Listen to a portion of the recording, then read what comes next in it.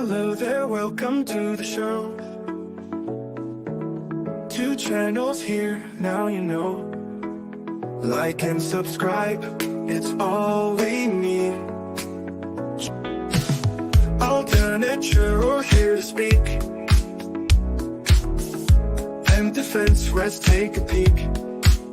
Collaborating for your eyes. Sharing content, no surprise. Together we shine brighter than one. Join our journey, it's just begun. Like and subscribe, hit that bell.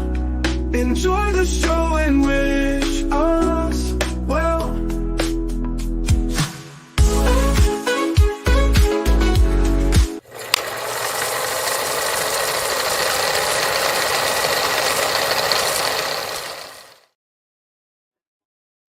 Good morning.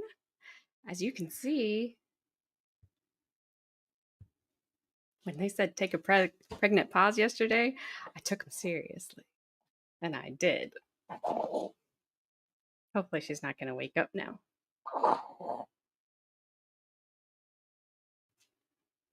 Anyway,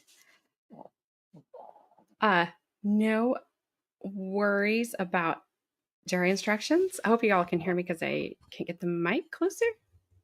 I did, Becca. I did.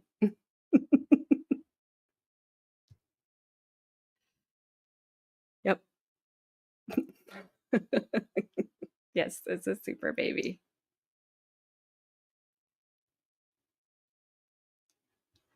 Anyway, don't worry. I have a pause. We're going to see all those jury instructions that y'all are waiting for. Yes. Zach Daddy, where you at, man? That child support. Also, stop it. Is my mic okay? Because obviously I'm a little bit further back from my chair than normal.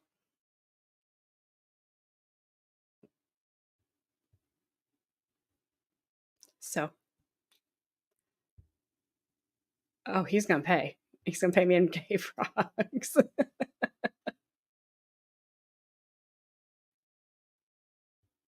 Yes. Okay. Thanks, Gabby. Alrighty. Sorry, I've been rushing towards the end of this. I got my hands full, as you can see. So, yeah, there's that.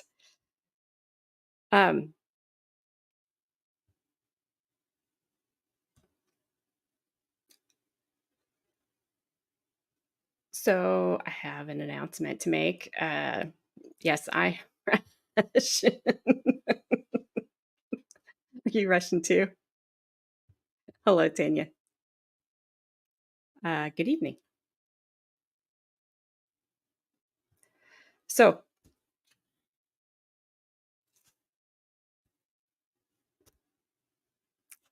I have had some things come to light, and I have had obviously some changes coming my way. So I know this is going to catch everybody out of left field, including Jody. But this will be my last dual stream today. I have to step back. I have to figure out some things, and I have to, I need to reevaluate how I'm going to do things going forward, because I have this little precious angel and some other things I need to take care of. So I will be back. I will be doing my normal schedule, which was only 3 days a week. No, Beck, I'm fine. But I can't do this schedule anymore. And so I don't know if Jody can hear me or not. But so yeah, I have to do it. So I'm not leaving and just stepping back. So that's it. That's all I got. We're going to listen to jury instructions, and do this trial and get through it, and then go from there. So let's rock and roll.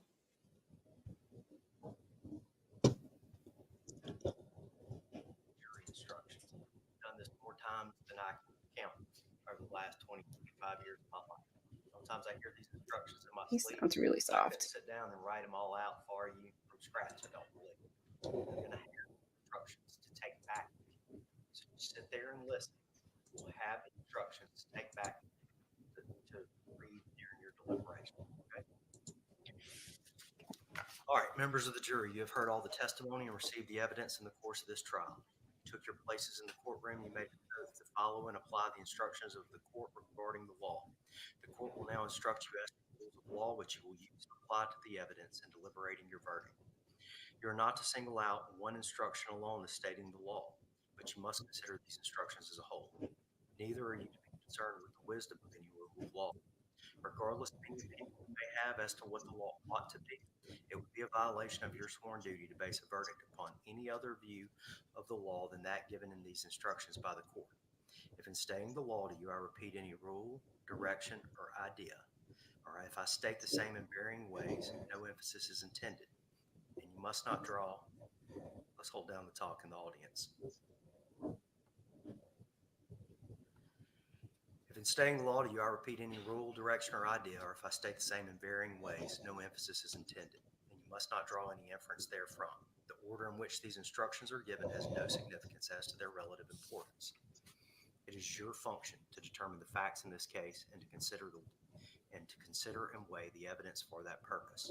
You are to apply the law to the facts and in this way decide the case. The evidence which you are to consider consists of the testimony and statements of the witnesses, any stipulations made by the attorneys, and any exhibits admitted into evidence. You are also permitted to draw such reasonable inferences from the evidence as seem justified in the light of your own experience. It is your prerogative to determine what weight and what credibility will be assigned the testimony and supporting evidence of each witness in this case. You are required and expected to use your good common sense and sound honest judgment in considering and weighing the testimony of each witness who has testified. You should not be influenced by bias, sympathy, or prejudice. Your verdict should be based on the evidence and not upon speculation, guesswork, or conjecture. The production of evidence in court is governed by rules of law. From time to time during the trial, it has been my duty as judge to rule on the admissibility of evidence. You must not concern yourselves with the reasons for the court's rulings, since they are controlled and governed by rules of law. You should not infer from any ruling by the court on these motions or objections to the evidence that the court or the judge has any opinion on the merits favoring one side or the other. You should not speculate as to possible answers to questions which the court did not require to be answered. Further, you should not draw any inference from the content of these questions. You are to disregard all evidence which was excluded by the court from consideration during the course of the trial. The law presumes every person charged with the commission of a crime to be innocent. This presumption places upon the state of Mississippi the burden of proving the defendant guilty of every material element of the crime with which she is charged. Before you can return a verdict of guilty, the state must prove that the defendant is guilty beyond a reasonable doubt. The defendant is not required to prove her innocence. The verdict of the jury must represent the considered judgment of each juror. In order to return a verdict, it will be necessary that each juror agree thereto. In other words, all 12 jurors must agree on any verdict in this case. It is your duty as jurors to consult with one another and to deliberate in view of reaching an agreement if you can do so without violence to your individual judgment. Each of you must decide for yourself, but do so only after an impartial consideration of the evidence with your fellow jurors. In the course of your deliberation, do not hesitate to re-examine your own views and change your opinion if convinced that it is erroneous, but do not surrender your honest convictions as to the weight or effect of evidence solely because of the opinion of your fellow jurors or for the mere purpose of returning a verdict. The court instructs the jury that the defendant has a constitutional right not to testify at trial. You should not draw any inference from the defendant's failure to testify. The defendant's failure to testify should not in any way be considered by you during the course of your deliberations. The court instructs the jury that you have heard testimony from expert witnesses. Persons who by education and experience have become an expert in some field may state their opinion on matters in that field and may also state their reasons for the opinion. Expert opinion testimony should be judged just like any other testimony. You may accept it or reject it. and you may give it as much weight as you think it deserves, considering the witness's education and experience, the reasons given for the opinion, and all other evidence in this case. You are instructed that the indictment creates no inference of guilt, and the fact that the defendant was indicted shall not be considered as evidence against him by the jury, and no inference of guilt can be drawn therefrom. You must not base your verdict solely on the number of witnesses for either party. The defendant, Carly Madison Gregg, has been charged by indictment in count 1 with the crime of first-degree murder, in count 2 with the crime of attempted murder, and in count 3 with the crime of tampering with physical evidence. Count 1. The court instructs the jury that the defendant, Carly Madison Gregg, has been charged in the indictment with the crime of first-degree murder. You find from the evidence in this case beyond a reasonable doubt that on about the 19th day of March 2024 in Rankin County, Mississippi, the defendant, Carly Madison Gregg, did willfully, feloniously, and without authority of law kill and murder Ashley Smiley, a human being. With deliberate design to effect the death of Ashley Smiley, then you shall find the defendant guilty as charged in count 1. If the state has failed to prove any one or more of the above listed elements beyond a reasonable doubt, then you shall find the defendant not guilty as charged in count 1 of the indictment. The court instructs the jury that the defendant, Carly Madison Gregg, has been charged in the indictment with the crime of attempted murder. If you find from the evidence in this case beyond a reasonable doubt that on about the 19th day of March 2024 in Rankin County, Mississippi, the defendant, Carly Madison Gregg, did willfully, unlawfully, and feloniously attempt to kill Heath Smiley, a human being, but failed to complete the act, then you shall find the defendant guilty as charged in count 2. If the state has failed to prove any one or more of the above listed elements beyond a reasonable doubt, then you shall find the defendant not guilty as charged in count 2 of the indictment. Count 3, the court instructs the jury that the defendant, Carly Madison Gregg, has been charged in the indictment with the crime of tampering with physical evidence. If you find from the evidence in this case beyond a reasonable doubt that on about the 19th day of March 2024 in Rankin County, Mississippi, the defendant, Carly Madison Gregg, did willfully, unlawfully, and feloniously intentionally destroy, mutilate, conceal, remove, or alter physical evidence with intent to impair its use, verity, or availability in the pending criminal investigation or prospective official proceeding, then you shall find the defendant guilty as charged in count 3. If the state has failed to prove any one or more of the above listed elements beyond a reasonable doubt, then you shall find the defendant not guilty as charged in count 3 of the indictment. The court instructs the jury that there is a presumption that an accused is sane, and therefore the burden is initially on the accused to introduce evidence which creates a reasonable doubt as to her sanity at the time of the act. However, once the defendant has created a reasonable doubt as to the defendant's sanity, it is the burden of the state to present sufficient evidence to prove the defendant's sanity beyond a reasonable doubt. The court instructs the jury that the following is the definition of insanity in Mississippi. Insanity exists when at the time of committing the act, the accused was laboring under such defect of reason from disease of mind as 1, to not know the nature and quality of the act she was doing, or 2, if she did know the nature and quality of the act, she did not know that what she was doing was wrong. The court instructs the jury that if you find that the state has proved beyond a reasonable doubt all the essential elements of count 1, first-degree murder, count 2, attempted murder, and count 3, tampering with physical evidence, then you must find the defendant guilty of count 1, first-degree murder, count 2, attempted murder, and count 3, tampering with physical evidence, unless the state of Mississippi has failed to prove beyond a reasonable doubt that the defendant was sane at the time the defendant committed the crimes of count 1, first-degree murder, count 2, attempted murder, and count 3, tampering with physical evidence. In order to prove the defendant sane at the commission of the crimes of count 1, first-degree murder, count 2, attempted murder, and count 3, tampering with physical evidence, the state must prove beyond a reasonable doubt that at the time of the commission of the crimes of count 1, first-degree murder, count 2. All right, that's on their end. Just letting you know. Attempted murder, and count 3, tampering with physical evidence. The defendant had the mental capacity to realize and appreciate the nature and quality of her acts and to distinguish between right and wrong with reference to the act she committed. If after considering all of the evidence in this case, you find that the state has failed to prove beyond a reasonable doubt that the defendant was sane at the time of the commission of the crimes in count 1, first-degree murder, count 2, attempted murder, and count 3, tampering with physical evidence, then your verdict must be not guilty by reason of insanity. The court instructs the jury that if you find that the defendant, when sober, is capable of distinguishing between right and wrong, and the defendant voluntarily deprives herself of the ability to distinguish between right and wrong by reason of becoming intoxicated and commits an offense while in that condition, she is criminally responsible for such acts. The court instructs the jury that when all 12 of you reach and agree upon a verdict as to the indictment, you shall return the verdict to the court in one of the following forms. Great. We can't even hear him. Count one, as charged in the indictment, close quotes. Should tampering with evidence as charged in the indictment, and state your verdict as follows. Quote, with the jury, if either side needs them, you can come get them. If you use them, return them in the same order you pick them up in. Closing arguments on behalf of the state. I got to find a better feed.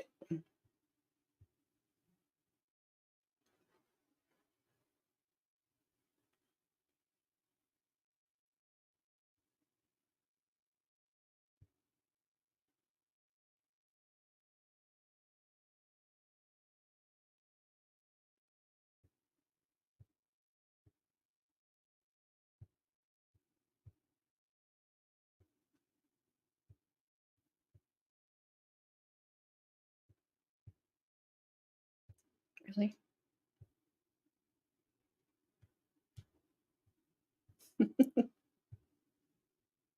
Sorry, it went to Judge Wolf. George must be controlling it.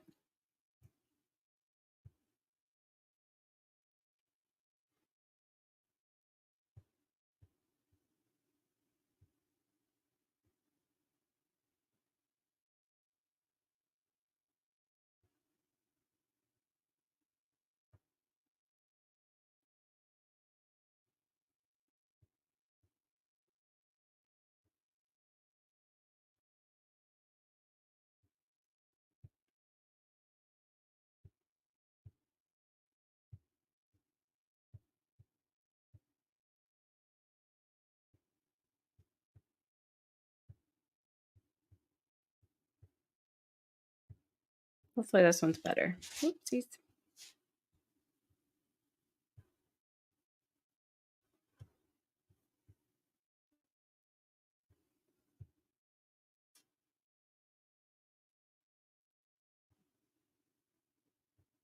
One shred of evidence in this case stood before you on Statement or remark has no basis in the evidence, then you should disregard that argument, statement, or remark. Jury instructions will be on the bench in front of the court. If either side needs them, you can come get them. If you use them, return them in the same order you pick them up in. Closing arguments on behalf of the state. Mr. Shipley, you'll keep time.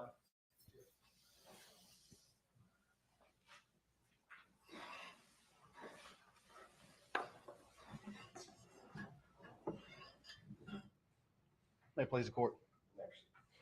Good morning, ladies and gentlemen.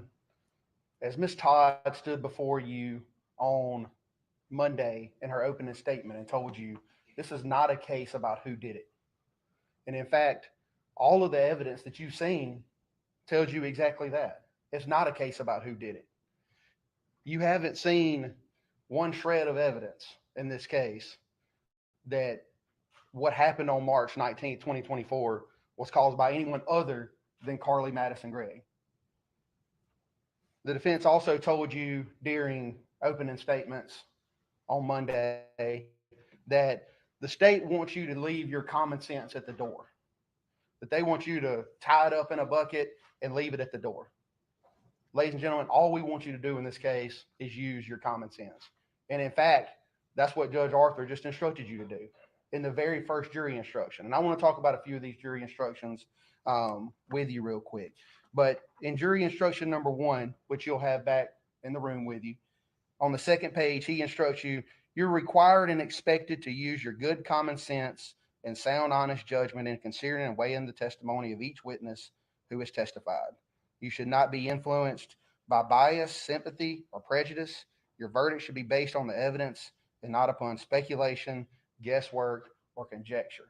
Ladies and gentlemen, on behalf of the state, all we want you to do is to go back there and use your good common sense and your sound, honest judgment. And again, I don't believe that you've heard one shred of evidence throughout this entire week that the person who shot Ashley Smiley was in fact Carly Madison Gregg.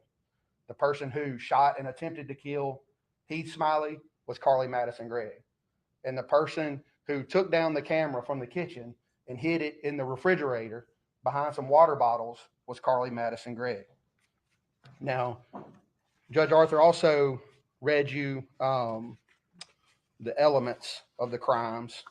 And again, you'll have this information back there with you in the jury instructions. It's jury instruction number 8. And I kind of want to go down because as a simple person myself, I like to kind of have a roadmap as to where I'm going. So I like to be able to look at things and see them on paper. And that's exactly what these jury instructions provide you, kind of a roadmap to help guide you in your deliberations. So I want to talk about count 1, which is the first degree murder. And there's 3 elements here that it has listed. And the very first one says that on about the 19th day of March, 2024 in Rankin County, Mississippi. That's the first thing you have to find. Ladies and gentlemen, all the testimony has been that this happened on March 19th, 2024. You heard from Deputy Hunter Lewis, who was the first deputy who arrived on the scene there, that he was called out that day, that he received a call from dispatch to respond to 214 Ashton Way, which is in the Farmington Station subdivision off of Old Fannin Road. And you heard Mr. Kevin Collins, the 911 dispatcher, who told you that the call out came on that day at that time about 5 o'clock in the afternoon. And you heard them tell you that obviously Farmington Station is located in Rankin County, Mississippi. So there's no question as to that first part of the element there. As to number 2, that the defendant Carly Madison Gregg did willfully, feloniously, and without authority of law kill and murder Ashley Smiley, a human being. Well, ladies and gentlemen, you heard from Mr. Cliff Dunlap, the deputy coroner, who told you that the manner and cause of death in this case was found to be 3 gunshot wounds to the head, and that it was found to be homicide, and that the victim was indeed identified as Miss Ashley Smiley. The last part there is that she did it with deliberate design to affect the death of Ashley Smiley, the victim. Ladies and gentlemen, I would submit to you that in the state of Mississippi, when it talks about deliberate design, that it's simply talking about an intent to kill the victim, Ashley Smiley, that she did this with an intent to kill. And I would further submit to you that the use of a deadly weapon is an intent to kill. Whenever you aim a deadly weapon, a pistol, a .357 revolver, at someone's head and you shoot 3 times, that's certainly an intent to kill. Now, again, it's not a case about who did it. And I'll show you some of the video here in just a second. But let's think about what happened that day. So you remember from the video, you saw from the garage, you heard several witnesses talk about it, that earlier that day, Mr. Bennett Germany and another friend, Sarah Catherine Rayleigh, who the defense put on the stand yesterday, you heard from them, and they said they devised this plan to go talk to Ashley, to go talk to Carly's mom, because they were worried about Carly. They were good friends. They were worried about Carly, and they were worried about her drug use, her use of burner phones. And I just want to be clear, ladies, this is not a case about marijuana and whether or not she was smoking marijuana. This is a case about whether or not she was intoxicated, voluntary intoxicated. You heard me talk to Dr. Clark about that she would, one of these times that she says she has one of these events where she supposedly zoned out. That in fact, what happened was that she went and smoked marijuana. It could have been any drug, but it was just marijuana. And she zoned out, and she had this event where supposedly she says that she, fell out on the floor and whatever happened. And she did that after her mom and Heath left one day and went to the grocery store. But I just want to be clear, it's not a case about marijuana. It's simply a case about, her actions. And so Bennett and Sarah Catherine, they devised this plan. They're going to tell Miss Smiley. Well, obviously, you heard testimony that one of the things that Miss Smiley was worried about was her daughter, Carly, the love of her life. You heard that she had another daughter who died at a very young age from some type of genetic disorder that she had. So you got Carly here. She's the love of Ashley's life. Obviously, she's disappointed, probably a little bit sad, probably worried for her daughter. And the last thing that she wants her to do, according to the defense, is turn into her dad, right? Her biological dad, who you've heard about, who obviously liked to use a lot of drugs, abuse a lot of drugs. So at some point, she confronts Carly. She searches her backpack, whether in the car on the ride home or at the school. And then you see them get home, and you heard Dr. Pickett talk about it yesterday, that the situation seemed a little bit tense, right? That they get out of the car in their garage. You don't hear, they're not talking to each other. And they go in, you see Ashley put her coat and her phone down on the bar there in the kitchen, and she proceeds directly to the side of the house where Carly's room is located, presumably to start searching through Carly's room, right? And so you see Carly kind of walk back and forth. You see her walk there to the living room area and kind of listen to see what her mom's doing. At some point, she eventually takes the dogs out, right? I don't know what happened while she was outside, ladies and gentlemen, but at some point, whenever she was outside, she made up her mind, if not long before. We'll talk about that in a second, her conversations with her friend from MSMS, Thad, that you heard from. But at some point outside, she makes up her mind exactly what she's going to do. And she comes back in from taking out the dogs. She walks there to that living room area, kind of listens to see if her mom's still in her room. And then, without hesitation, she walks, as Dr. Pickett said, to the side of the house, her mom and Heath's bedroom, where this pistol is located. She knows it's located there. Now, they want you to believe that from the time she brought the dogs back in or took the dogs out, that she blacked out at that point. You heard me ask Dr. Clark. Well, from the time she took out the dogs to the time she was arrested by Deputy Shack, who you also heard from, that she was blacked out in that period. Well, that's a real convenient time to be blacked out, right? And so she brings the dogs back in, and she goes directly to her mom's room and Heath's room, and she retrieves this pistol.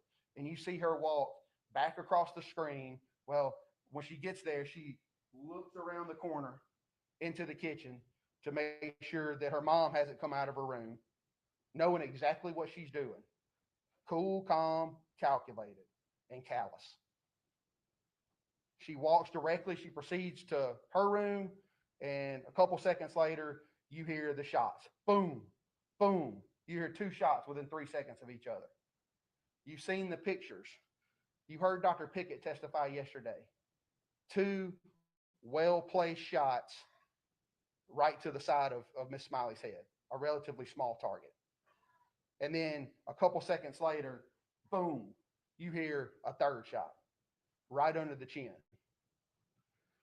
And we believe it's right under the chin is the third shot. We know it's right under the chin. We believe it's the third shot. You heard Deputy Investigator Burnell talk about the stippling, the powder burn around the shot, right? And he tells you that based off his training and experience, that shot had to be within 36 inches, because that's when you see stippling, the powder that comes out that's still ignited, that doesn't have time to burn, and it burns right here on Miss Smiley's face. And then what does she do? Immediately, you'll see on the video that happens at 4:14 p.m. Immediately, she comes back in. She gets on her mom's phone. She has the wherewithal to enter her mom's code onto her phone and to text someone specific. And that someone specific was her stepdad, Heath Smiley. And you'll see that text message was sent within the same minute, 4:14, that she shot and killed her mom.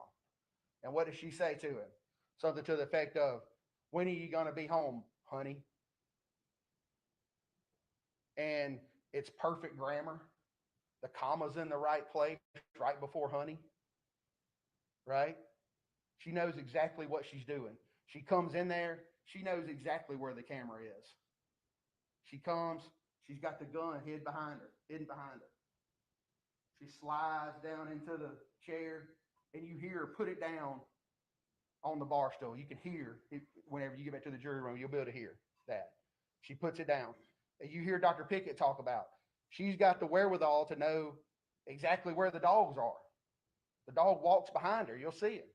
He walks behind her, and she knows to, oh, let me make sure he doesn't knock the gun off. Right?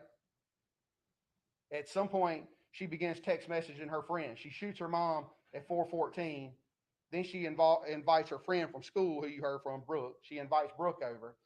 You'll see the messages between her and Brooke. They're in evidence.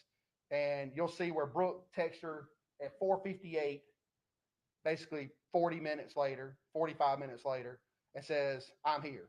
Brooke had no clue what she was about to walk into. Carly meets her at the door, says something to the effect of, have you ever seen or are you squeamish of dead bodies? Well, Brooke says, I don't know. I've never seen a dead body. Not thinking that there's a dead body currently in the house, right? Carly's walking around with the gun. Carly leads her back to the room and shows her dead mom, who's got her arms crossed over, who's been posed, right? She's posed her mom at this point. She's put her arms across her. She's put a red towel over her face. Again, cool, calm, and calculated. She knew exactly what she was doing. She knew exactly who to reach out to during this time. She's reaching out to all of her friends.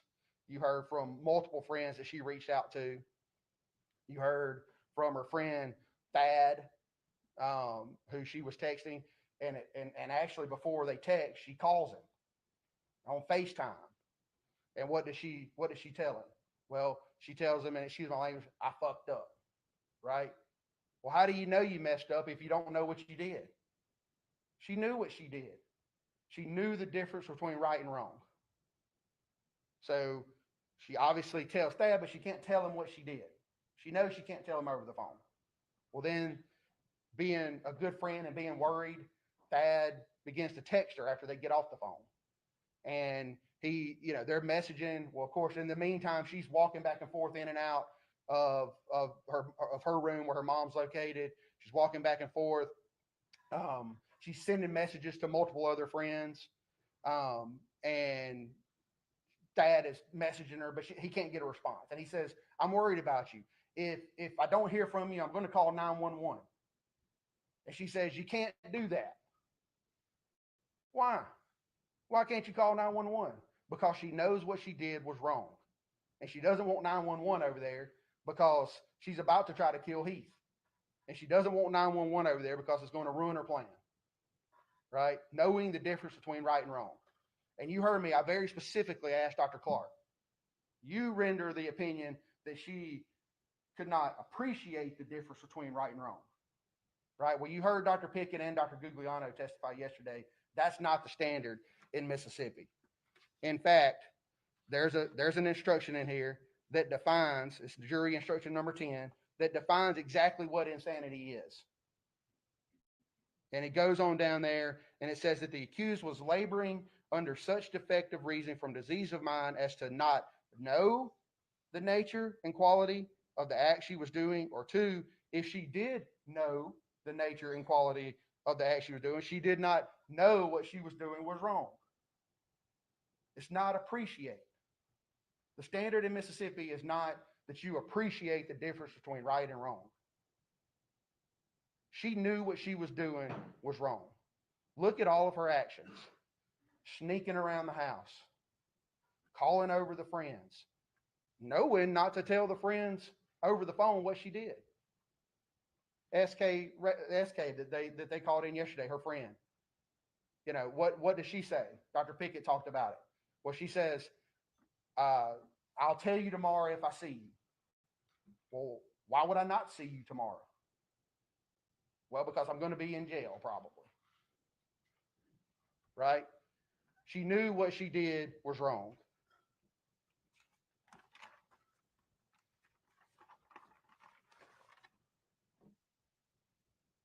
She tells her friend, Brooke, whenever Brooke comes over, she says, I put 3 in my mom, and I've got 3 more in here for Heath whenever he gets home. Right? I'm going to take care of him. Three more what? Three more bullets in the gun.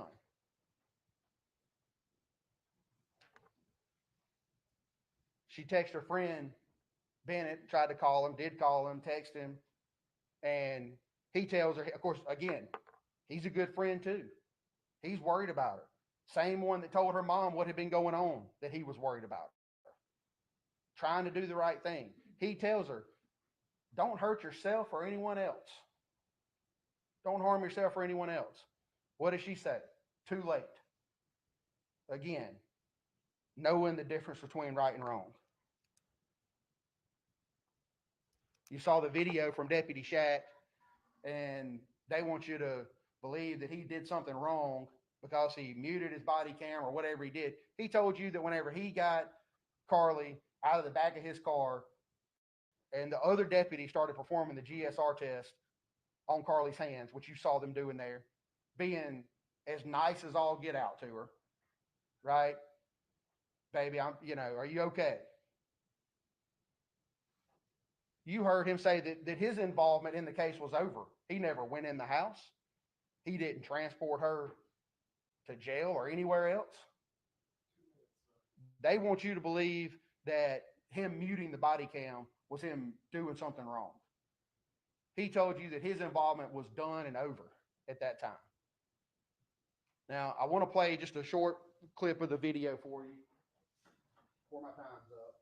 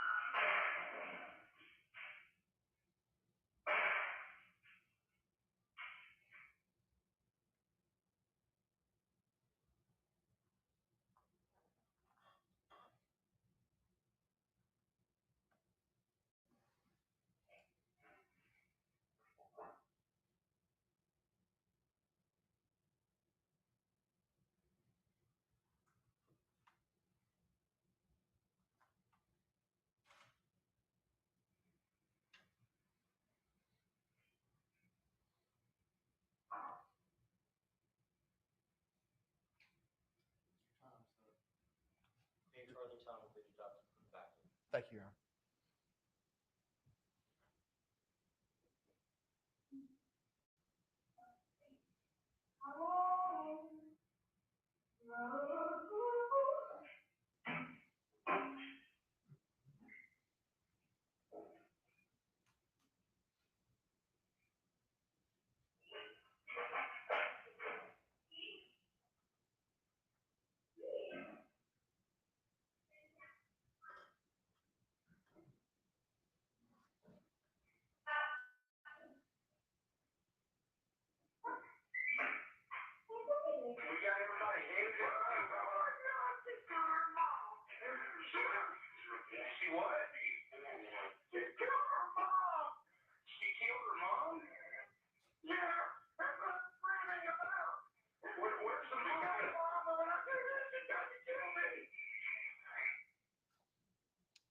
Ladies and gentlemen, there's no doubt that Carly Madison Gregg is the one who killed her mom, Ashley Smiley.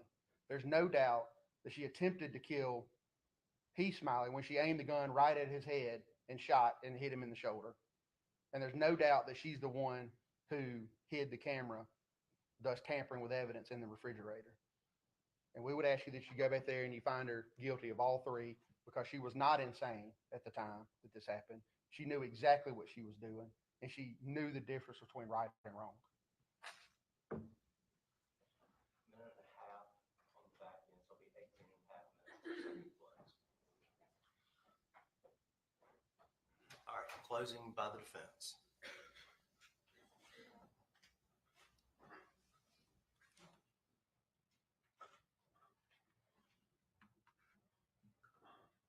May we begin? Yes, sir. Good morning. I know it's been a long week for all of you guys, and I know you're tired of coming here every day. But I want to take a minute and talk about why the state has the burden of proof that they have, the highest burden of proof that our law allows, which is beyond a reasonable doubt. A lot of people think that having that high of a burden is there because it's supposed to protect the defendants in criminal cases. But in fact, I think it protects the jurors just the same, if not more, than it does the defendant, because making the state prove every element of their case beyond a reasonable doubt is what is going to keep each of you from waking up in the middle of the night.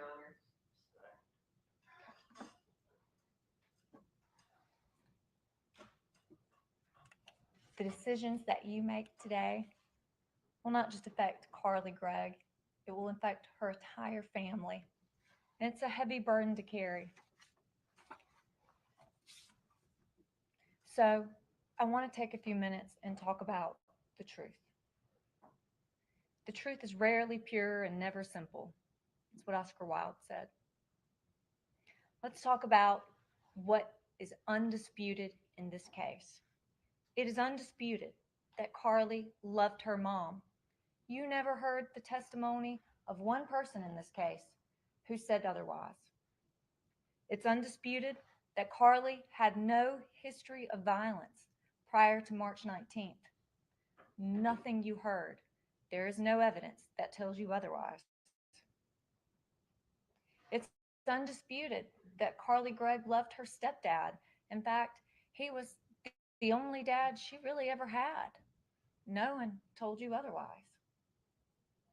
It's undisputed that Carly Gregg believed her father had a mental illness, bipolar disorder, and schizophrenia.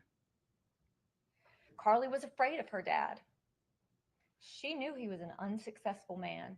She knew he was abusive. She didn't like being around him. She didn't want to be like him. It's also undisputed that that's something Carly worried about all the time, because that's something her mom worried about all the time. Her mom frequently worried that Carly was going to end up with the same mental illnesses that her dad had, because they're hereditary.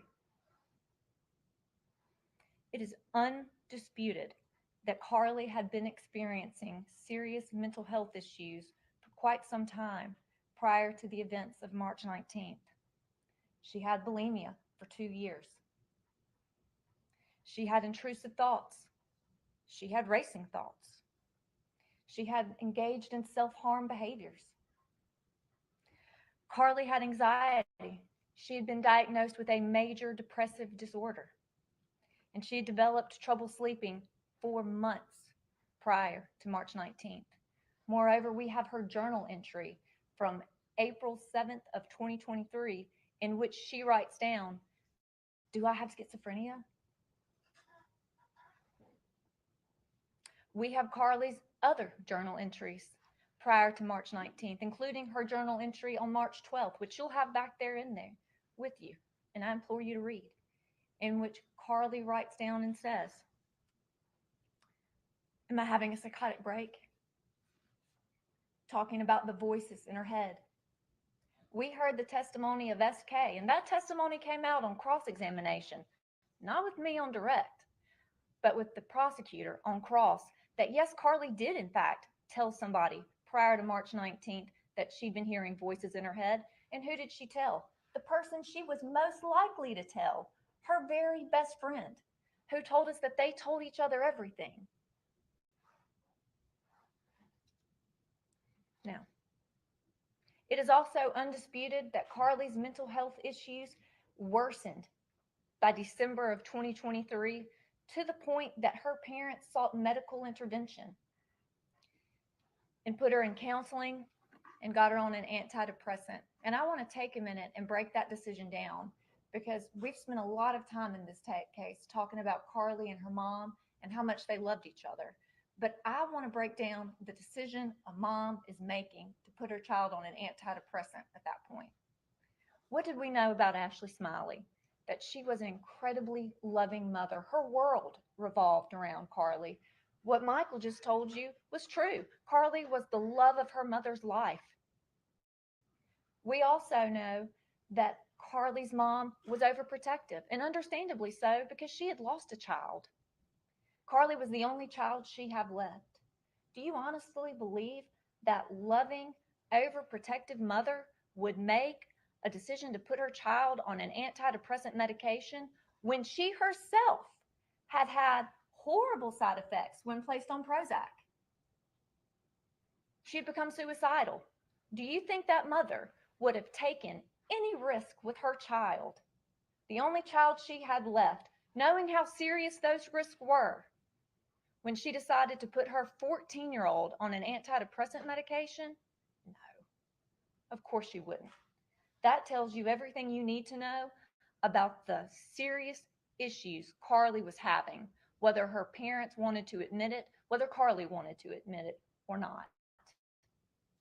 You can't tell me Ashley Smiley, as loving and protective as she was, would have taken that risk, Carly, if it wasn't required. Now, knowing all this, it's also undisputed by Rebecca Kirk, the only medical professional who spent more than a day with Carly that you heard from in this case, who had treated Carly from January of 2024 to March of 2024, a 3-month period of time, that Carly was a sweet, gifted child with no history of violence. Ms. Kirk also called the taking the knife to school incident much ado about nothing. She told us that it was evident that Carly loved her mom, wanted to please her mom, and was worried about stressing her mom out to the point that Carly walked on eggshells, trying not to upset her mom. She told us a story about how at one point Carly saw her mom having to grade a bunch of tests, being stressed out, and Carly wanted to help. So she asked her mom if she could help her grade the test. And when Ashley snapped back, which is something parents sometimes do when they're stressed out and a child catches you at the wrong moment, that hurt Carly's feelings so much, that was the only thing that Rebecca Kirk could pull out of her when she was trying to get Carly to open up about traumatic experiences she had had. Just having a mom snap at you was traumatic to Carly. How could Carly tell her mom she was experiencing the same mental health issues that her dad had?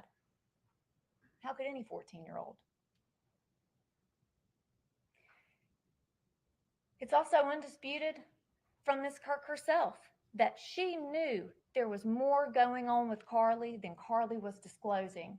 And she worked very hard at that last session trying to pull it out of Carly, to the point that she thought, maybe I should refer them to somebody else because there's more here than I can get to.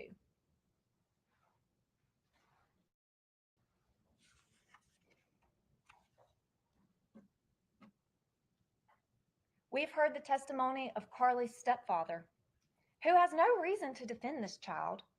It's not his biological child. He was very much in love with his wife. They were still in the honeymoon phase. You heard him on that 911 call. That was a man in shock, in grief, and in pain. You heard his testimony about feeling intimidated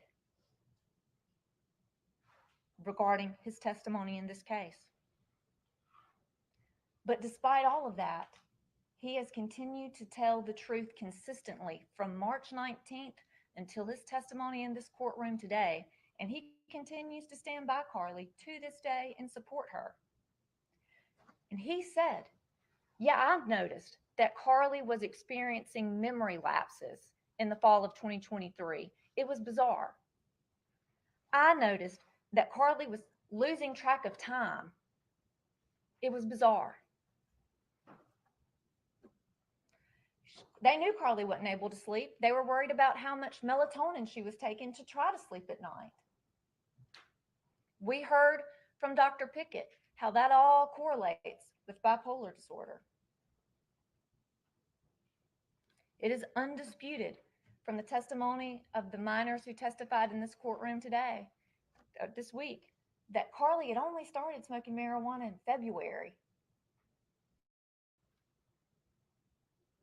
It is also undisputed by the testimony in this case and the records we put in evidence from Vital Corps, which you'll have back there with you, and I hope you'll look at, that it was only after Carly was finally put on Abilify, an antipsychotic medication, that the voices stopped and her mental health issues decreased. The crying spells, the depression, the low lows. Only after the antipsychotic medication. And why? Well, we heard from the medical professionals why. In the words of Dr. Clark, when you have a child experiencing psychotic issues, you have to stabilize their mood before an antidepressant can be effective. And if you don't stabilize their mood, then the antidepressant can do more harm than good. And that's exactly what happened to Carly Gregg on March 19th. We heard the video from the garage cam of Heath Smiley coming home on March 19th. We heard those feral screams that Carly made the whole time. And we heard the testimony of Mr. Smiley that he was so convinced by the state of terror Carly was in that after she left that house and he was wounded and bleeding, he walked around the house with the handgun looking for the intruder that he believed was there based on the state of terror Carly was in. We heard the screams. You can't fake that. You can't make that terror up. Carly has consistently reported to everyone that the last thing she remembered on March 19th was taking the dogs out, and the next thing she remembered was crawling through a sewer filled with water. And I personally believe that it was the cold water that brought Carly back out of it and back to herself, the shock of it. The state would have you believe that Carly intended to kill her mom on March 19th when Carly didn't even know during the evaluations that her friends had sought to intervene because they believed that what they saw from Carly was due to marijuana use that started in February rather than symptoms of a mental illness that they could not know about. But that story just doesn't track. Because for the genius kid that Carly has been repeatedly described as, don't you think she would have known if she intended to do what she did on March 19th, where the camera was in the kitchen, and that she ought to take it down before it films her doing everything she did? Because I didn't make a 30 on my ACT, but I would have known to do that. That doesn't sound like the actions of a smart kid who was intending to do anything. If Carly intended to kill her mom because her mom found out she was smoking pot, then why wouldn't she have left the house after she killed her mom? Why not run then? Why call all of her good friends asking for help, terrified, crying, saying she couldn't tell them what happened? Why text her stepdad anything? Why wait in the house? And what did her stepdad have to do with anything? He didn't know about the marijuana usage. He didn't have any skin in that game. It doesn't make sense. And the state can't tell you why she did any of those things. But they have to prove it to you beyond a reasonable doubt. Now, no one, not her stepdad, not her counselors, not Dr. Clark, who was teaching psychiatry at Harvard while Dr. Pickett was still in medical school, believed that Carly was a sociopath or a psychopath. Even Dr. Pickett said that was going too far. The state put on the testimony of BW, who is the only person who told us anything about Carly making a statement about shooting her mom, and she had 3 more for her stepdad. I didn't hear that statement from the law enforcement officers that interviewed her. I heard it from the prosecutor. But I also heard from the prosecutor that BW was a little bit of an unreliable witness because she answered the first question of, where did Carly get marijuana from? I don't know. To have to answer immediately with the follow up question, well, isn't it true that you bought it and gave it to her? Yeah, that's true. So that tells us right there we've got a little bit of an unreliable witness. Now, we also had Dr. Pickett, who gave us his opinion. But Dr. Pickett admitted that he had no experience whatsoever in the field of child and adolescent psychiatry. He had never evaluated a child before Carly. He had never testified in a criminal case before, and he had never qualified as an expert before in anything, in any criminal case before this one. So I have a hard time accepting Dr. Pickett's opinion that, especially when he is discounting the diagnosis of a doctor who diagnosed Carly's father with bipolar disorder, and the reason that Dr. Pickett told us that he discounted this other doctor's diagnosis was because that doctor had only seen Kevin Gregg 3 times. Well, Dr. Pickett saw him 0 times, but yet he's able to undiagnose him and re-diagnose him. I mean, if Dr. Pickett can diagnose or undiagnose someone without ever seeing them, he's going to have a hell of a career. And even though Dr. Pickett denied having a preconceived bias going into this case, I couldn't help but realize he had memorized all the medication that Kevin Gregg was on that he believed contributed to Kevin Gregg just being a drug addict. But he somehow missed the 3 antipsychotic medications that Kevin Gregg had been on.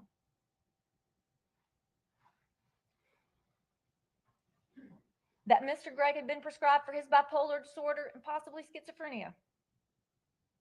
But you know what? Those facts didn't fit his story, so no need to include them. And I actually couldn't stop thinking about that. Why was it that he memorized the medications he believed were easy for people to abuse and become addicted to, but just couldn't remember it all? The 3 antipsychotic medications that Mr. Gregg was on at the same time. That stood out to me, who's not a doctor and who doesn't have training in these fields. I had to go Google those drugs to learn they were antipsychotics. And then I realized when I was looking at Dr. Pickett's CV, which we also put into evidence, and I hope you look at, that he served as a Hinds County Sheriff's deputy for 3 years prior to going to medical school. And it made sense. Dennis' diagnosis made sense to me, because when you're a hammer, everything looks like a nail. I hope that seeing all the people who knew and loved Carly the best prior to March 19th, her friends, her maternal grandparents, her stepfather, her counselor, I hope seeing that they still love and support Carly Gregg after March 19th tells you everything you need to know about the incident that occurred on March 19th, that wasn't Carly. Because if it was, why would the parents of those friends still let their daughter call Carly? Why would they be here testifying for her? And let's talk about this genius kid.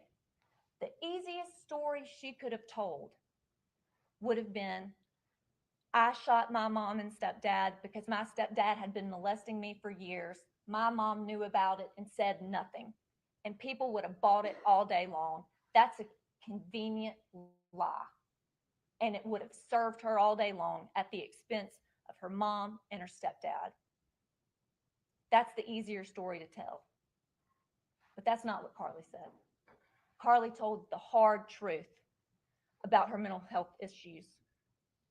A truth that these are rare and it's happening, but that this happens often when you put kids on the wrong medication, when they already have these underlying significant mental health disorders and they get treated with the wrong medication. This is what can happen. I hope none of us are ever judged by the worst moments of our life. but rather by our lives as a whole. And I think when you step back and you look at the facts of this case as a whole, okay, and when you look at the facts of this case as a whole, and the picture of who Carly Gregg is as a person on a whole, you will see that this was not a bad kid. This was not a kid who was enraged. This was not a kid who had hatred in her heart for her mother or her stepfather. In fact, the exact opposite. This was a kid who was experiencing significant mental health issues, the same mental health issues that ran in her family and that we know are hereditary. This is the kid who was compliant with the medication she was put on. However, that medication, without anyone being able to tell beforehand, caused her symptoms to worsen. And while she was having a state of psychosis in an episode of acute stress on March 19th, she lost herself in what was the perfect storm. I am asking you, for those reasons, to please find Carly Gregg not guilty by reason of insanity and finally quell this storm for Carly and her family. No one will understand this case and no one has heard this case the way that you have. And passing judgment on another person is a heavy burden to bear. And I'm sorry that it falls on you. But please consider what is at stake in this case for this child and this family before you rush to judgment and render your verdict. Look at those documents. Consider the testimony. Search your heart for what you know about this child from the picture painted by her of all the people that knew her best. And you tell me, what was the intent? You tell me why someone who intended and had planned to murder someone wouldn't have taken the camera she knew was in the kitchen and was easy to see down before she did anything, especially when she was a genius. I mean, that's not the actions of a diabolical, evil genius, leaving camera footage up for everyone to see, crawling through a sewer instead of just running away, calling friends for help, friends who could later testify about what happened.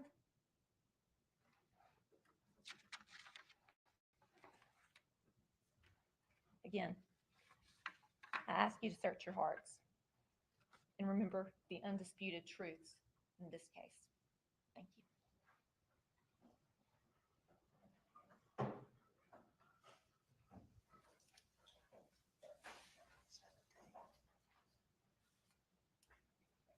Mr. Camp, 17 minutes. Thank you. Won't start the clock until you have everything set up and you're ready then.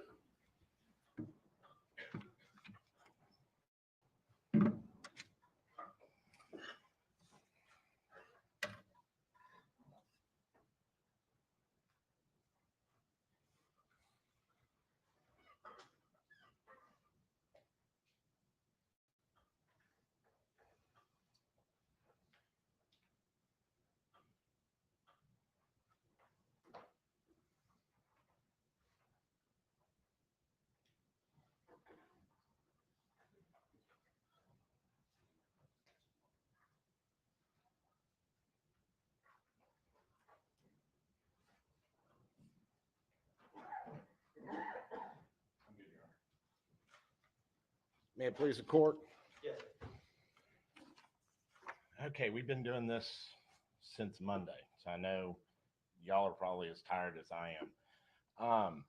This was always going to be a very difficult case, and it's going to be difficult because the issues that we're dealing with is difficult because we're in part of a realm of the law and everything where you've been hearing a case all week and the defendant has basically said she's guilty. And so there's not an issue of guilt in this case. As we said from the get-go, this is not a who did it case. This is why it happened. Okay, what's going on? That's what you have to make the determinations is what's going on in Carly's mind as all this stuff is happening. And that's the difficult part, because you don't get to just look at the video and say, she did it, because that's, most cases, that's what you're doing. And it's an easy decision, because you're looking at it and you simply see who did what, how they did it, and that's it. Now, in this case, because we're dealing with her mental state, we're having to get inside her mind and understand what's going on and how that's all working. And that's what this case has always been about from the get-go. It's never been about who did it. One of the things that I wanted to talk with you just a little bit about is you had, in this case, you had 3 psychiatrists, or excuse me, 1 psychologist, 2 psychiatrists. And both of the psychiatrists were forensic psychiatrists. The psychologist was a forensic psychologist. And you had the 2 psychiatrists gave very different opinions, very different opinions. And some of the things that I wanted to point out on that is you have one of the doctors, which is Dr. Pickett. It was his first time ever being qualified as an expert, first time testifying. He just got certified a year ago. And then you have an opinion of somebody who has even a higher degree, and that's Dr. Clark. And Dr. Clark is board certified in pediatric and adolescent psychiatry, which means he deals with kids. He deals with teenagers. He knows the nuances of how that works. If you listen to Dr. Pickett, and Dr. Pickett was 100% correct on this. He can do evaluations on everybody. But the problem is he doesn't know the nuances of the kids and the adolescents. And we're dealing with an adolescent. Carla was 14 when this happened. She turned 15 in jail. As all of y'all know, things are changing in people's bodies at those ages. They're growing, they're becoming adults. You have a lot of different things going on. All those things have to be taken into consideration when you're coming up with the decisions, or when you're coming up with how to do an evaluation on a person. And that's why you need that specialized knowledge, is to know what's going on in teenagers.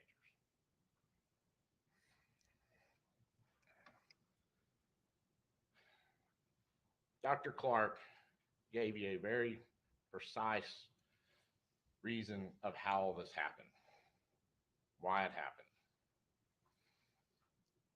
And he said it was a difficult case to look at. Dr. Pickett,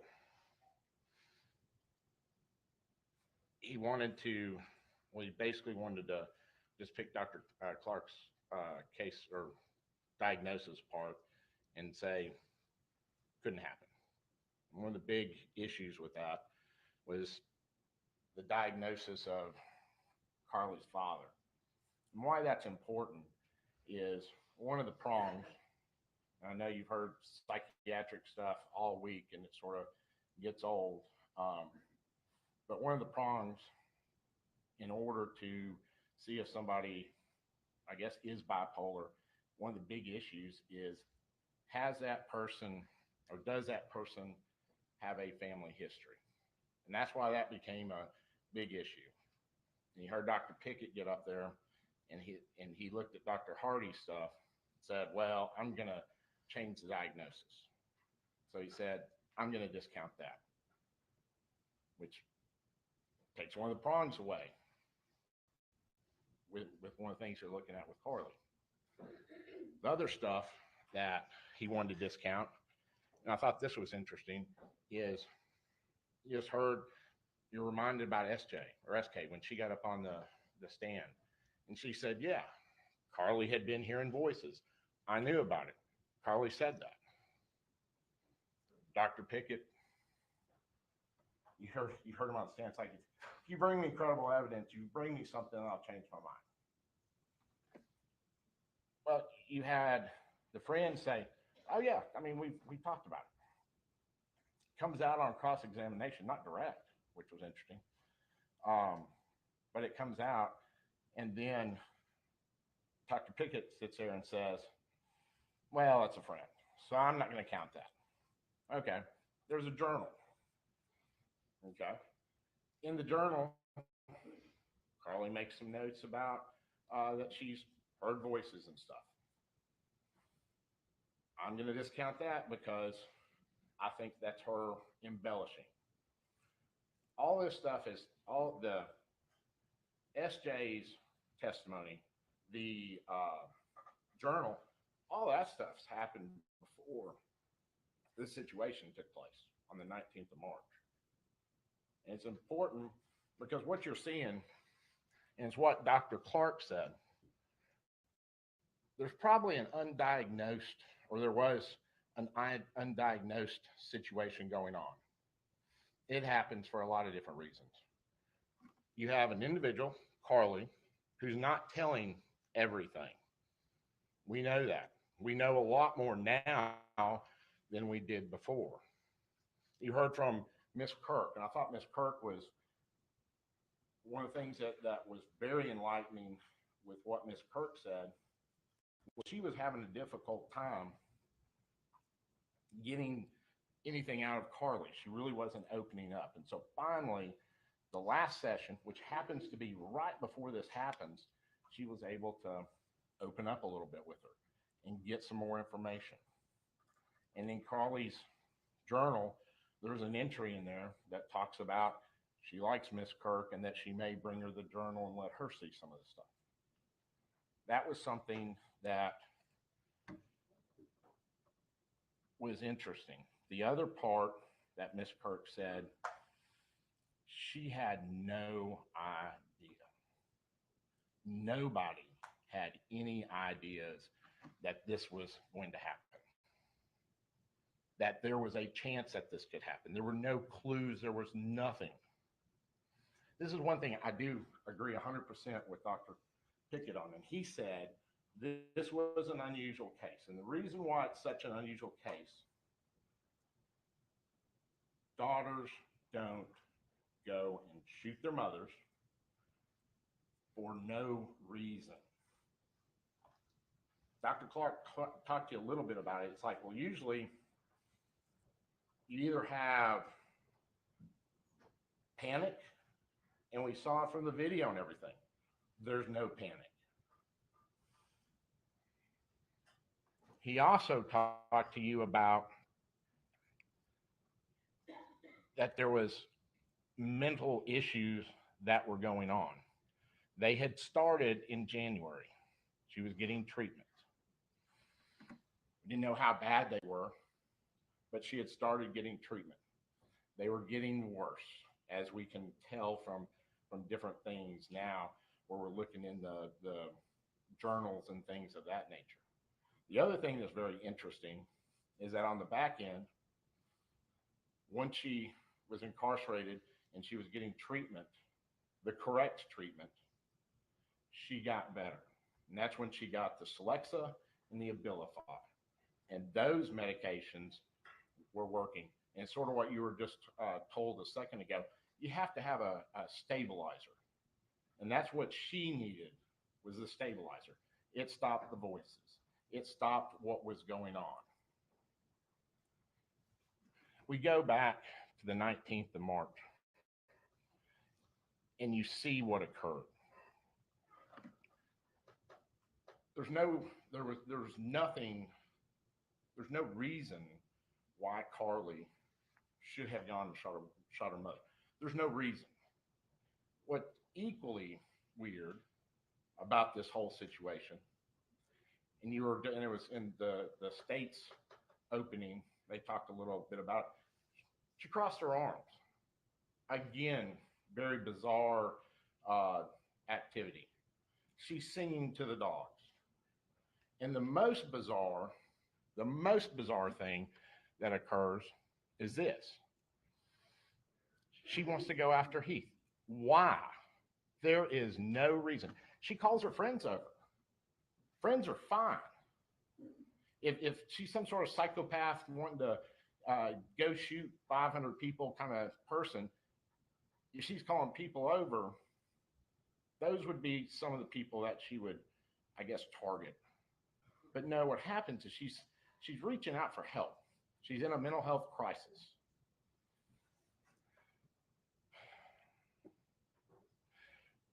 You heard the video that or the audio, I guess, of Heath when Heath was when he arrived home, opens the door, and gets shot at. Heath took the stand. He tells you to this day that wasn't Carly. The person that was shooting at him was not Carly. It's real important. He's the last person that's seeing her right there as it's happening. This is the person who knows. This is the person that sees her every day, that knows Carly. And yet he's saying she's shooting at him. If there's anybody that has a reason to, disavow Carly and say, hey, look, she shot me. I don't want to have anything to do. She killed my wife. He's sitting there saying, and he was doing it to his own detriment. And he's saying, that's not her. Something's wrong. That was not her. And that's what he was trying to convey to you. Now, the next thing we have, can I play the video real quick? Will you help me with that? We have the video from Hinds County Sheriff Officer or Deputy Chat. And we played it. And if you remember, the last thing that he says before, I guess it would help if you have the last thing, and we put it to move it up a little bit. The last thing that he says before he mutes his body cam. Listen to what it is. He says something to the effect that she doesn't know about her mother. And before we go back and listen, remember what Shaq said, why he was muting it.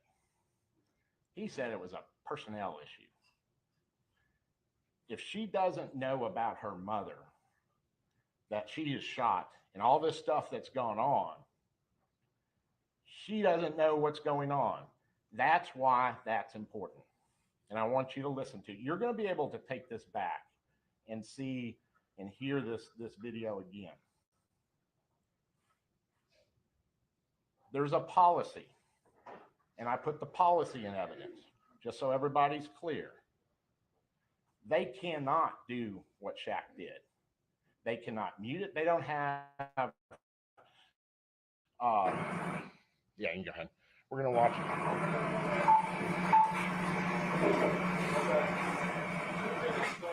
How much? Okay. Go ahead and stop it. I'm running out of time, so y'all will have to look at it. But this is, when you go back in the jury room, you have some decisions to make. And these are the decisions that you have to address. You can find her guilty. You can find her not guilty. And if you find her not guilty, you have two different options. It says not guilty by reason of insanity. And then you have to see if she has been restored to reason.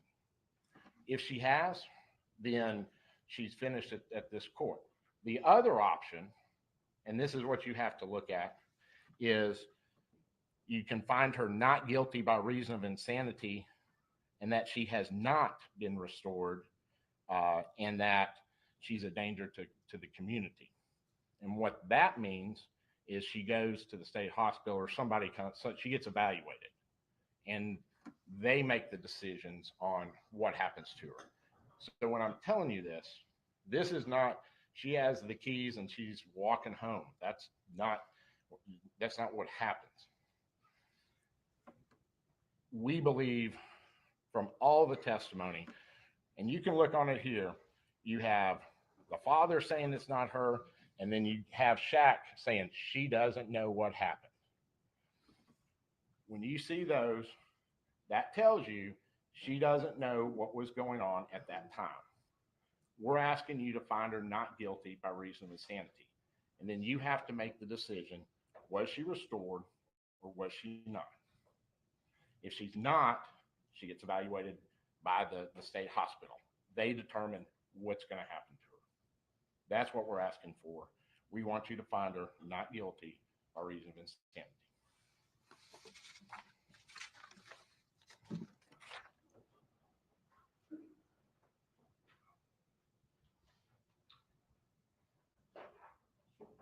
State has 18 and a half minutes. We won't start the clock until you get everything set up. Yes, ma'am. I have some of your exhibits here. If you would just return them up here to the exhibit table, please, sir.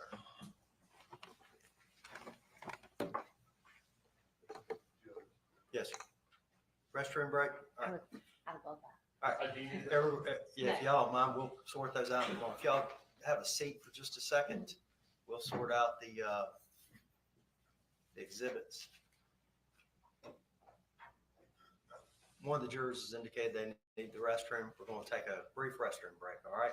Everyone remain seated while the jury exits. Y'all just knock and let us know when you're ready, okay?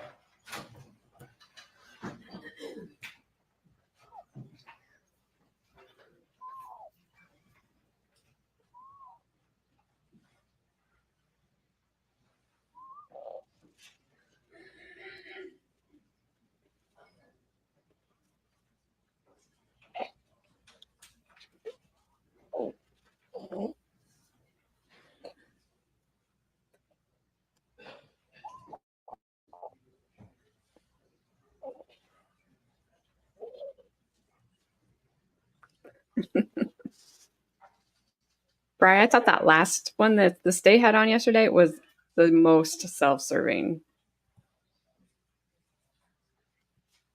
Yeah, I'm trying to decide if she's going to wake up at like the worst possible time.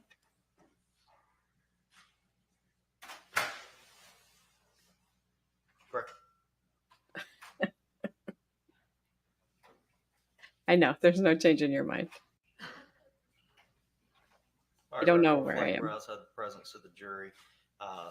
Juror need a restroom break. We're in recess till they knock on the door. Not a minute longer. All right. Yeah, that dude was awful. At least we have time to catch up.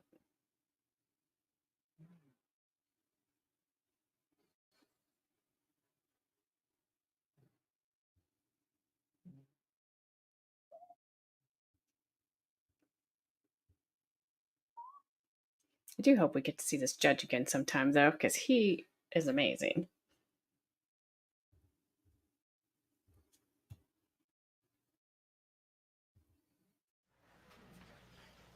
All right, jury's not ready yet, but for everybody in the audience, once they are, you don't need to be talking, okay? Once the jury comes in, there's no talking. Y'all are free to talk now, just not when the jury comes in.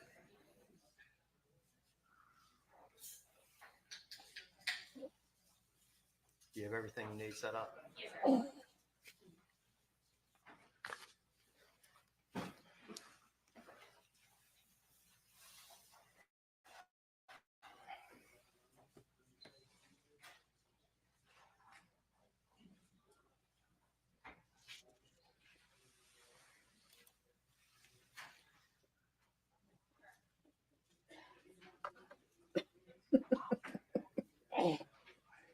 I think the judge wants everyone to shut up, Becca.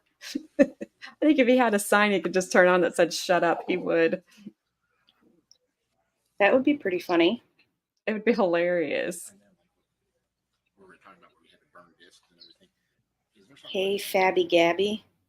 Rude. At least she didn't add an L. That's all we have. I think she added an L the other day. Oh, she did. All right. Yeah. Courtroom, I've been informed that the jurors are ready. Please no more talking. Ah, Everyone remain seated while the jury enters. Freeman. I might have to jump off here in a minute because she may wake up. Okay. Not Gabby sure. Butts. Oh, because she was in Grandma's stream the other day and she was talking about my butt. Well, Becca.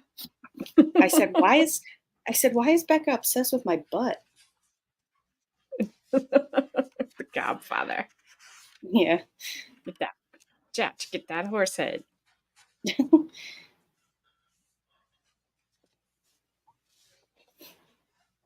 Oh, definitely, Sharon. 100%. Nobody wins. There it is, Becca. Heh. All right, final closing by the state. Okay, little one. I think she's realizing I'm not her mother. May I proceed, Your Honor? Let me pick up right where Mr. Kent left off, ladies and gentlemen. What he was telling you is that if you find the defendant not guilty by reason of insanity and you decide that she's been restored to competency, she'll walk out the door of this courthouse. You heard about voices. Let me tell you whose voice I'm talking about today. Ashley Smiley. I know, right, Becca? Ashley Smiley's voice matters. Because of Carly All Gregg, right, I'll be back. we will Okay. never hear Ashley Gregg's voice again. Ladies and gentlemen, you heard the very last noise she made. Carly Gregg, her daughter, took a gun, walked across the house, pulled it out on her mother, fired once, you hear her mother scream. Fired twice, you hear her mother scream. 1, 2, 3, 4, you hear the third shot, ladies and gentlemen. You saw that awful picture. You saw the stippling. You saw what she did. That person has not been restored. That person was never insane to begin with. You know what you didn't hear the defense attorneys talk about? The insanity standard. You know why you don't want to talk about the standard? Because they can't prove it. They can't prove it, ladies and gentlemen. You know what they tried to stand up here and say? The state hasn't told you why. Ladies and gentlemen, when we talk during voir dire, what do we talk about? That's not the state's burden. You won't find one place in the jury instructions that it tells you that the state of Mississippi has the burden to show you why Carly Gregg killed her mother, to show you why Carly Gregg attempted to kill Heath Smiley, to show you why Carly Gregg removed that camera that caught her actions and hid it into the refrigerator. That's not our burden. Our burden is to show beyond a reasonable doubt that she did it. And the defense attorneys have admitted that she did it. Let's talk about who needed help. Ms. Todd wanted to talk about Ms. Gregg needed help. Ladies and gentlemen, I submit to you that the two people that were begging for help was Ashley Smiley and Heath Smiley. We heard the 911 call. He says, oh my God, she's killed her mother and she tried to kill me. He says on there, please help. Send me help. He tried to say that, oh, now maybe Carly didn't mean to kill me. Ladies and gentlemen, I don't know why he's saying that, but I know that she shot him 6 inches from his head. And I know that she told Brooke Wafer, her friend, that I put 3 in my mom and I got 3 more waiting for my stepdad. You think that sounds like an insane person? No. That's a person that knew this gun right here. This .357 Magnum had 7 rounds. That's a person that knew that she'd put 3 of them in her mama's head. She had 3 more waiting for Heath, and who knows what she was doing with the last one. The why doesn't matter. They want to talk about the doctors. Dr. Pickett this, Dr. Clark that. Y'all heard him. Dr. Pickett said, yes, this is the first time I've had to testify in a criminal trial. But I have evaluated over 100 people for competency and sanity. You heard from Dr. Gugliano when she took the witness stand that she's done hundreds, if not more, evaluations of sanity and competency. Let me tell you what you heard from Dr. Clark. When the defense went to tender him as a forensic psychiatrist, he said, no, that's not what I am. I'm a child and adolescent psychiatrist. Did he render any opinions specific to children? No. Does his diagnosis of Carly Gregg matter? No. When you look at the standard in the state of Mississippi to be able to prove insanity, all right, she has a mental illness, right? I think we can all agree that those records state that from the time she was a small girl until we sit here today, that she has anxiety and depression. Ladies and gentlemen, it is undisputed that anxiety and depression do not cause someone to commit murder. It is undisputed in this courtroom that Kevin Gregg, if you believe his diagnoses, if you believe he was bipolar, schizophrenic, drug addict, all of it, does any of it matter? No, because you know what he didn't do? He didn't kill his parents. Ladies and gentlemen, the diagnosis doesn't matter. You heard, and I made notes of it. When Dr. Clark was testifying, Michael Smith was asking him, did she know right from wrong? That's what we got to know. Did she know right from wrong? He says, well, she knew something about what happened. Okay, well, she knew. Then he goes further and he said there was some level of awareness about what she was doing. Let's talk about that, ladies and gentlemen. She knew where she was. She knew who to call. She knew her mom's passcode. She knew where the loaded weapon was. You have pictures and evidence. There were other guns at the house. She didn't go pick up that unloaded shotgun and take it in there to where Mama was. No. She went in there with that .357 Magnum that she knew was fully loaded. She knew to text her friends. She knew to FaceTime her friends. She called them by the right name. She called them by their nicknames. She said, I fucked up. She said, don't call 911. You know why, ladies and gentlemen? She wasn't done with her plan. We don't have to prove why she wanted to kill Heath Smiley. All we know is she did. All we know is that after she killed her mom at 4:14 in the afternoon, she lied in wait, sent a message to her stepdad saying, hey, honey, when will you be home? She knew not to do it from her phone. She did it from mom's phone. When will you be home? Because I'm waiting for you. Sends him a thumbs up. Then when he comes in the door, what's she do? Points the gun at his head, ladies and gentlemen. She knew exactly what she wanted to do. And then when she wasn't sure if she was successful, she ran. Insane people do not run because they don't know right from wrong. Insane people do not tell people, I need help, because they don't think they've done anything wrong. Insane people do not flee the scene. Again, they do not know right from wrong. Carly Gregg knew everything she was doing that day. What Dr. Clark said from the witness stand is that he wants you to put all your common sense aside. There's a whole stack of medical records. He says, I didn't really pay much attention to the medical records. Not any of those other providers that actually treated Carly that said there was no mention of voices. There was no mention of lapses in time, these disassociations. But you know what I'm going to rely on? Oh, wait, no, I also didn't look at the text messages. I didn't think it was important to know what the defendant was doing at the time of the crime and between when she killed her mom and when she attempted to kill her dad. That wasn't that important. You know what's important? What the defendant said after she's been arrested for violent crimes. That's what he relied on, ladies and gentlemen. He said, well, Carly said that there were voices before. Pretty convenient, right? We talked in voir dire on Monday about why do people lie? Why do people lie? Protection. Dr. Clark said on the stand, Lexapro doesn't cause murder. Lexapro might cause people to be more prone to suicide. Lexapro does not cause people to murder. Dr. Clark said on the stand that disassociation, that's what Carly had, right? That's what he diagnosed her with. But he couldn't say that disassociation causes people to commit murders. In fact, what he said was that people tend to disassociate when they are experiencing trauma. Let's think about that. Common sense tells you if someone's in a disassociated state, they don't know what's going on, it's because they are on the receiving end of the violence. They're sex trafficking victims. They're prisoners of war. They're not children that are mad at their parents because they found out about their secret life. He expects us to believe that we can take the word of the defendant who has never reported, even to Rebecca Kirk, who she said she loved and trusted. She never reported voices to Rebecca Kirk.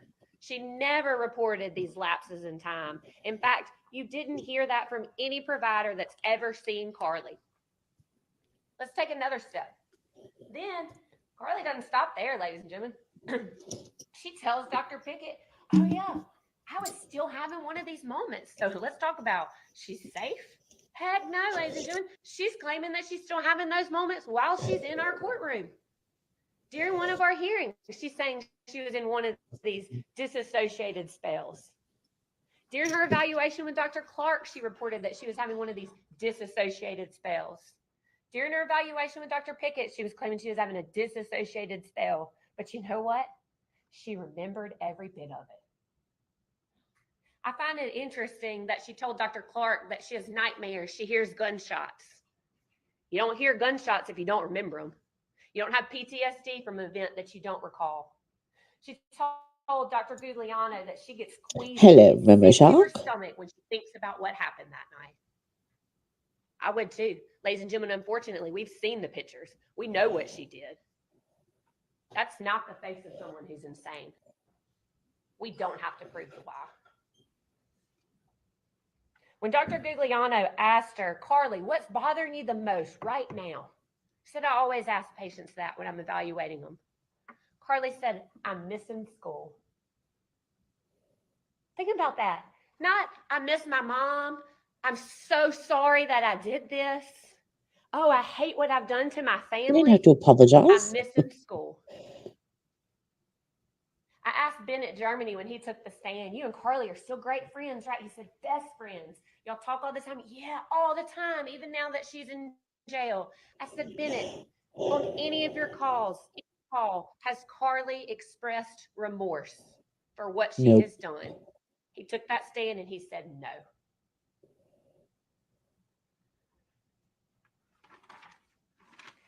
I want to talk about Bennett too. He said, while I was asking him a question at some point, he said, I'm sorry, can you repeat the question? I zoned out. Ladies and gentlemen, we've all had a moment where we've zoned out. We've all had a moment where we've driven down the road and got there and thought, how did I get here? I don't remember, but I knew I drove here. I tell you, when I have those moments, I'm not insane. I know exactly how I got there because I was the one driving the car. I know right from wrong, and Carly knew right from wrong that day.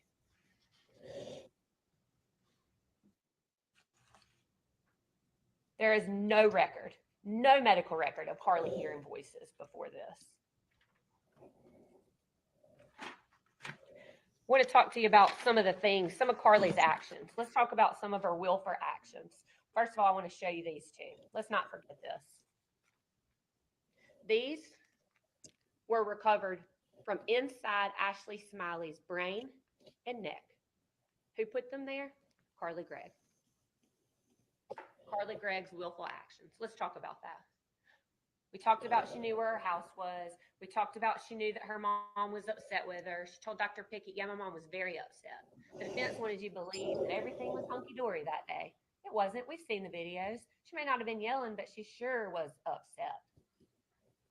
We know that Carly knew her mom's password. We know that she intentionally pulled the trigger not once, not twice, but 3 times, shot her in the head. We know that she called her friends over. We know that she told them don't call the police. We know that she wouldn't let them know what was going on. We know that she tells Brooke, right? Let's talk about the tampering with evidence. She tells Brooke when she comes in the house, one of the first things she asks is, are you queasy around dead bodies? Ladies and gentlemen, use your common sense. What does that mean? I know if I'm asking somebody that, it's because there's a dead body. She knew that she had killed her mom. She tells Brooke, I got 3 waiting for my stepdad. She knew that she was going to shoot her stepdad. She also tells Brooke something important. Oh, don't worry. I pulled the cameras down already. I pulled the cameras down. She knew enough to rip that camera off of where it was, hide it in the refrigerator. Was it a perfect plan? No. Nobody ever said her plan was perfect. That's why we're here. But ladies and gentlemen, that's not insanity. That's not insanity. I want to talk about Deputy Shack and his interaction. Mr. Camp said, oh yeah, he's saying she doesn't even know about her mother. We heard from Deputy Shack. He took the stand. He said she never asked about her mother. Ladies and gentlemen, you know the only person she asked about in her interaction with law enforcement? How's Heath? You know why? Because the only thing Carly Gregg didn't know from that day was whether or not she was successful in killing Heath Smiley. That's the only thing she didn't know. Again, the defense wanted to talk about it's the highest burden of proof. We have the highest burden of proof in criminal law. The state of Mississippi has to prove beyond a reasonable doubt that Carly Gregg intended to kill her mother and did kill her. We have done that. They don't dispute that. We have to prove that Carly Gregg intended to kill Heath Smiley and was unsuccessful. They don't dispute that. We have to prove that Carly Gregg intended to remove evidence and hide it. We've already proved that. They don't dispute that. The only thing that the defense wants you to do is to have sympathy for the defendant, to believe this story that she's made up after she's been arrested. Dr. Clark talked about that on the stand, right? He admitted that there's research out there that shows that there is a large population of people that claim disassociation after they have committed homicide. And we asked him, why? Secondary gain. What's secondary gain? So I don't get in trouble. Pretty convenient. If I don't remember what happened, I was having an out-of-body experience. Maybe they can't get on to me. Ladies and gentlemen, don't fall for that. That does not make sense.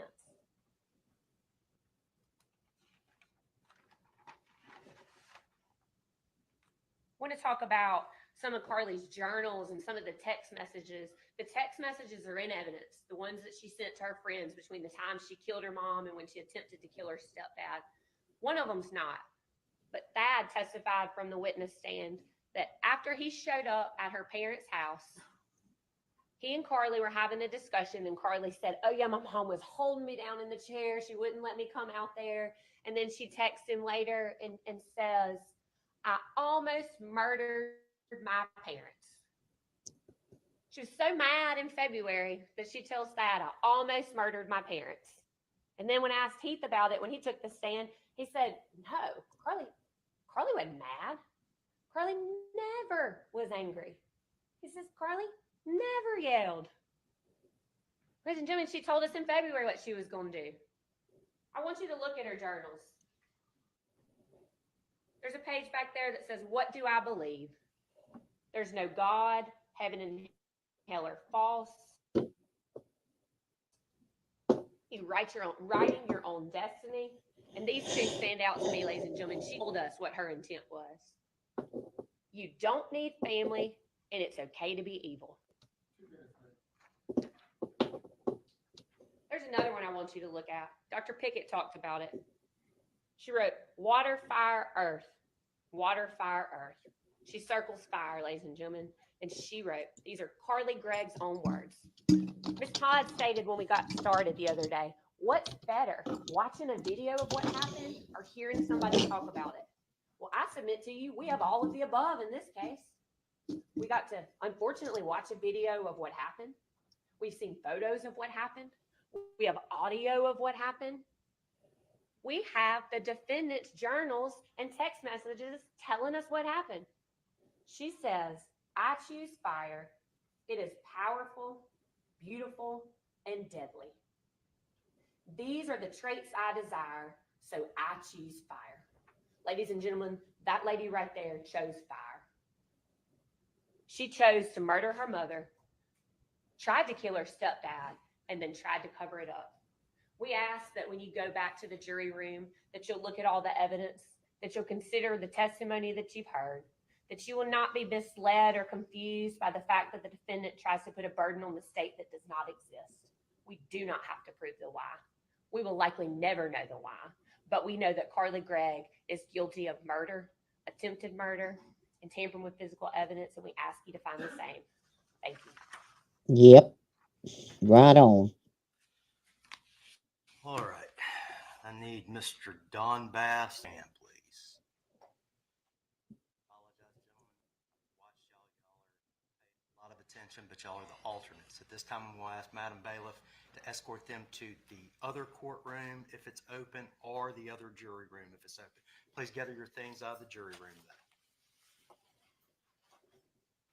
Once the bailiff let me know that the alternates have been separated, I'll release you to begin your deliberations. Please do not begin your deliberations until you receive the instructions of the court and all the evidence. Many times jurors find it helpful to pick a foreperson from among their group. Foreperson has no more power than any other person. Highest qualification is you should be able to write legibly so we can read any verdict, okay? Second thing a foreperson can do is call for a vote. Many times disagreements can be resolved by simply calling for a vote and finding out where everybody stands, all right? That being said, let me know once they're separated.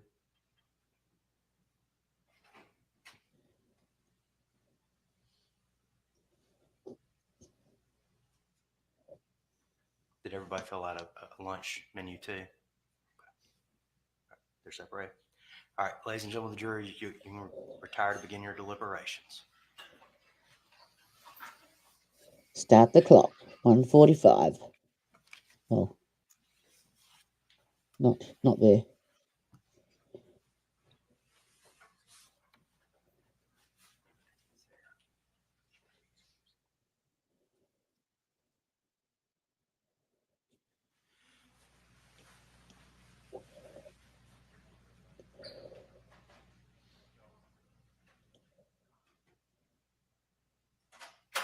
All right, the record will reflect we're outside the presence of the jury.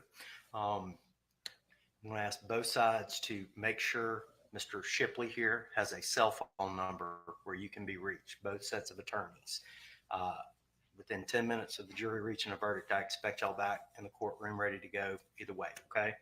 I want y'all to get together, make sure all the exhibits are present and accounted for, and that any exhibits marked for identification are separated. All right, we'll remain in recess until such time as the jury reaches the verdict. I give them 2 hours max. I knew you'd say that, Flash fan.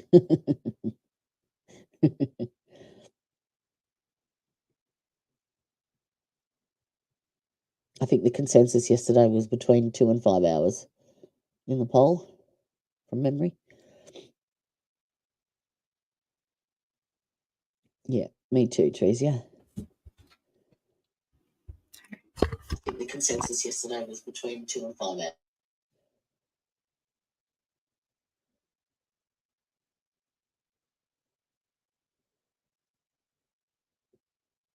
I'm getting an echo.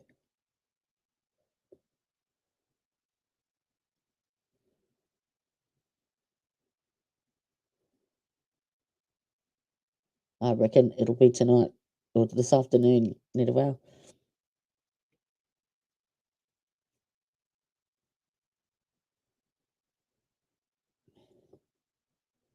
So what time is it in Mississippi now? 10:47? Wow. I 100% think she's guilty. I don't think there is... yes, I think she has mental health issues. I don't think they are the extent of what... Sorry, I'm feeding Madison. I'm going to pull up Sarah Boone's hearing from yesterday just to keep us occupied. And I'll keep an eye on this. So give me just a sec.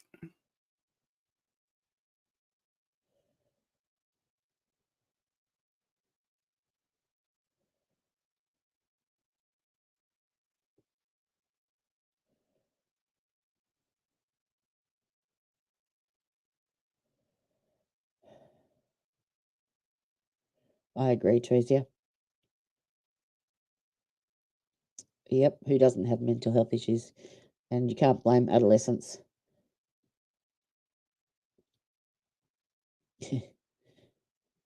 I think she had some mental health issues, but nothing to the extent for which they have implied.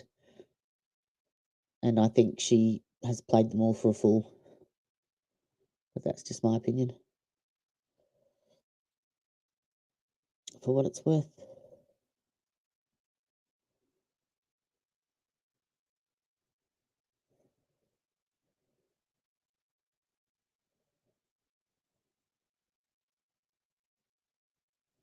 Comfortable, sir, but because we have your co-counsel appearing.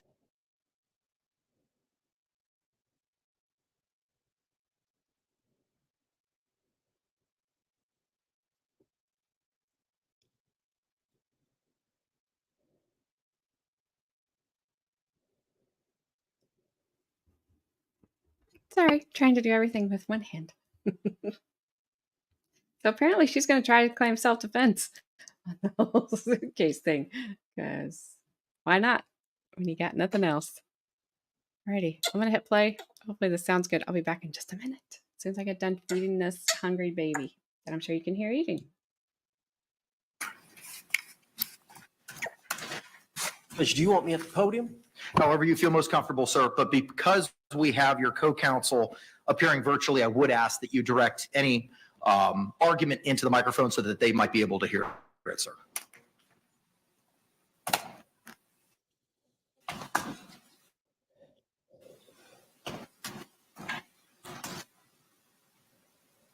So I filed on behalf of Sarah Boone this motion for statement of particulars. You have to find it And in my online, kind of motion, I quoted the language in the information that she was charged with. And the pertinent part charges Sarah Boone on the 23rd day of February of 2020 in said county, Orange County, violating statute 782.04, paragraph 2, by an act eminently dangerous to another and evincing a depraved mind regardless of human life, did kill George Torres. Judge, that's about as bare bones of an information as you can file in a case. I know anytime there is a weapon used, she usually shot with a firearm, use that type of language. That is as bare bones. It doesn't even spell out all the essential language of the jury instruction, which I followed. To prove the crime of second-degree murder, the state must prove the following three elements beyond a reasonable doubt. 1, the victim is dead. 2, the death was caused by the criminal act of the defendant. Now, there is no language in the information that alleges what criminal act Sarah Boone committed that caused the death of the victim, Mr. Torres. This is a unique case, Judge. It does not involve a firearm, which I believe many of these cases do. I'm sure you're well aware, the state's well aware of the report, the videotapes in this case, and the overall general facts about the suitcase and Mr. Torres being in the suitcase asking to be let out by Ms. Boone. But the state, in their charging document, has failed to say exactly what it is that they believe is the criminal act that caused the death by Sarah Boone. Some information that the defense could receive from them so that we could properly prepare a defense for Ms. Boone. In count 3, the unlawful killing of the victim was an act eminently dangerous to another and demonstrating a depraved mind without regard for human life. It goes on to define an act as a series of related actions arising from or performed pursuant to a single design or purpose. We have no information, no particulars in the information that explains a series of related actions arising from and performed pursuant to a single design or purpose. None of that language is in the information that would let us know what it is they're claiming that she did or series of acts that she committed that constituted the cause of the death of Mr. Torres. The definition goes on to explain that an act is eminently dangerous to another or demonstrating a depraved mind if it is an act or series of acts that 1, a person of ordinary judgment would know is reasonably certain to kill or do serious bodily injury to another. What is the act or series of acts that an ordinary person of ordinary judgment would know is reasonably certain to kill or do serious bodily injury? 2, is done with ill will, hatred, spite, or evil intent. What acts or actions by the defendant did they present or will they intend on presenting in the trial that would tend to indicate that she had ill will, hatred, spite, or evil intent towards Mr. Torres?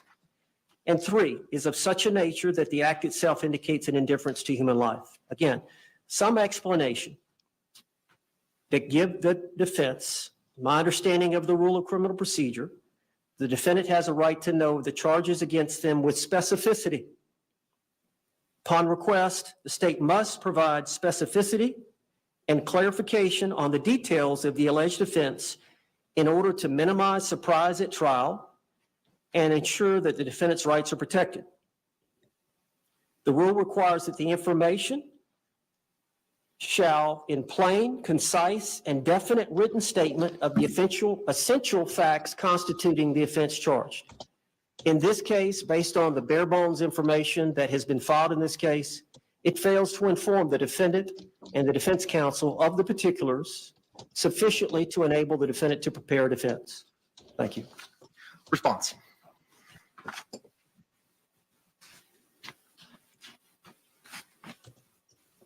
Judge, the state stands by its written response that was filed on September 5th of this year. In addition to that authority that is cited therein, the state would also cite State versus Pajon, P-A-J-O-N, 374 Southern 2nd, 1070, Florida 3rd DCA, 1979, and Sutherland versus State, 305 Southern 3rd, 776, Florida 1st DCA, 2020. Can I have the second citation again? 305 Southern 2nd. Southern 3rd, 776. And what all these authorities stand for, dating back to well before there were any discovery rules crafted in, I think, 1968, is the position that it's an extraordinary remedy to be given a statement of particulars in a case. The information in this case tracks the statute. That is what is required. There is nothing confusing about it. There aren't multiple allegations of second-degree murder on the same day, leaving her confused as to what we are talking about. There is no exposure to double jeopardy. There's no element of surprise. The state of Florida has provided discovery to the defendant in 2020. The state waived any opinion work product arguments that it had under Williams versus State in going ahead and providing the defendant exactly which exhibits we're going to enter in a trial, exactly which of the witnesses we've disclosed will be called at trial. And their motion does not set forth why it is specifically that they don't understand what she is accused of doing and how. In fact, opposing counsel cited the videotapes, the videos that were taken on her phone while the decedent was in the suitcase begging to be left out. And then what they didn't mention is what she said during these videotapes, which certainly would constitute the mens rea for second-degree murder. So it's our position that they have not stated why it is that a statement of particulars is necessary. It's an extraordinary remedy. They have all the discovery. Not only do they have all the discovery, they have the narrowed down list specifically as to what will be introduced. And they are clearly on notice of what constitutes the acts and the mens rea because they have mentioned those videos that were taken on her phone. So it's our position that this is not one of those extraordinary cases that necessitates a statement of particulars. There are cases where, for example, somebody commits multiple acts of battery against a victim, perhaps an hour apart, 2 hours apart, and comes back, and it's unclear as to what the state is talking about. If counts 1, 2, and 3 all say battery on X day. There are informations and indictments that span years that don't get statements of particulars articulated to the defense. In this case, the date is specific as to February 23rd, 2020. The metadata on the two videos that were taken from her phone are both from the 11 p.m. hour of February 23rd, 2020. Given all the discovery in the case and the amount of narrowing down that we've already done, there is no need for a statement of particulars in this case. Thank you. Thank you. Any response? My understanding of the law is the court has broad discretion on this issue about whether to require the state attorney's office to give more particulars about the offense. And this is somewhat of a unique case. And the state attorney just mentioned where there was prior incidences of violence or battery that occurred prior maybe to the death and whether or not that was relevant or admissible. That's the case we have here. Judge, I'm sure you're aware that Mr. Torres suffered from some blunt force trauma that was unrelated to the death. The medical examiner who did the autopsy took photographs and described that there was blunt force trauma on Mr. Torres's body that did not cause the death, that was unrelated to the cause of death. And that information has not been detailed, whether or not it's relevant to his death, whether or not they're going to try to tie that in to Mr. Torres's death. And if not, if we're relying on the medical examiner's explanation of the cause of death, which was asphyxiation, suffocation, then there's a question about whether that information is. But is there anything that's missing under the statute? I understand your reliance on the jury instructions, but what's your response to Mr. J's position that it tracks the language of the statute wholly and completely, which it seems to? Well, I have the rule for motion of particulars then. If that's the case, then in every case in the country, you just have to track the statute, and at no time a court would ever order a motion for statement of particulars. But the date's there, the time's there, where it happened is there, the underlying charge is there. I understand, and I explained that this is not a shooting where death would occur fairly quickly after multiple shots, that this was an unusual death, asphyxiation over a period of time, which we don't even know whether it was the day before or the next day. There's questions about that.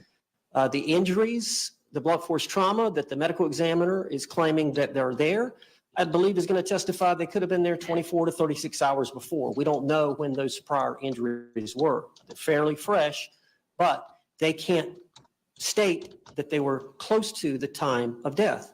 Again, they weren't related to the cause of death. So there are situations in the law based on the unique set of facts that a court feels compelled, yeah, I have the discretion and I feel like for the defense to properly prepare for this case due to this unique set of facts, that I think there are some details that you must give. There's blunt force trauma. We don't know exactly when it was. We know it was fairly recent. And the medical examiner says the cause of death is asphyxiation. He doesn't know where it was environmental or not. He gives two explanations. So there's a real question about that. And of course, we'd like to know what theory they're going under and whether or not they're intending to introduce evidence of this blunt force trauma that occurred sometime prior, and what exactly they're claiming that she did that constitute. Is it just the video, the 2-minute video that everybody's seen, or the suitcase video? Is it that? Because there was a lot that occurred prior to the video. There was a lot that occurred after the video that's not on the video. So is that what they're referring to in this narrow window of just tracking the statute? And I go back to there wouldn't be this rule in the criminal procedure if there wasn't a time when a statement of particulars was necessary. Thank you. All right, thank you, sir. The court has reviewed the motion, reviewed the authorities provided, including the additional authorities, State v. Pajan, 374 Southern 2nd, 1070, and Sutherland v. State, 305 Southern 3rd, 776, and relying on State v. Peel, if the indictment is sufficiently full in its allegations of fact constituting the crime charged to enable a person to plead to it. The greater part of the reason for allowing particulars does not exist. The application was not so much for a bill of particulars as for a detailed statement of the evidence by which the state proposed to prove its case.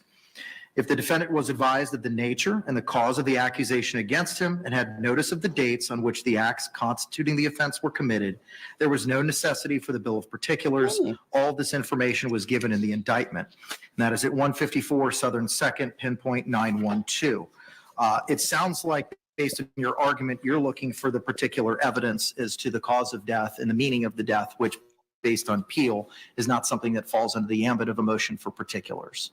So reliance on State v. Peel, understanding the age of this case as well, understanding there have been multiple lawyers who have filed responses denying the charges in their notices of appearance, your motion is denied, looking at the totality of the circumstances. Thank you.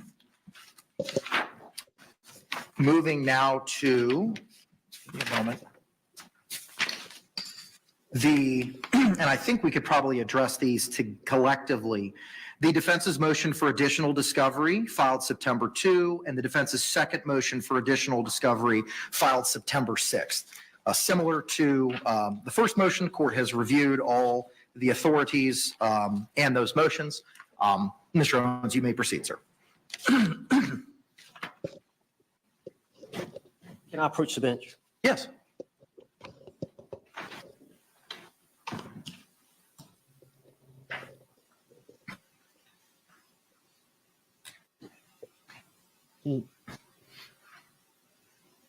Thanks, sir. Judge, we're going to handle these both collectively, and I believe we should. The first motion for additional discovery was filed on September the 2nd at 8:30, and then the second motion for additional discovery was filed on September the 6th. The first motion refers to the rule 3.220F for additional discovery. On a showing of materiality, the court may require such other discovery to the parties as justice may require. Specifically, the defense is requesting the Office of the State Attorney to provide a written policy of the Orange County Sheriff's Office relating to in-house interrogation procedures, in particular the policy in place at the time of the interrogation of the defendant at the Orange County Sheriff's Office, which was back in February of 2020. And then the second motion for additional discovery, specifically the defense requests the Office of the State Attorney to provide the standardized Miranda rights written policy, the form, and the card of the Orange County Sheriff's Office relating to Miranda rights form utilized and read directly to any suspect before any interrogation. Now, the argument by the state is well taken. The defense does have a duty to try to gather the information independently of the state attorney's office. And we did make a request to the Orange County Sheriff's Department back on September the 10th. And the request was for the written policies and procedures of the Orange County Sheriff's Office relating to the in-house interrogation procedures, in particular the policies and procedures in place in February of 2020. And the written policies number 2 and procedures of the Orange County Sheriff's regarding Miranda rights, written policy, the form and the card relating to Miranda rights utilized and read directly to the suspect before any interrogation in effect in February 2020. So as you know, Judge, I don't know if you've actually watched the 2-hour interrogation, but the day after this event, she was asked to come down to the Orange County Sheriff's Office under what my client believed was something other than an interrogation. When she got there, she was directed into a room. And I don't know, like you said, you haven't had a chance, but there are some serious issues about whether or not that was coerced, whether or not Miranda rights were fully read. I do not believe they were. I believe some of the statements that the lead detective said before she started the Miranda rights are coercive. She was in a room where she could not leave with 2 homicide detectives. One was wearing a firearm, and she acquiesced to authority based on an improper reading of Miranda. I wanted to file motions to that effect. We've got trial coming up October the 7th. I wanted to wait to get those policies. I wanted to wait to get the Miranda rights forms. The homicide detective actually reads it from a card. And I believe she read it incorrectly, and she left out the main question at the end. So the proper thing to do is to get that information and make sure it's verified before you file in good faith a motion to suppress her statements. Well, the state attorney has tremendous power. I've made this request, September the 10th. Now it's, the 19th. And I'm in line with other public records requests there at the Orange County Sheriff's Department as to when I get this information. The state attorney could have gotten it the very next day if they would have made that request. That's why I filed the specific motion for the additional evidence. Time was of the essence. The court denied my motion on September 3rd to continue the case. We've got about 18 or 19 days left for trial. I'm still waiting. I've still got to receive that information. I've got to file the motion.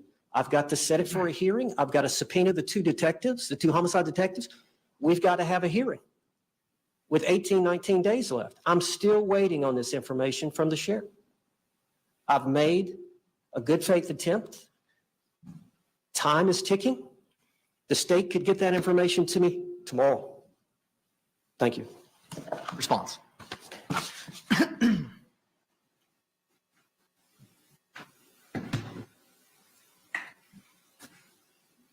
Your Honor, it's not Mr. Owens who's on trial, it's Sarah Boone. Sarah Boone was interviewed by the Orange County Sheriff's Office on February 24th and 25th of 2020. Now, some 4 years and 7 months later, there's this exigency not created by us, created by them. It's the defendant who has not done this for 4 years and 7 months. Now, turning to the merits of this, they are asking for discovery from a third party. Any discovery request, whether it is of the state or of a third party, has to involve allegations that this information is reasonably calculated to lead to admissible evidence or be pertinent to some analysis in this case. They have not stated why in their motion, and the arguments in court today do not state why it's pertinent either. The case law does not say statements are inadmissible or only used for impeachment if the law enforcement officer violates policy. There's no case law that says statements are inadmissible or only used for impeachment purposes if they don't read from their Miranda card properly. What the case law states is statements are inadmissible if there are Miranda violations and only used for impeachment, or if statements are involuntary, basically through promises, then they can't be used for any reason. But nowhere in this analysis does it matter to any degree what a standard issued Miranda rights card looks like or what their policy is on interviewing. What they do have and what the defendant has had since February or April or whenever discovery went out in 2020 was a videotape of these interviews. There has been absolutely nothing stopping anybody from filing a motion to suppress if they believed under the case law, relief could be granted under the law. And the law does not have any analysis regarding standardized issued Miranda cards or policies of law enforcement agencies. And I don't believe that's admissible at trial either. If they did not violate the Constitution of the state of Florida or the United States in compelling an involuntary statement or by violating the dictates of Miranda versus Arizona, then questions about whether they read from their right standard card or if they violated policy should not be admitted in trial because it does not help the jury understand whether or not an element of the crime has been proven. It's not a part of the lengthy jury instruction now that we give about defendants' statements. There's nothing in there about, well, did they violate their Miranda card? Did they violate their policy? So first of all, the state's position is they have not asserted the materiality needed to get discovery ordered by this court, which would be reasonably calculated to lead to admissible evidence or to lead to it being found inadmissible by the court. And then secondly, it's on them to conduct this discovery, and coming in and saying that I can snap my fingers or not snap my fingers and get it for them instantly isn't evidence either. So it's our position that the request should be denied, primarily because it's immaterial, and then secondarily because it's on them. She's been aware of these statements since February 24th and February 25th of 2020. Thank you. Thank you. Response to the materiality, please. Judge, I believe the prosecutor is wrong. One of the jury instructions, standard jury instruction in criminal cases said that essentially a statement has been placed before you that's made by the defendant. And I don't have the language here, but it should be weighed with great care and caution to make sure it was freely and voluntarily made. These are some, but not all of the circumstances that you should consider in deciding whether or not the statement that was made by the defendant was freely and voluntarily made.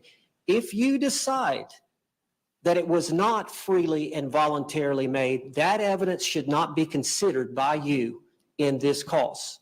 So even if we filed the motion, we got the information, the additional discovery that we need in good faith for me to file it, if we received the information, I typed up the motion, we had a hearing, the two detectives testified, and the court ruled that the statements were not suppressible, I could still bring those facts into the trial of how the mistakes that were made by this lead detective in the coercive statements that she made, as well as not giving the full Miranda rights form and getting a full consent from my client, that goes into evidence for the jury to decide whether or not to consider the statement at all.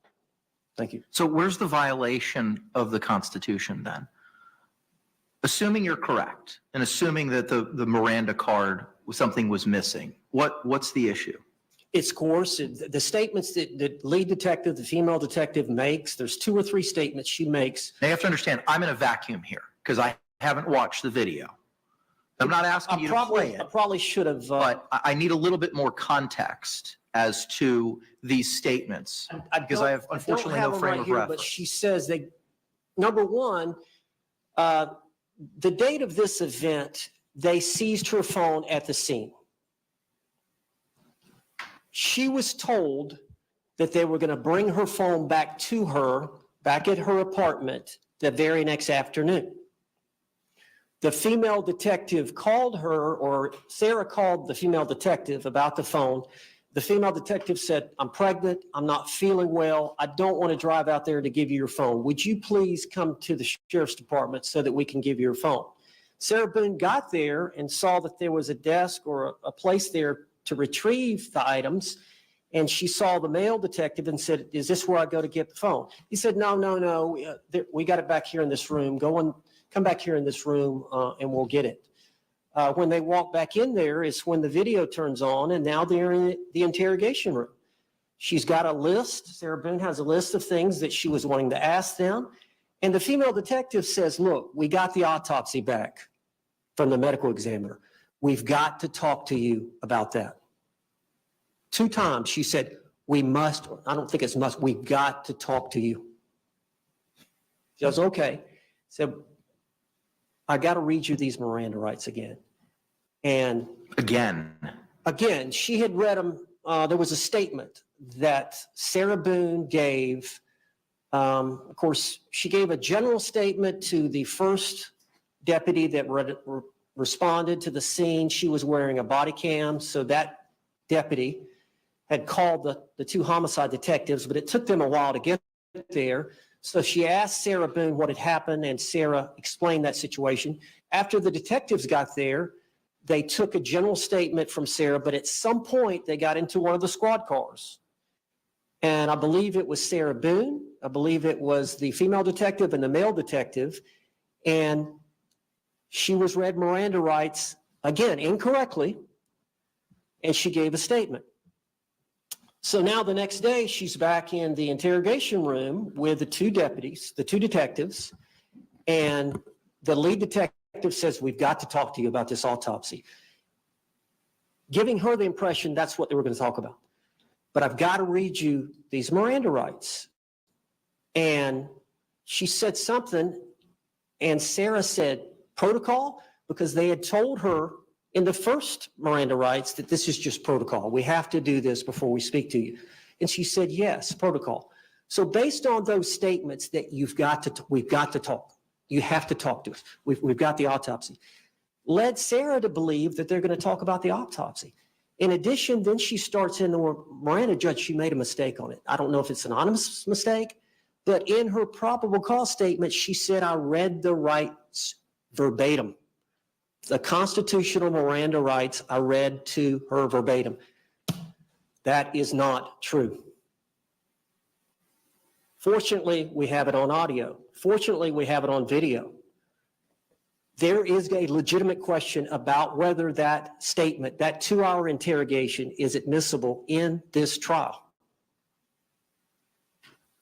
That's what I'm going to show the court. I'd like to get their policy just to see. what does the policy have to do if those statements were inadmissible?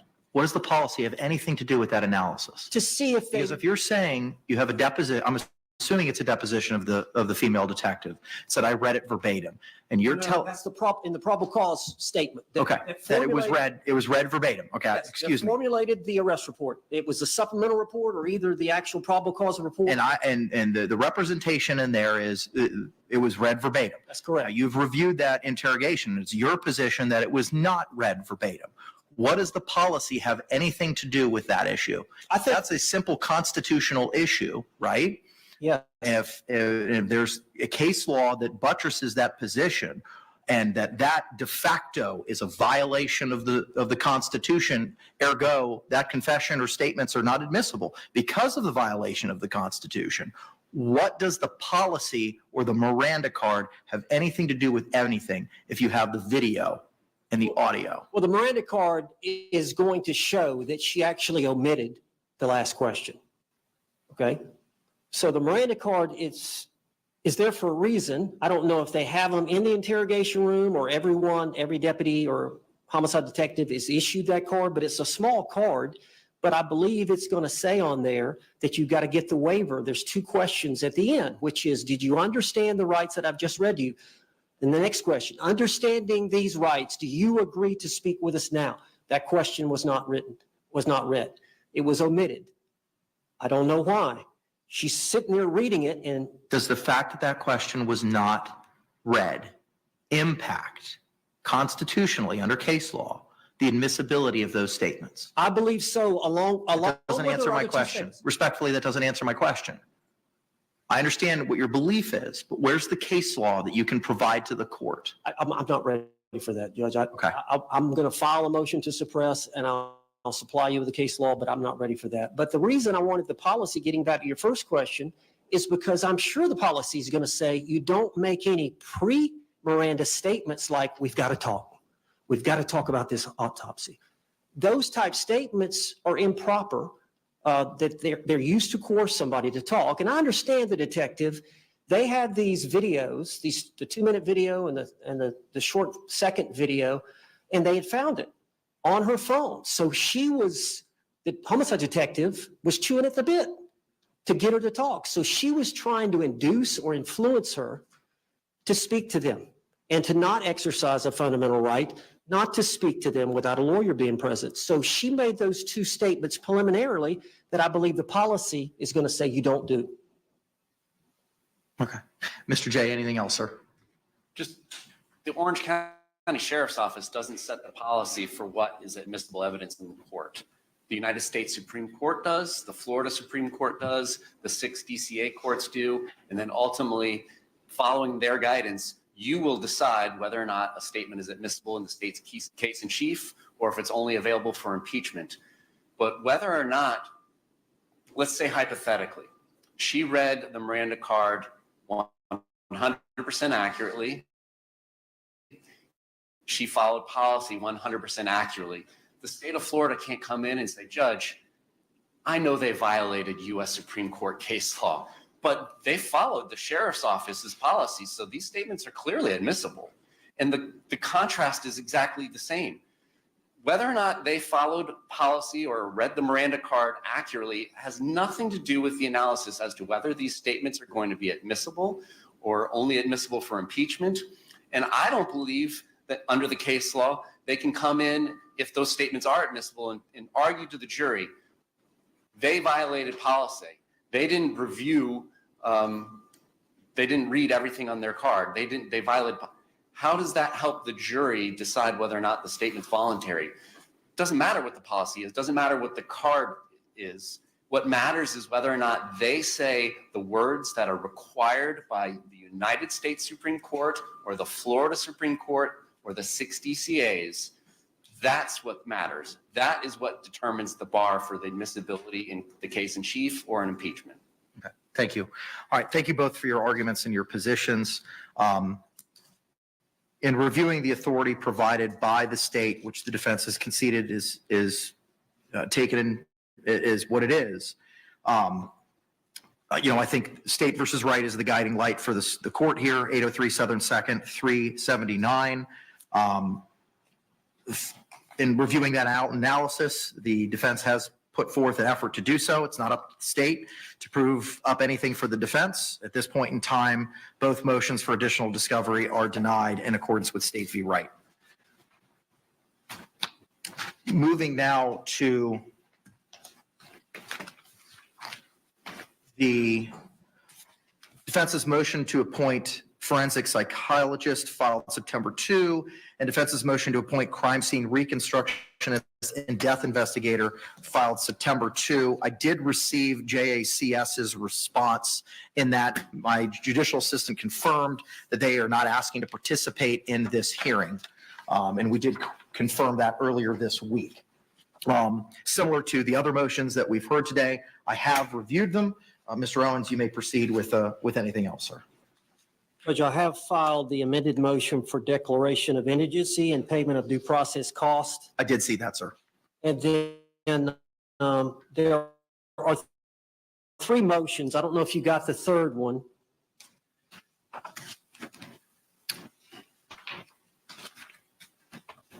Are you referring to the motion to return property? No, relating to cost. Relating to I cost. don't know that I have. I'm just going by what the notice of hearing reflected. So no, I don't. I filed a second amended notice of hearing. I don't know if you got that. Was it forwarded to my office? Because if it wasn't, I don't know. I'll that I have to got it ask yet. Margaret. I don't know. Okay. But I filed a second amended notice of hearing. Can I give Please. you my copy? And Mr. J, have you seen that, sir? State doesn't have a dog in the fight with the expert witness. Understood. Thank you. Judge, what I had done Don't was see I a date had, on here, Counselor. When was this sent? The certificate of services contains no date.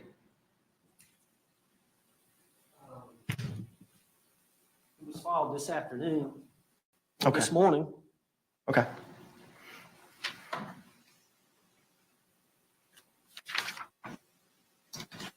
All right, what is the other motion related to cost, sir? Well, there's one for the appointment of the forensic psychologist, Dr. Julie Harper, and it's nunc-pro-tunc. I'd like it to be retroactive to when I actually had to hire them. As you know, I came on the case late, I believe August the 30th. Correct. And then I asked Dr. Harper to go down and see Sarah Boone. Dr. Harper lives in Okaloosa County. And she came down to Orange County, I believe, the Thursday after we had the hearing on September the 3rd. I believe that's when the court denied my motion to continue.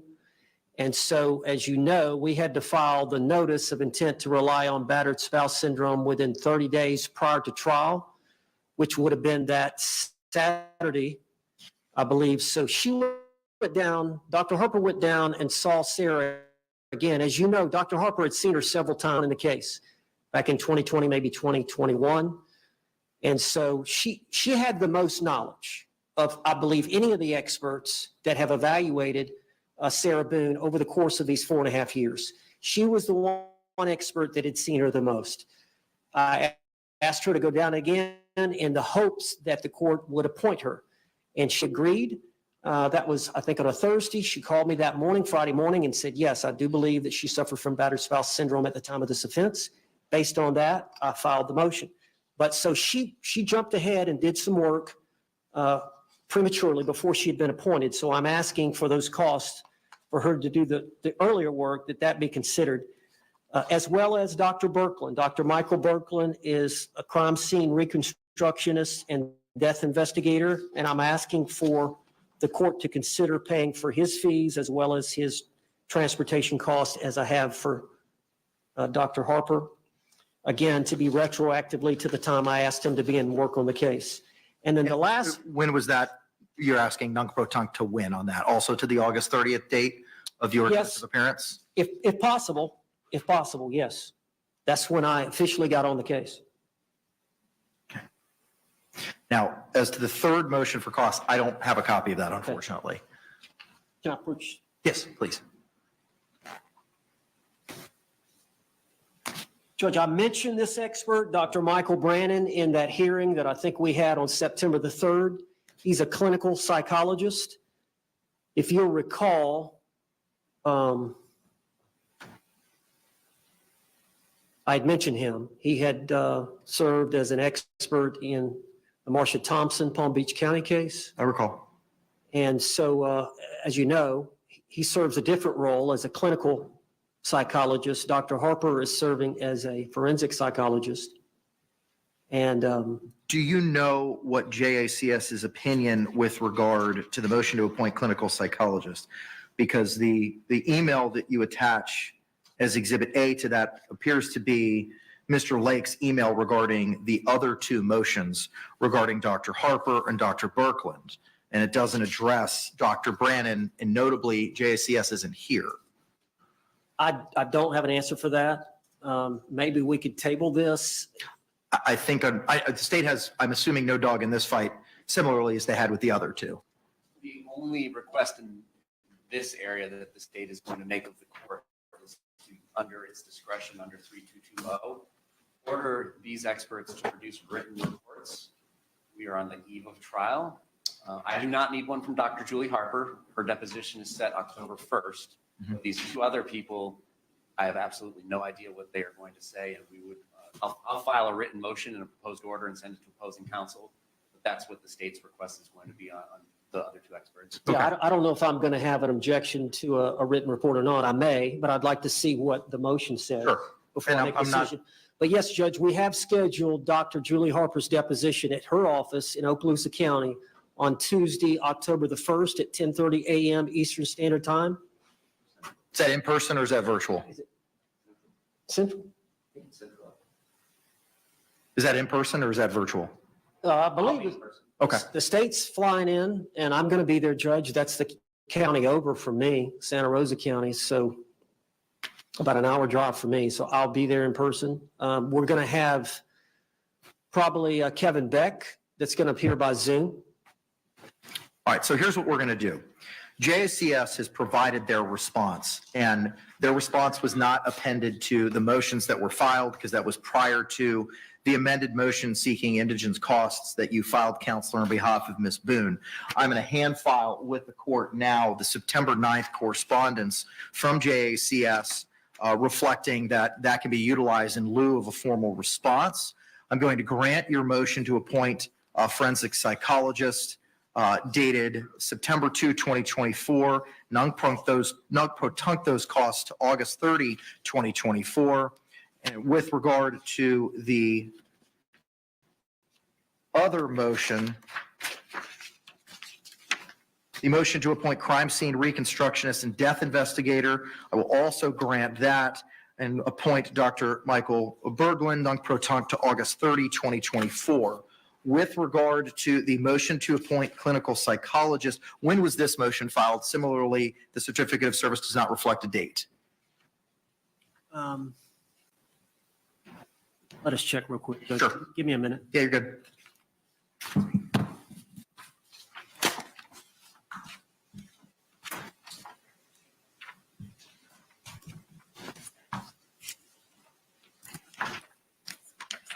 Excuse me. No, Dr. Michael Brannon. It had to be filed.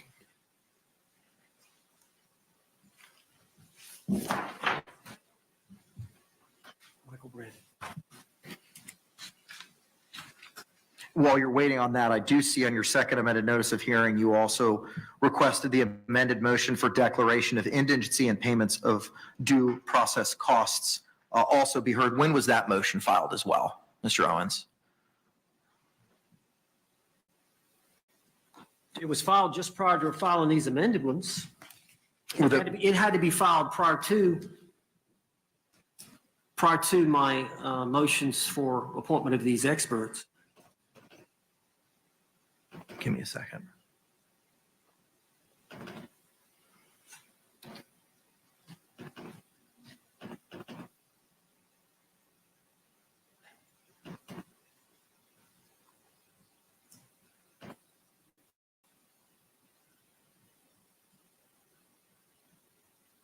Okay, so the motion to appoint the clinical psychologist regarding Dr. Brannon, was filed yesterday. The amended motions regarding Dr. Birkeland, an amended motion regarding Dr. Harper were filed yesterday. as was the amended motion for declaration of indigency and payment of due process costs. That motion has not yet been granted. It is going to be. So the amended motion for declaration of indigency and payment of due process costs is granted. The amended motions regarding Dr. Berglund and Dr. Harper are also granted non pro tunc to August 30. With regard to the motion to appoint clinical psychologist filed 9/18, I'm going to ask Ms. Barrios, my judicial assistant, to forward that directly to Mr. Lake. And I know that she's watching this virtually. If she's able to do that now, I would greatly appreciate it, and see if we can get his response to that this afternoon. And maybe we'll be able to address that. It may be a similar vein as to the prior response that JICS had provided. Moving now to the motion for return of property, or in the alternative, motion for independent exam by the defense, filed September 18th. Similarly, with everything else, I've reviewed that and the authority, and I have reviewed the state's response to defendant's motion for return of property, or in the alternative, motion for independent exam by the defense. Mr. Owens, you may proceed, sir. Judge, I believe the state's response is well taken. And I believe that what we need to do is get an expert of our own that can do the phone extraction and meet with the state attorney and the sheriff's department and extract the data, all the data that we need from her phone.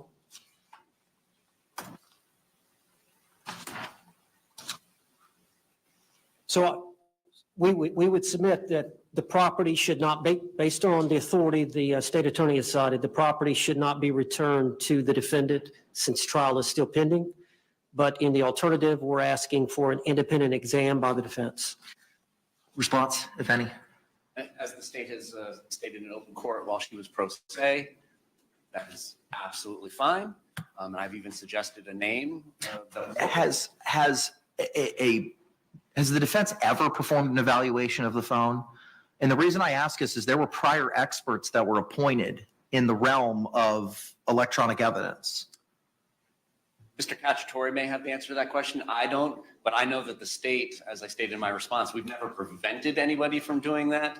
And as the homicide supervisor, everybody in the unit knows how to go about doing this and allowing a digital forensics examiner hired by a defendant to go and work with the law enforcement team and get another imaging if they are not satisfied with the imaging that has been provided. Mr. Cacciatore, good afternoon, sir. Can you hear us? And if you can you announce your presence for the record, please?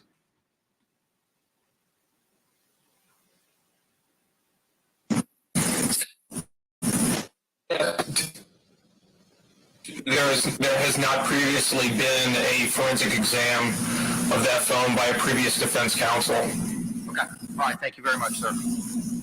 There was a John Sawicki that was appointed back in, not appointed, authorized back in 2020 as to electronic evidence. So I'm going to deny the motion for return of property based on the citations contained in the state's response. And I'll leave it up to you, Mr. Owens, to do what you need to do in order to have that review. All right, I'm gonna do my best. We got about 18 days. I'll cite to the parties for their own benefit. There were motions, specifically defendant's motion to appoint an electronic evidence expert and order the Justice Administrative Commission to pay costs. It was filed back on May 5, 2020. An amended motion was filed the next day, May 6th. Both of those cite to or refer to John Sawicki, S-A-W-I-C-K-I, electronic evidence expert. And there was a order entered back on August 3, 2020, appointing Mr. Sawicki as a forensic specialist. I have no idea if that order is still viable, but I'm just providing what the court file reflects in that regard. Lastly, that takes us to the notice of intent to rely on the defense of battered spouse syndrome. The original notice was filed September 6th. The state's original motion to strike was filed September 9. Just to interrupt, I also have this defendant's motion for enlargement of time to address as well. Yeah, I have that on my list, sir. Okay. Thank you. Thereafter, on the 15th, an amended notice of intent to rely on the defense of battered spouse syndrome was filed. On September 13th, the defense's response to the state's motion to strike defendant's notice of intent to rely on the defense of battered spouse syndrome was filed.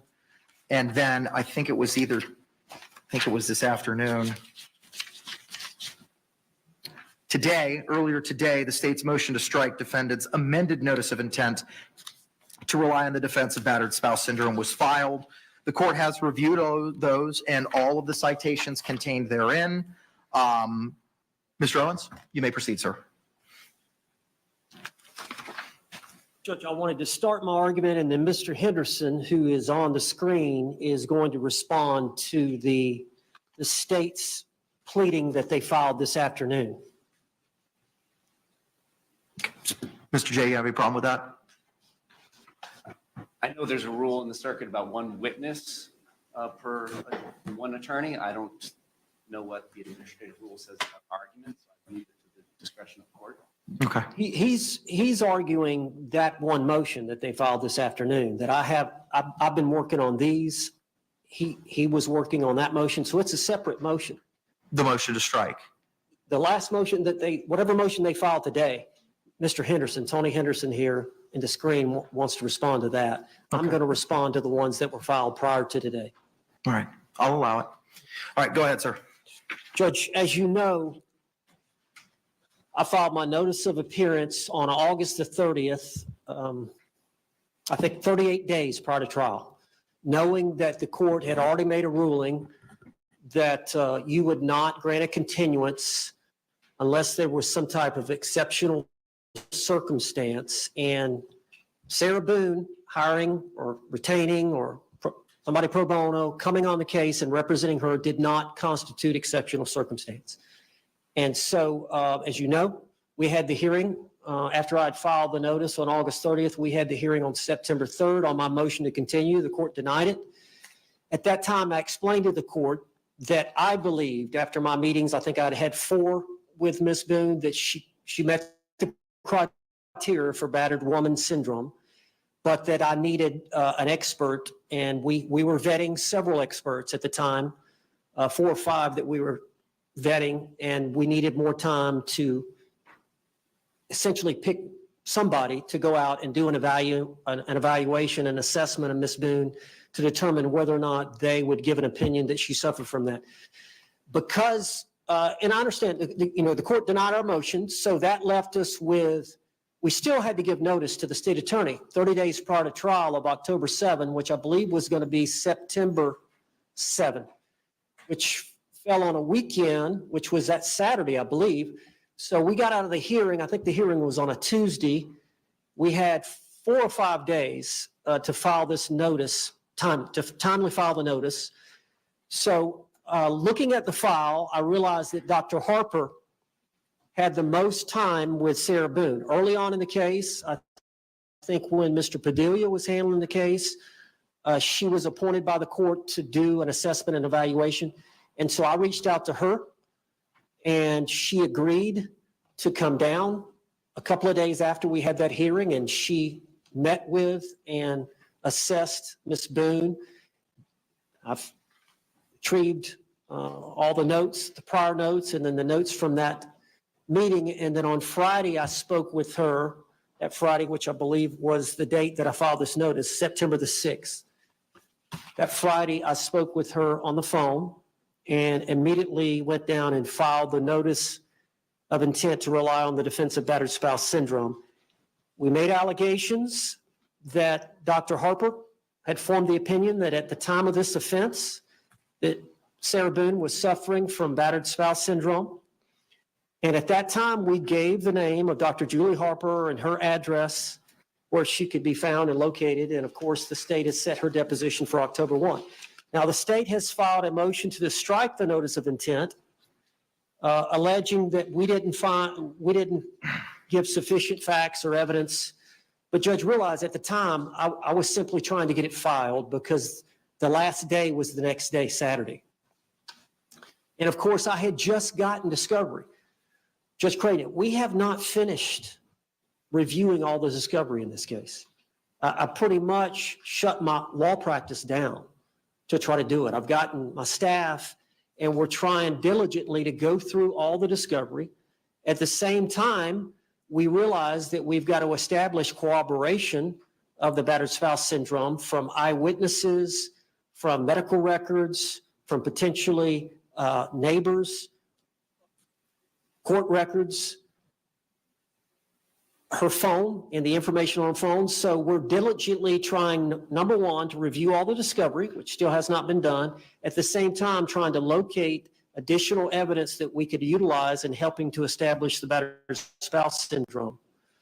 In addition, the state attorney yesterday filed a notice that they're amending their discovery, and all the jail phone calls, or I think they have the ability not only to call, but they have a tablet and they can text back and forth with third parties, that they have disclosed that they have, I guess, 4.5 years worth of communications between Sarah Boone and parties on the outside, and that some of that may be relevant to the case.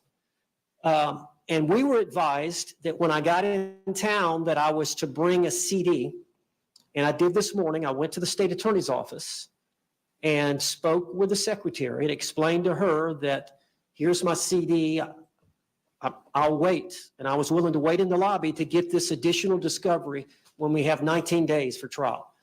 She told me that there was quite a bit of it, that she would try to get it to me after the hearing or by the time of the hearing. I said, okay. I left the CD. I told her she had my number. She could text me. I was staying at the Hilton across the street from the courthouse. As soon as she had it, I wanted it as soon as possible. A short time later, they have started, I guess, going through that material, and now they're sending discovery through email. I assume instead of the CD, they're going to do it that way. But we are receiving it. But just the volume of discovery that we have to begin with, we haven't gone through.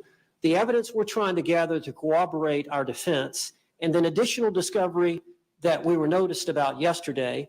I didn't have time. I knew this had to be filed. I had one more day. As soon as Dr. Harper told me on that Friday, I knew I had until Saturday. I filed it. The state knew. They've had it 4.5 years. They prosecuted the victim in this case, George Torres, at least 3 times. I think there's more like 4 or 5 times. But they opened up a file. They prosecuted him here in this county for battery in violating the conditions of bond relating to staying away from Sarah Boone, but battery on Sarah Boone.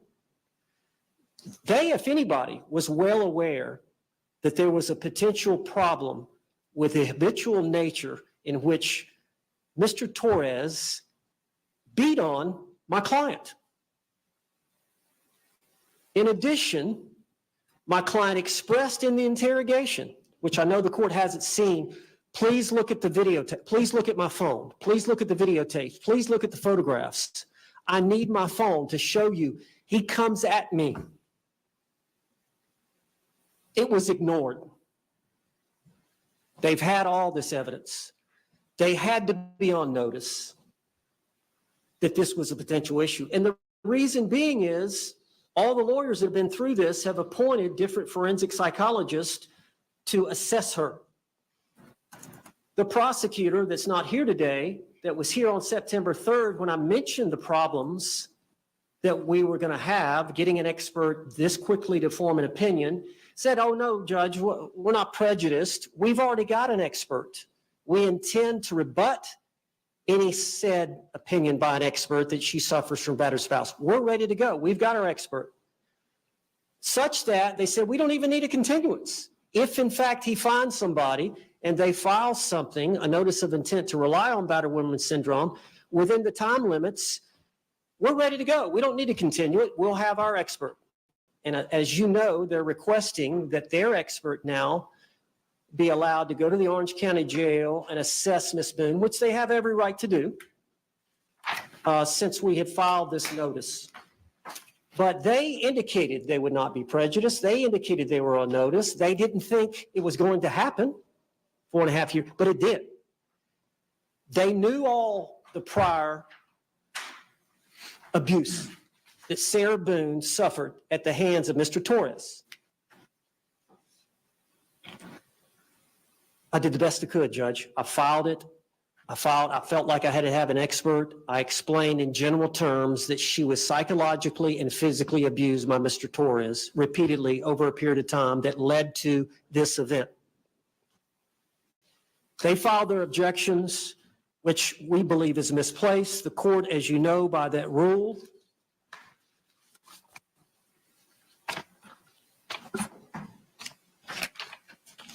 let me find it.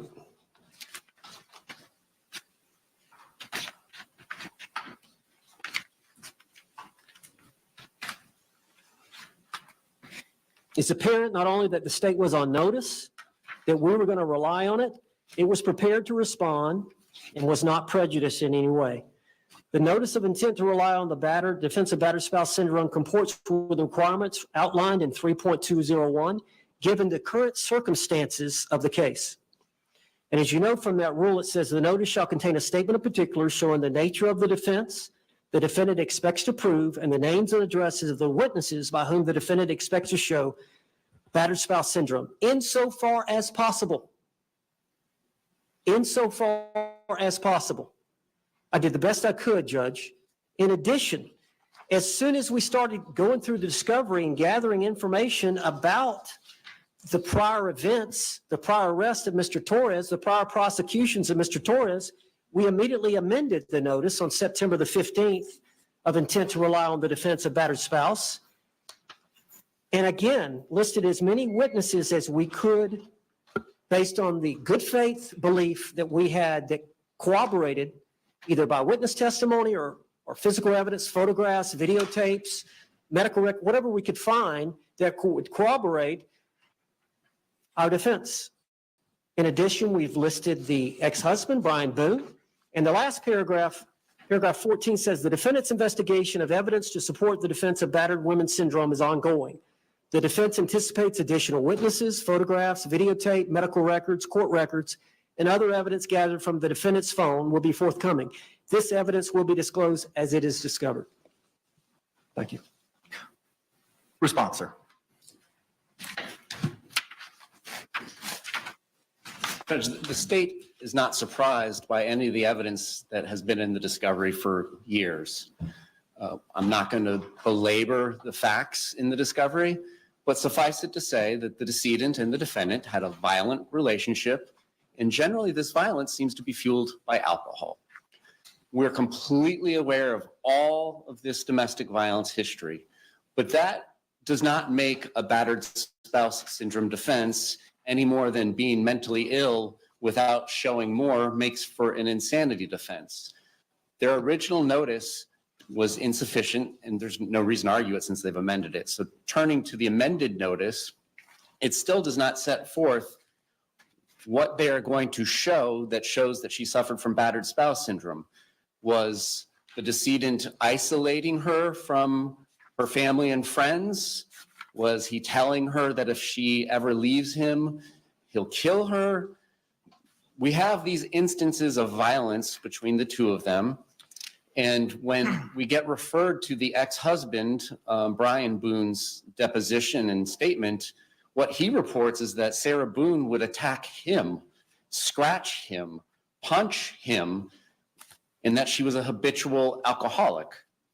And he would have to lay hands on her to restrain her. So we are going to potentially dive into all of this information in trial, but there are still the rules of evidence.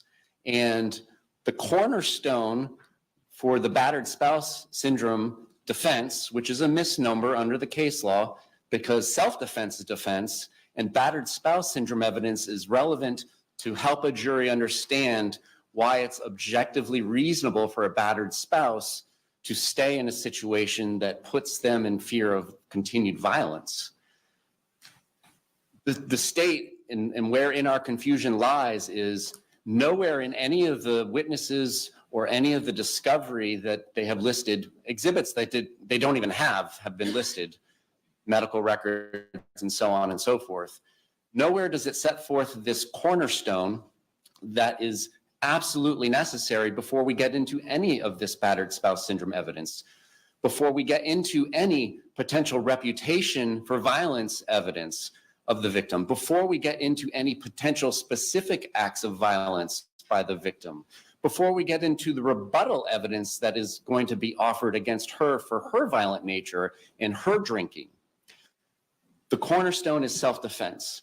Her statement to the police is not one of self-defense. It is one of accident. She repeatedly says there was no violence that day. So that is where the state's position is, that their notice is deficient. It only sets forth that there has been violence between the two of them, and it's apparently exclusively alcohol related. But it doesn't go on to say this violence has caused her to suffer from the syndrome. And here's why. She was afraid to go meet with her family. She was afraid to leave. She was any of the things that make up what is actually battered spouse syndrome. And moreover, it doesn't set forth the self-defense claim, which is the cornerstone of this. None of this comes in without a claim of self-defense. And so that's in part why we filed our motion in limine with that response, is the court can and should not allow any mention of battered spouse syndrome come in until self-defense has been established at trial. And as far as I can tell, the only person that can set forth a self-defense claim, since it was just her and the decedent in the apartment that night, is her. So she'll need to testify, and then she'll be impeached unless there's a ruling that the statements that she made to the Orange County Sheriff's Office are not only a violation of Miranda, but are involuntary and unavailable for impeachment use. That's what we're hoping to avoid, because we can't unring the bell during trial. If they put on all this testimony and evidence about battered spouse syndrome and about the past violence, and then we introduce evidence about her past violence against him and against Mr. Boone, it's hard to unring that bell. And even though King versus State, a 2000, I forget which year, 19 case allows the state to point out the things that are promised in a defendant's opening statement, but then don't come to fruition, that doesn't unring the bell. So that's what we're asking for. We're asking for sufficient notice. The statement of particulars that is required by the rule, where is it setting forth? There is a self-defense claim, and then there is going to be this shown beyond just the past violence between the two of them. Thank you. Judge, they're scheduled to take the deposition of Dr. Harper October 1, so they're gonna know fairly quickly what her opinion is. What's your response to Wagner? We're going to talk about Wagner, Judge, and I don't want to talk about that in a minute, but he's bleeding the argument into state's motion to strike the defendant's amended notice. And I would like for Mr. Henderson to respond to what he said about that. But Judge. I agree. There's two different issues here. The first issue is the sufficiency of the notice, and whether the notice is sufficient under the rule. The second issue from the court's perspective, is it applicable? And that's the hang up that I'm having. That's not to be decided today. That's not Wagner, whether it's an accident or whether it's battered spouse and there was self-defense. That's not to be addressed today or not to be decided today. That's going to be based on the testimony from Ms. Boone about what was going on. But I'd like Mr. Henderson, if you don't, but that's not what Wagner stands for. Wagner didn't allow, Wagner struck after multiple amendments, and the court, and we can take judicial notice of it if you want to, the court has pulled the file from the trial court in Wagner and has looked at the notices that were filed in that case for the battered spouse defense. Judge, ultimately, the female defendant in that case claimed that the firearm discharged accidentally. Correct. And the court ruled, hey, you can't have it both ways. It can't be an accident and at the same time be intentional that you committed as self-defense because you're a battered spouse. Right. So how is battered, it's premature for them to be arguing the question of intent. But that's not what Wagner says. What Wagner specifically says, although the trial court found the third legally sufficient, the court granted the state's motion to strike the notice and precluded appellant from presenting the battered spouse syndrome evidence at trial. And the DCA says that the evidence underlying in that case was all accident. Specifically, the located battered spouse syndrome as admissible where the defendant claims accident rather than self-defense. We're not claiming accident. Well, then what are you claiming? Self-defense. But every case that you cite, Medina, Hickman, its progeny, all pertain to some act by the accused. And that battered spouse is an excuse, a justification, an explanation for those actions. How is your purported defense applicable legally? That's the reason we asked for the statement of particulars, Judge, so we could find out exactly what they were claiming that she did, what overt act or what omission. The overt act, was it zipping him into the suitcase? Was that the overt act that caused the death? But all of the battered spouse syndrome cases talk about a defensive issue. Not meaning defense, your side of the ledger issue. I mean an action in defense. Wagner fired the gun. It was accidental. Hickman fired a gun. There was an act that was done by the victim or by the defendant in those cases. And battered spouse was used as an explanation for why it is that they did. How is that applicable to the case at bar? I assume they're going to say she overtly zipped him up in the suitcase. I assume they're going to say he was asking to be let out of the suitcase and she refused. She failed in a duty to act. Later on, she went upstairs and fell asleep. So it's either an act or an omission, but they're claiming an act or a series of acts led to the death of Mr. Torres, which they have alleged was directly caused by Sarah Boone's actions or non-actions.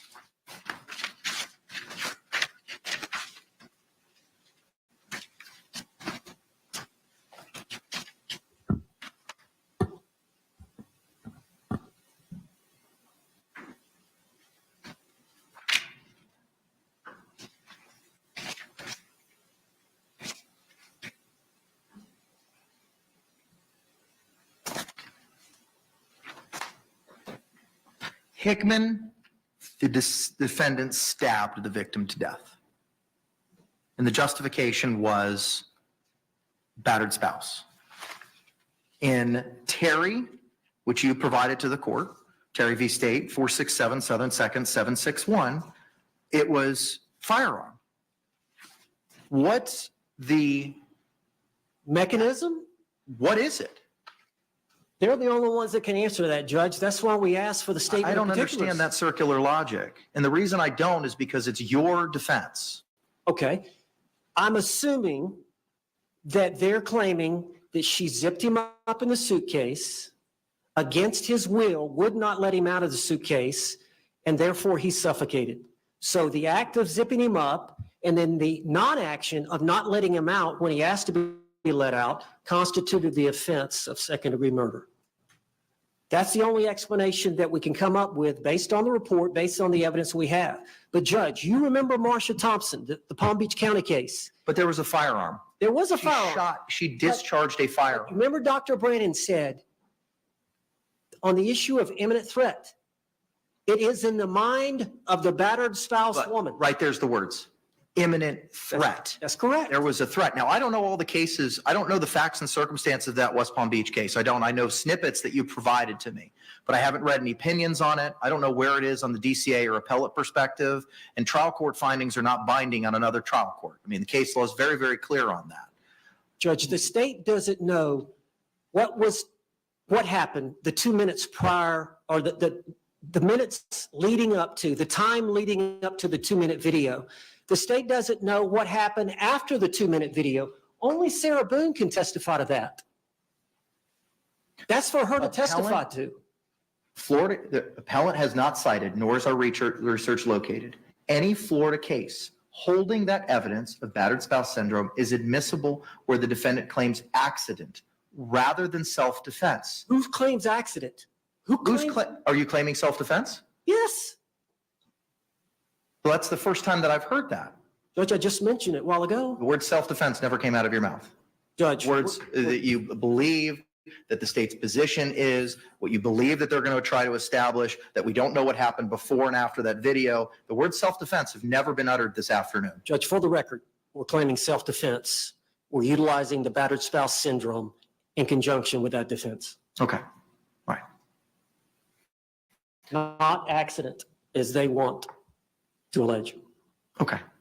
Does your compatriot want to provide response further? Okay. Mr. Henderson, good afternoon, sir. Can you hear us? If you can hear me, sir, you need to unmute yourself. Can you hear me now, Judge? I can, but I have some concerns because I'm getting reverb from you.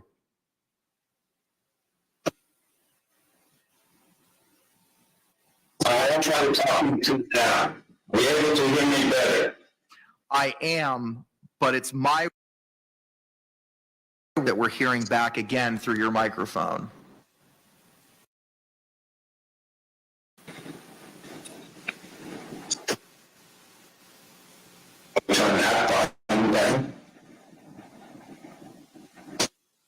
All right, this may work.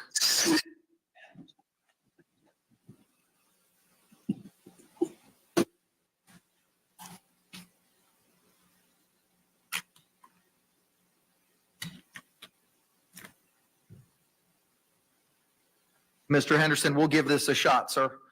You can go ahead. Yes, sir. Can you hear me now? I can, sir. Is that better? Yes, sir, it is. Yes.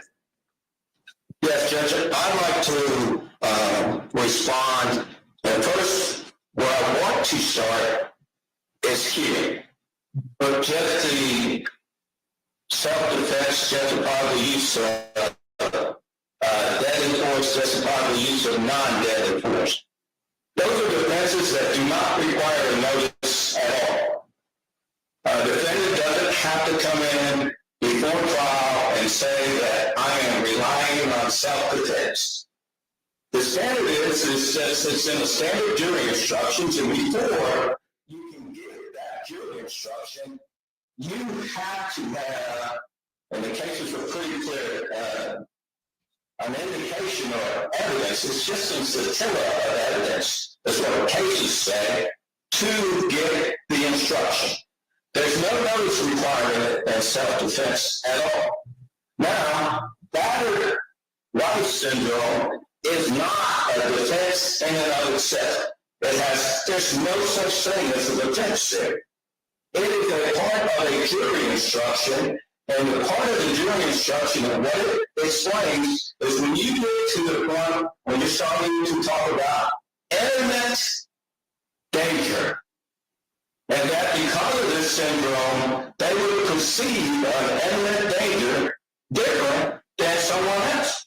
Because what the self-defense instruction required is that the jury place themselves in the position of the defendant in those circumstances at that point.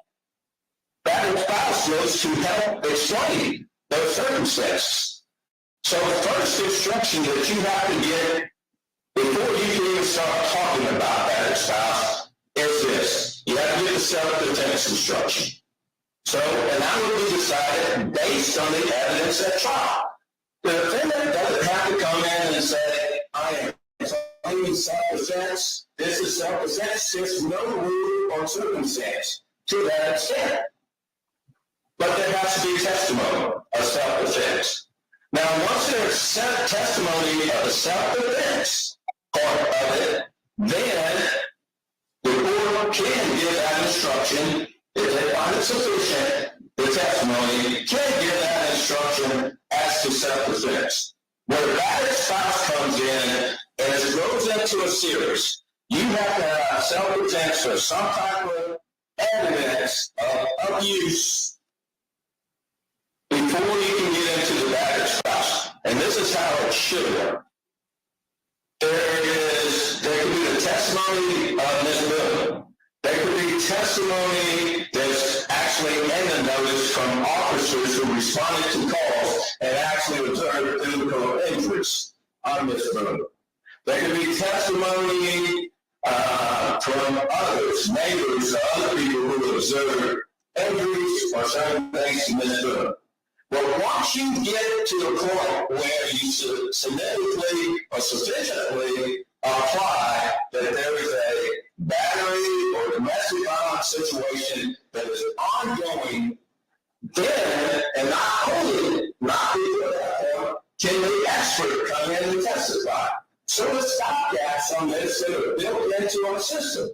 First, there has to be some accountability or some evidence of self-defense. Secondly, there has to be some evidence that will support the expert's testimony to become relevant at that time.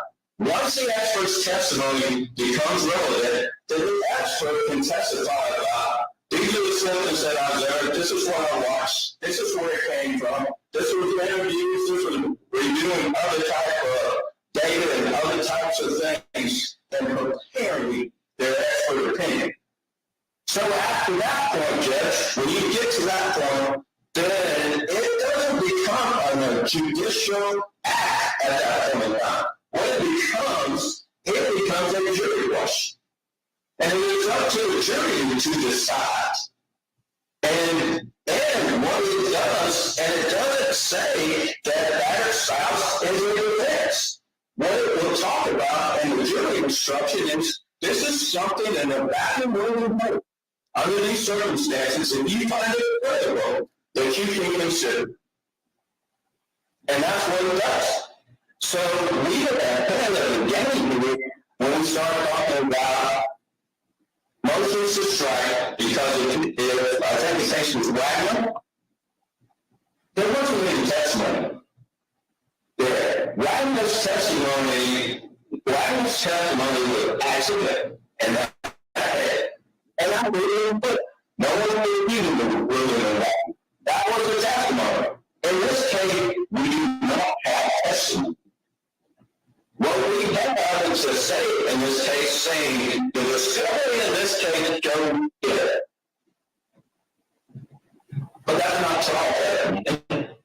These rulings have to be made based on the testimony of the report, either testimony itself, physical evidence. Mr. Henderson, we're having a difficult time understanding you, sir. I'm sorry, Judge. Is that better? Maybe. Madam Court Reporter and I were having a little bit of difficulty hearing you at the end. You seem to be projecting away from where your microphone is. Okay. There's my stopping you, but I'm not able to hear me better. Can you hear me better now? Madam Court Reporter. We will do our best, sir. Keep going. Yeah. So to bring it in for a landing, Judge, is simply this. And to the court, here's the evidence that permitted at trial. The court cannot make certain decisions. The court can't make a decision if justifiable use of non-deadly or justifiable use of deadly force is appropriate to give and to the evidence at trial. At that point in time, the court has to make a decision if, after evidence, if the expert's testimony is even relevant. So if there isn't any testimony to prove the relevancy or to show the relevancy of the expert's testimony, then that expert can't come up and talk about that as fast. Now, if you don't get the expert to talk about that as spouse and render an expert opinion, battered spouse is out the window. So then you're just on self-defense at that time. But that argument and that decision can only be made after the evidence is put in that trial. And that's all I have, Judge. Thank you. Mr. J, any response? It sounds like we're largely on the same page. The one point that I would strongly disagree with is that this evidence of battered spouse syndrome is relevant to the subjective belief of the victim or the defendant.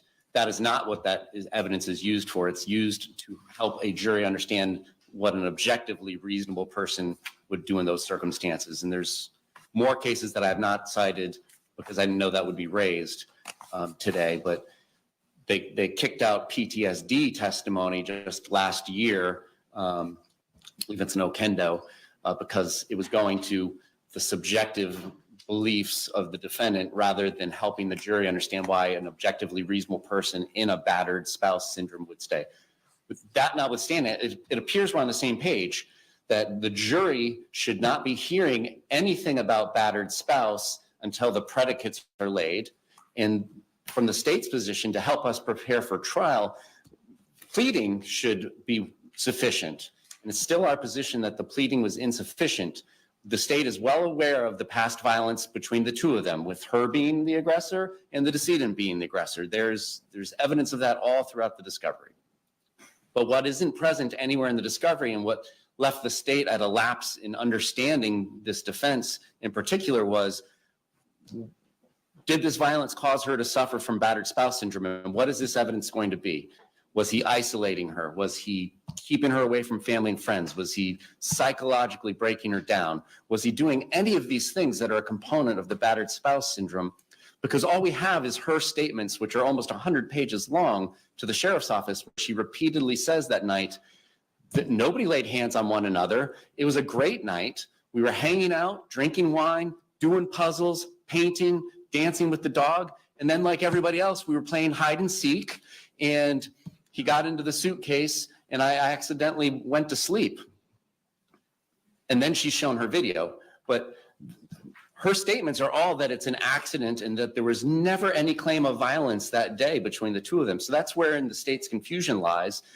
And I don't know how we're going to go about this at trial, if the defendant's going to have to testify in a narrative form, if she's going to come in and testify 100% differently than how she gave statements to law enforcement.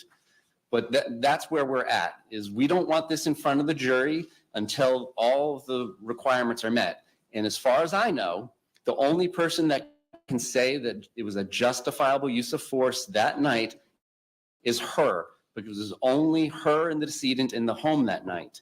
And thus far, she has not made any statements about a justifiable use of force.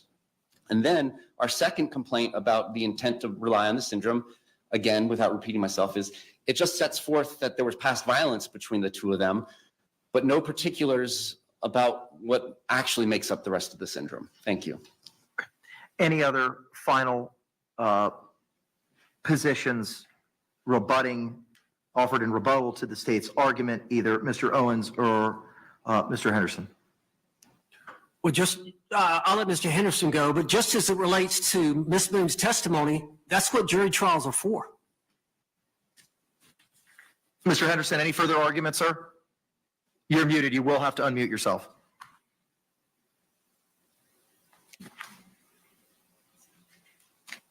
Mr. Henderson, you're still muted, sir.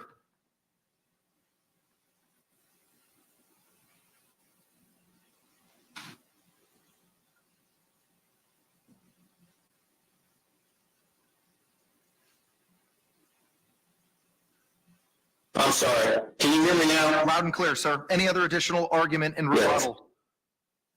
Yes, Judge. The state is going to have the opportunity to depose the expert, Ms. Harper, who can tie those things together. That's why we have experts who know about these things and who have the knowledge, who can tie these things together and tell why she's of the opinion that she was suffering from battered spouse at that time. The notice is simply to require to let them know that we're seeking this avenue, and here are the witnesses that we're using to seek the avenue. We don't have to list a specific number of witnesses. It's just the ones that we intend to use. And as Ms. Owens has told you, this is an ongoing process, and we'll probably be adding more. But that's all I have. Thank you. All right, thank you very much. The court is going to take the issue under advisement and provide a written order. I'll endeavor to do that by the end of the week. Last is the defendant's motion for enlargement of time filed September 17th. Mr. Jay, have you had the opportunity to review that? Yes, Your Honor. Okay, all right. Any problems with proceeding with that this afternoon? No, Your Honor. Okay, very good. All right, I have reviewed that motion. Mr. Owens, you may proceed, sir. Judge, and I do have about 2 or 3 other issues that we need to address, but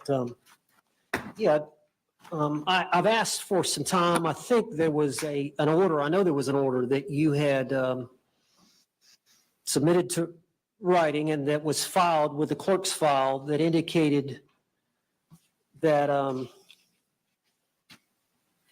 you wanted some things from the defense and from the state by certain dates. And I think that's a typo in paragraph 3. I said August 17, that should be September 17 on paragraph 3, Judge, of my defendant's motion for enlargement of time. That says September 5 on paragraph 3. Are you looking at my defendant's motion for enlargement of time? Yes, sir. Paragraph 3 says Dr. Julie Harper met with defendant Sarah Boone on Thursday, September 5, 2024. Am I looking at the wrong Okay. thing? I'm sorry. I was looking at the wrong one. If you look at the second page, Yes, sir. paragraph 7, Yes. that should be September 17. Yeah, got it. Okay. I mean, obviously, the court's order, the August 5 order speaks for itself. Judge, and as you know, we came in late. Dr. Harper formed an opinion that week. We filed a notice of intent to rely on battered spouse. It's ongoing. That's all I can say. We're working, we're doing everything we can to uncover evidence consistent with our defense. The problem is it's 4.5 years ago, and the apartment complex in Winter Park has changed hands. So we're trying to run down the employees. We're trying to run down the other tenants of the place. We're trying to run down medical records. That office manager is critical. We've taken her deposition, but we can't find her. Brandon, I think it's Moats, the neighbor that lived right next door to Miss Boone and Mr. Torres, and they shared a wall, is a critical witness in the case. We're trying to locate him. As you know, 4.5 years, people move. So we need more time, is my point. We're doing everything we can. We're working diligently. Billy Lane, the investigator, is working diligently to try to gather the information I'm asking him to gather. Coupled with the fact that we've got this phone that we're going to be extracting, I'm in hopes of in a few days. And I know that the state had extracted the phone and given us a lot of the data from the phone, but Ms. Boone says it's incomplete. That's the reason we want our own expert to extract it, that will be able to assist us in establishing evidence and testimony that she is a battered spouse and was a battered spouse prior to this event. But because of that, Judge, we haven't had time to complete that. And as I said in my motion for enlargement of time, we're asking to be flexible on some time limits up to and during the week of the trial, because we're going to be working that entire trial. Like I said, there's 18 days until trial starts. It's going to be a 2-week trial. I don't know when some of this information is going to come, but I assume every other day we'll probably be amending the discovery, the reciprocal discovery, and amending the notice of intent to rely on insanity or rely on battered spouse if we find other evidence that corroborates that. So we're just asking the court, and I know there's a rule that specifically this rule 3.050 that allows for this request. Thank you. Thank you very much. State, any response? Certainly the state is not going to be okay with them conducting their investigation once jeopardy has been attached. That is completely unfair to the state. This is the defendant's trial, not Mr. Owen's trial. She has been on notice of these charges since February 25th of 2020. She has gone through countless attorneys here who did not pursue this battered spouse syndrome defense, even though they had consulted with Dr. Harper back in 2020. And I believe the crux of that issue is going to revolve around her having to testify in the form of a narrative given her prior statements. So the state opposes any enlargement in time. The defendant has been on notice and has had centuries probably of legal expertise at her disposal for the last 4 years. And there may come a point in time where the state has to request a continuance prior to trial, but if this enlargement is granted.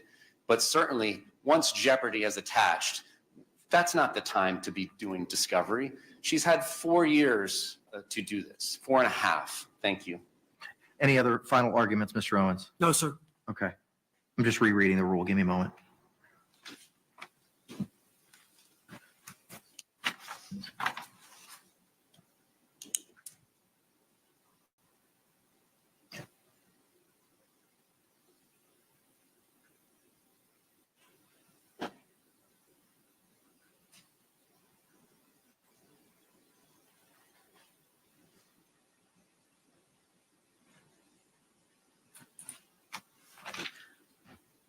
Mr. Owens, as I stated when we had our hearing on September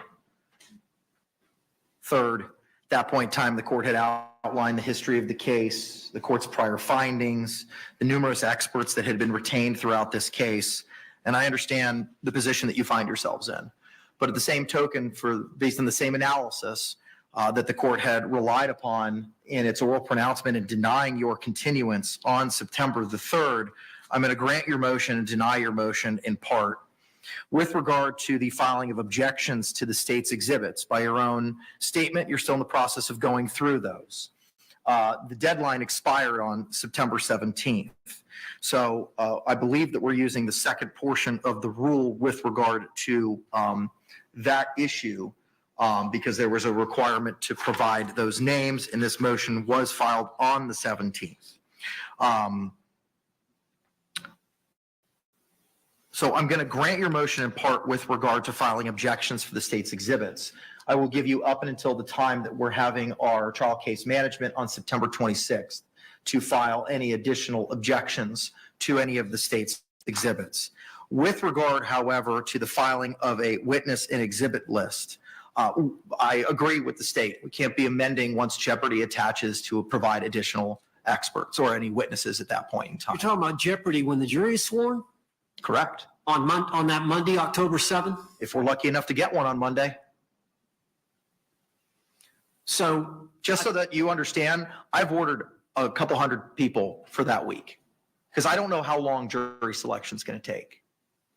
I don't know what people know about this case. Judge, so my intention is to run 50 people in the morning. So I'm just letting you all full disclosure here, what my thoughts are. 50 people in the morning. Get rid of language, get rid of cause. And if those persons who don't know anything about this case, I'm going to ask them to come back either Tuesday or Wednesday. And then we're going to run another 50 at 1:30. Get rid of our cause challenges, those who can't be here for 2 weeks, those who've just recently given birth, all the statutory cause reasons that they can't be here. I'm going to ask them to come back. And if we've got 40 people, 50 people at the end of Monday, we'll start Tuesday and we'll start whittling it down. And I can turn over when I'm done with my colloquy, my voir dire is about an hour and a half, 2 hours. And then I'll turn it over to the state and I'll turn it over to you and we can whittle it down from there. But if it takes us more time to get a sufficient panel because of the amount of time and other causes or preconceived notions about this case that can't be set aside, we may not be picking a final jury until Wednesday in this case. Is this set for 2 or 3 weeks? 2 weeks. 2 weeks. Now, it was originally set for 3 weeks. And then when we talked about it, when you came on board, we had shrunk that to 2.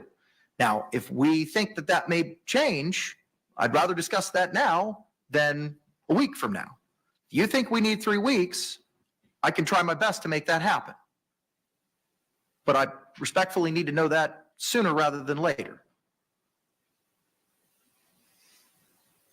Because in all candor, I don't know how long it's going to take. I did not anticipate. I anticipated we were going to be able to pick a jury in one day. I would love to be that bullish. I hope we can.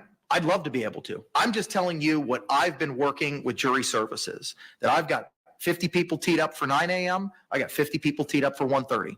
And that will continue throughout the week. It's easier for me to say, we don't need you, go home, you don't need to show up for jury service, than it is, I need bodies and we don't have them. Now, if we're able to get a jury in one day, fabulous. But if we can't, I have that backup. I believe if we pick the jury in one day, we could try the case in 2 weeks. But if it's going to take a little bit longer, and again, we don't know from now until October 7th what other evidence or what other witnesses we're going to uncover. So in the abundance of caution, I'm going to ask the court, if possible, to set 3 weeks. I don't think it's going to take 3 weeks, but I don't know how long jury selection is going to be. I don't know what additional evidence we're going to uncover, additional witnesses from now until October 7th. So to be on the safe side, I would ask for 3. Okay. All right. I'll see what I can do there, and I'll have Anita report back to both of you.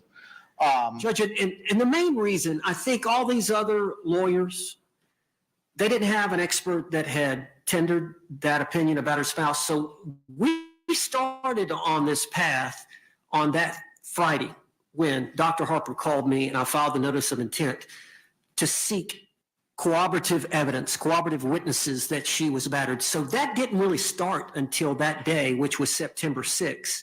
And that's why, and again, this was an event that occurred 4.5 years ago. Trying to locate witnesses, it's just taking time. I understand about the jury being sworn and we shouldn't be allowed to ask additional witnesses to come in. So I agree with the state on that. I agree with the court. But I would ask up until the time we pick the jury that we be allowed to amend reciprocal discovery and amend our notice of intent to add additional witnesses and additional evidence. Mr. J, any other further positions, sir? There just may come a point in time, Judge, if you don't set a deadline, that the state has to ask for continuance.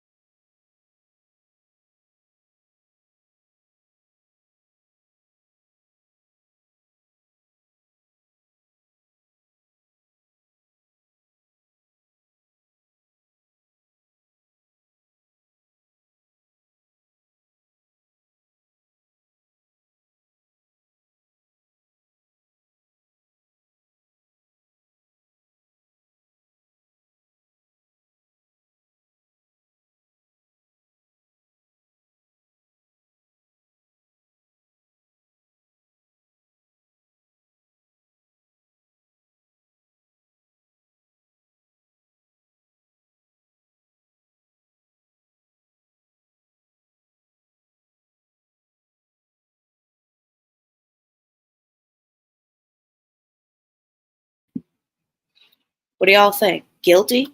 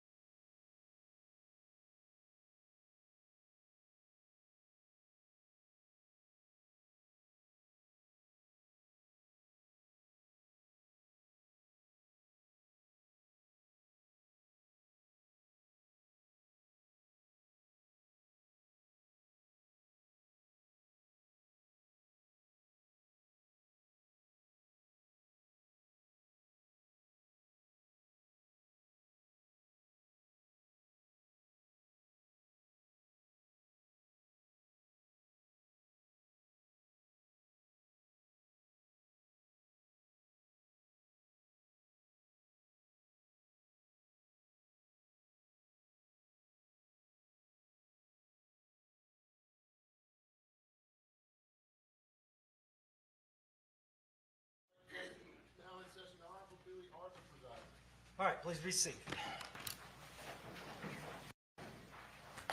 All right, the court's been informed that the jury's reached a verdict. I say this in every case. One half of this room, I don't know which half, is going to be upset. Do not add injury to insult.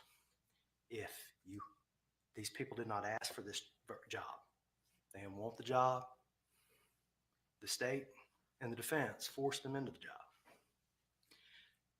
You will not approve the jury's verdict, and you will not disapprove of the jury's verdict, or you will go to jail.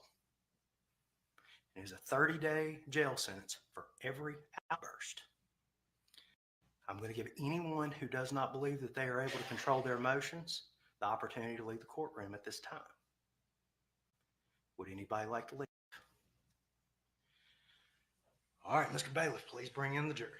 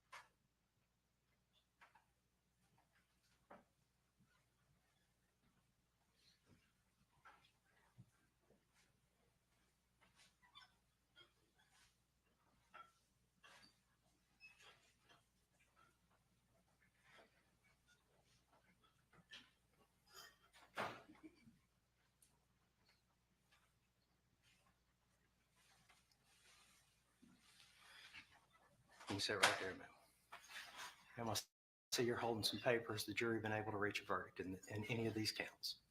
All right, if you would, please hand the paper to the bailiff.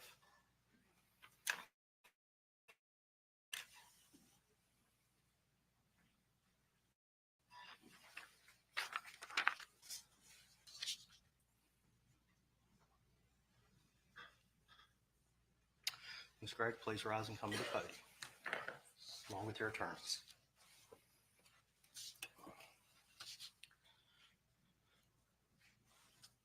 All right, the verdicts appear to be in proper form. Verdict of the jury is count one. We, the jury, find the defendant, Carly Madison Gregg, guilty of first-degree murder as charged in the indictment. Count two. We, the jury, find the defendant, Carly Madison Gregg, guilty of attempted murder as charged in the indictment. Count three. We, the jury, find the defendant, Carly Madison Gregg, guilty of tampering with evidence as charged in the indictment. Please be seated, Ms. Gregg. Ladies and gentlemen, the jury is custom for the court to poll the jury. I have to do it each time. And for each count, I'm not being rude. The quickest way for me to get through this is to simply point at you and you answer out loud. As to count one, we, the jury, find the defendant, Carly Madison Gregg, guilty of first-degree murder as charged in the indictment. Beginning on the first row, ma'am, is that your verdict? Sir, is that your verdict? Yes, sir. Ma'am, is that your verdict? Sir, is that your verdict? Ma'am, is that your verdict? You got to answer out loud, ma'am. I'm sorry. Yes. On the back row, sir, is that your verdict? Ma'am, is that your verdict? Ma'am, is that your verdict? Sir, is that your verdict? Ma'am, is that your verdict? Ma'am, is that your verdict? Ma'am, is that your verdict? That verdict is proper and unanimous. As to count two, we, the jury, find the defendant, Carly Madison Gregg, guilty of attempted murder as charged in the indictment. Beginning on the first row, ma'am, is that your verdict? Yes. Sir, is that your verdict? Yes, sir. Ma'am, is that your verdict? Sir, is that your verdict? Yes. Ma'am, is that your verdict? Yes. On the back row, sir, is that your verdict? Yes, ma'am, is that your verdict? Ma'am, is that your verdict? Sir, is that your verdict? Ma'am, is that your verdict? Ma'am, is that your verdict? Ma'am, is that your verdict? Count three, we, the jury, find the defendant, Carly Madison Gregg, guilty of tampering with evidence as charged in the indictment. Beginning on the first row, ma'am, is that your verdict? Sir, is that your verdict? Ma'am, is that your verdict? Sir, is that your verdict? Ma'am, is that your verdict? On the back row, sir, is that your verdict? Ma'am, is that your verdict? Ma'am, is that your verdict? Sir, is that your verdict?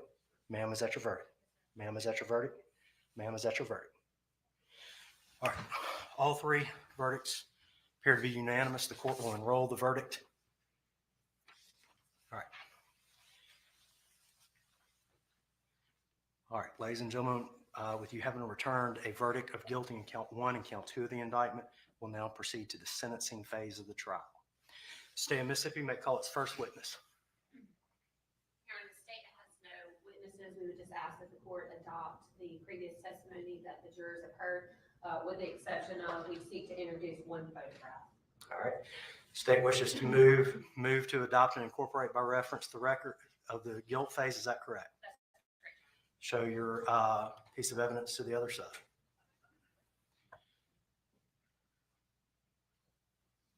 Any objection? Yes, Your Honor. Y'all approach.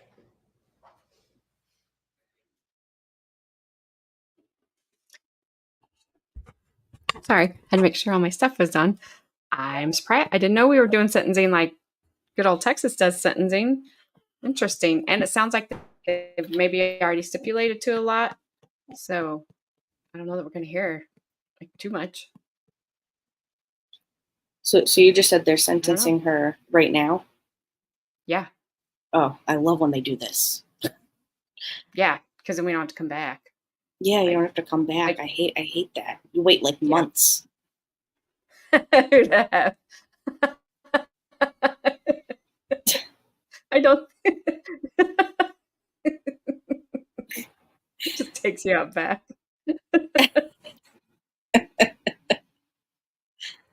Oh man. Sometimes people deserve it. Figuratively speaking, of course. You know. Is that her mom's relative sitting next to him because it looks like her mom? Mm.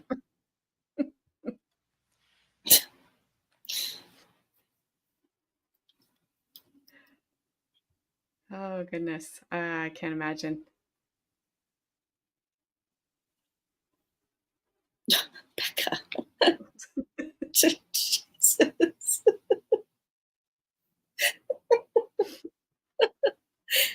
Oh. All right, the state has moved to adopt and incorporate by reference the record of the guilt phase of the trial. The court will grant that request. Does the state have any other witnesses it wishes to call? Yes, Your Honor. All right, defense may call any witnesses. We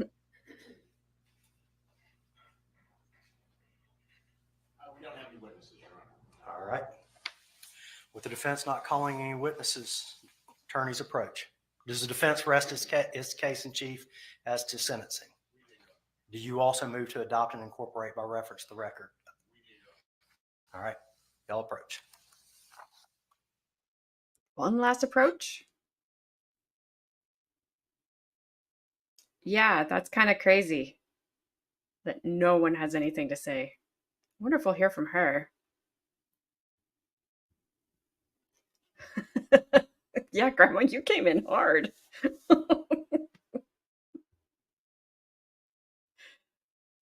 Grandma will take her out back. Who'd have? Grandma doesn't mess around. No. Consequences, little girl. Go to your room forever. Don't ever come back. I mean, she only called me a heathen, and I only missed one Bible trivia. My goodness. All right, ladies and gentlemen of the jury, with both sides agreeing to rely on the testimony from the guilt phase, the court will further instruct you at this time. You, the jury, have found the defendant guilty of the crime of first-degree murder in count 1. You must now decide whether to impose either a sentence of life imprisonment in the custody of the Department of Corrections or life imprisonment in the custody of the Department of Corrections with the possibility of parole.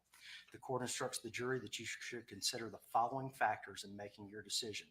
1, the defendant's chronological age.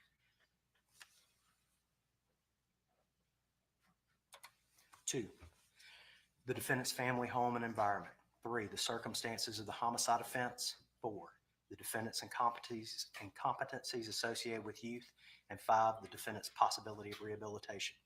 The court instructs the jury that when all 12 of you reach and agree upon the defendant's sentence for first-degree murder, you shall return the sentence in one of the following forms. If you agree to sentence the defendant to life imprisonment in the custody of the Department of Corrections, your verdict will be as follows. Quote, count 1. Quote, as to count 1, we, the jury, sentence the defendant, Carly Madison Gregg, to life imprisonment. Close quotes. If you agree to sentence the defendant to life imprisonment in the custody of the Department of Corrections with the possibility of parole, Your verdict will read as follows, quote, as to count one, we, the jury, sentence the defendant, Carly Madison Gregg, to life imprisonment with the possibility of parole, close quote. If you cannot agree to the sentence for the defendant as to first-degree murder, your verdict will be as follows, quote, as to count one, we, the jury, are unable to affix the punishment, close quote. You, the jury, have found the defendant guilty of the crime of attempted murder in count two. You must now decide whether to impose either a sentence of life imprisonment in the custody of the Department of Corrections or life imprisonment in the custody of the Department of Corrections with the possibility of parole. The court instructs the jury that you should consider the following factors in making your decision. 1, the defendant's chronological age. 2, the defendant's family and home environment. 3, the circumstances of the homicide offense. 4, the defendant's incompetencies associated with youth. And 5, the defendant's possibility of rehabilitation. The court instructs the jury that when all 12 of you reach and agree upon the defendant's sentence for attempted murder, you shall return the sentence in one of the following forms. If you agree to sentence the defendant to life imprisonment in the custody of the Department of Corrections, quote, as to count two, we, the jury, sentence the defendant, Carly Madison Gregg, to life imprisonment, close quote. If you agree to sentence the defendant to life imprisonment in the custody of the Department of Corrections with the possibility of parole, your verdict will read as follows, quote, as to count two, we, the jury, sentence the defendant, Carly Madison Gregg, to life imprisonment with the possibility of parole, close quote. If you cannot agree to the sentence for the defendant as to attempted murder, your verdict will read as follows, quote, as to count two, we, the jury, are unable to affix the punishment, close quotes. All right. First closing by the state as to sentencing. Mr. Bailiff, 7.5 minutes. You wish a 2-minute warning or a 1-minute warning? 1 minute is fine. 1 minute. You may proceed.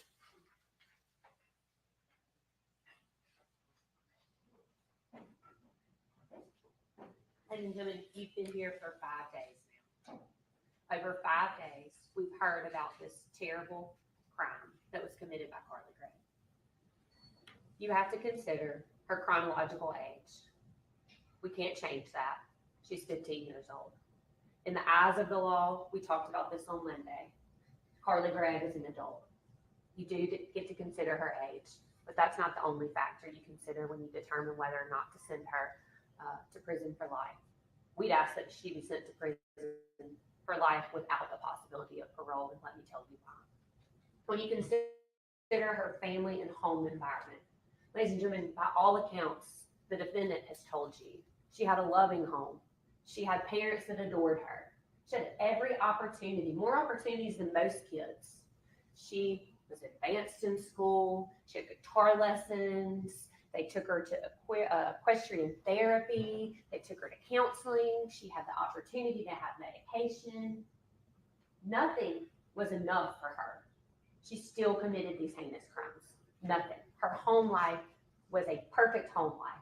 When we talk about these factors in Miller, that usually comes up when we talk about these defendants that have been grown up on the streets when their parents weren't present. Now, did Carly have a dad that she didn't love or had problems? Absolutely. But ladies and gentlemen, that is not enough. That is not enough for her to be able to walk the streets. She murdered someone.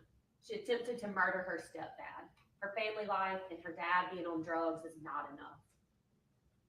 The circumstances of the homicide, I don't have to tell you that. Y'all just lived it. You watched it. You saw those awful photographs. You had to watch that terrible video. We listened to Ashley Smiley's last sounds. We heard from Heath Smiley on that 911 call, the desperation. He said, help me. Help me. Ladies and gentlemen, those crimes were awful. She has shown zero remorse.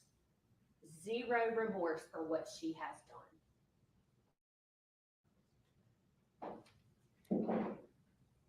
Let's talk about her ability for rehabilitation. The defendant's own expert during the guilt phase of this trial said, you know, she's on this medicine, she's fine.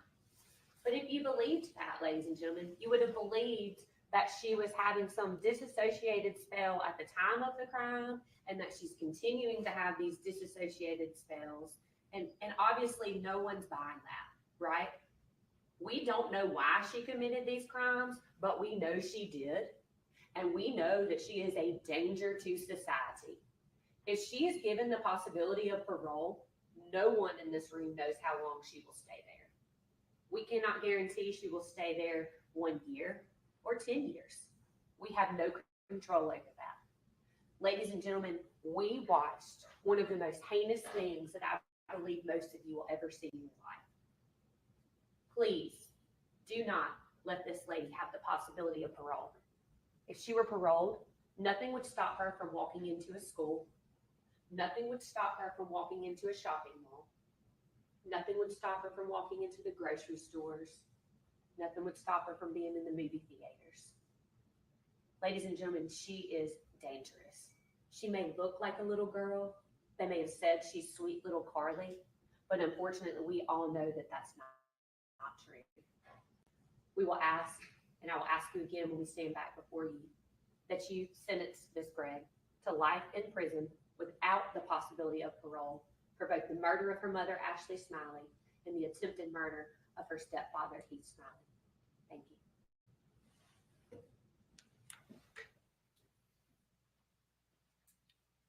Argument says sentencing by the defense. How much of a warning would you like, Mr. Camp? 2 minutes. 15 minutes total. Thank you, Your Honor. Yes, sir. I'm gonna have to tell you, this is probably the most difficult thing I've ever had to do. I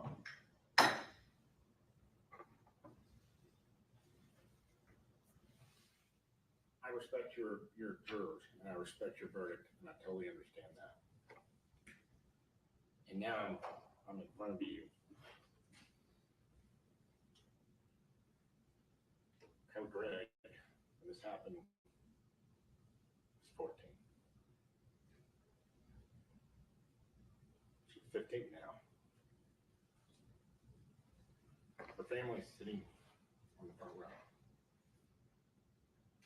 Her grandparents, which are Ashley's mother and father, have been supportive during this whole process. He's smiling. Who's the victim in this case?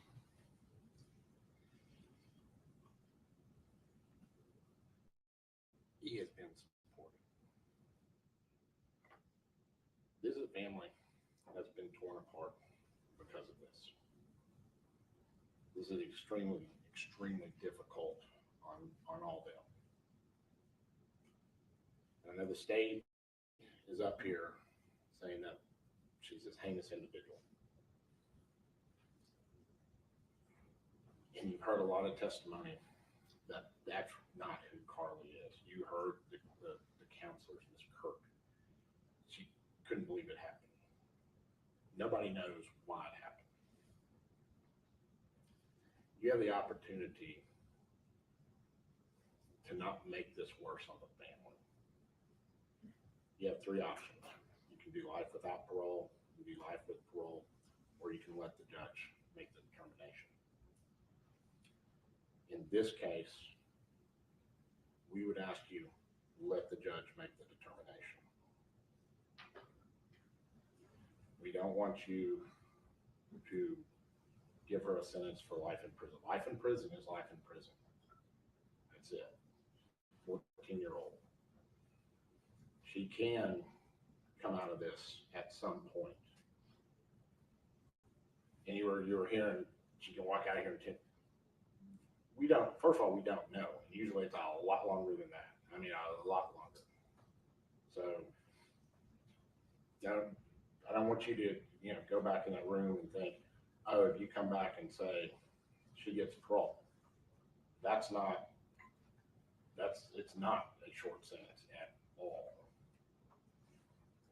We would ask you to allow the judge to make the sentence, because the judge understands. I'm not saying y'all don't. You don't have the ability, so don't get me wrong on that. But he knows, and the court knows, what we're actually looking at with times. And so please, in this situation,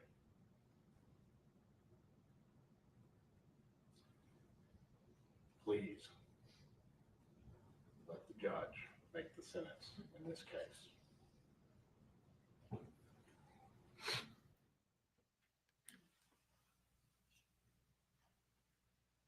I'm closing on behalf of the state.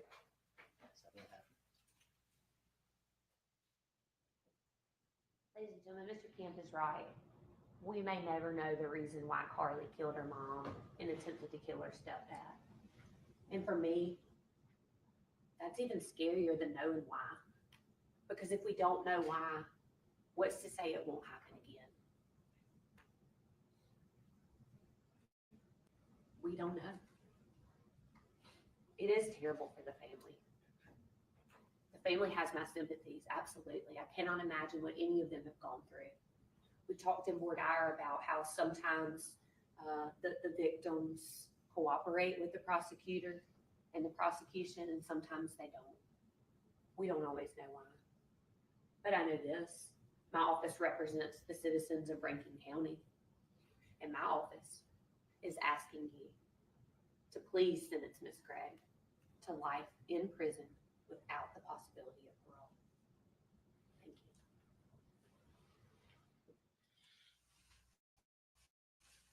Ladies and gentlemen of the jury, you've received you've heard the arguments. I'm going to ask you, I'll send you back the instructions. I'm going to ask that you retire to begin your deliberations. Everyone remain seated while the jury exits.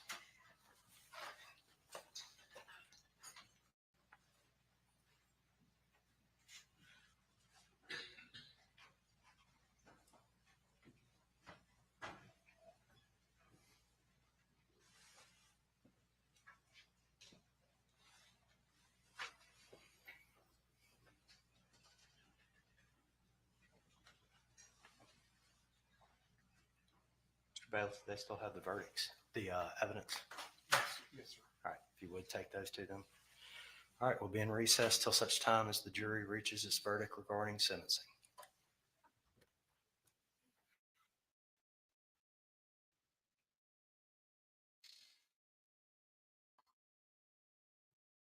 I think they'll give her the possibility of parole too. I don't know what the, sorry, I'm not supposed to have her face on camera, so I'm trying to keep it off of there, but get close enough to my mic. I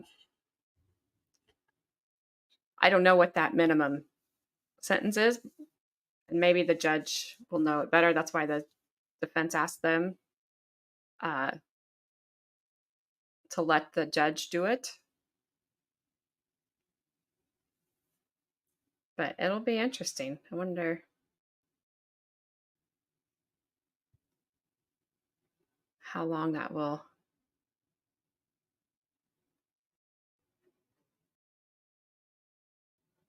take.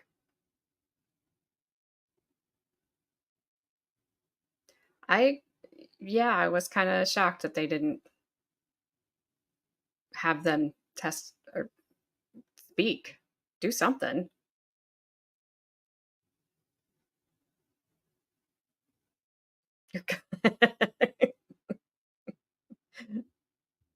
Teresa says she better finish her Coke.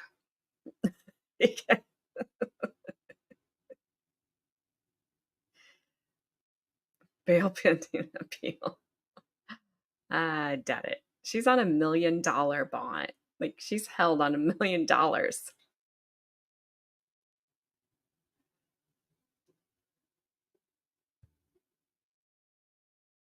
Yeah, all that commissary is pricey. So I don't know how long it'll take for the sentencing. I bet it doesn't take very long. They probably already have maybe an idea.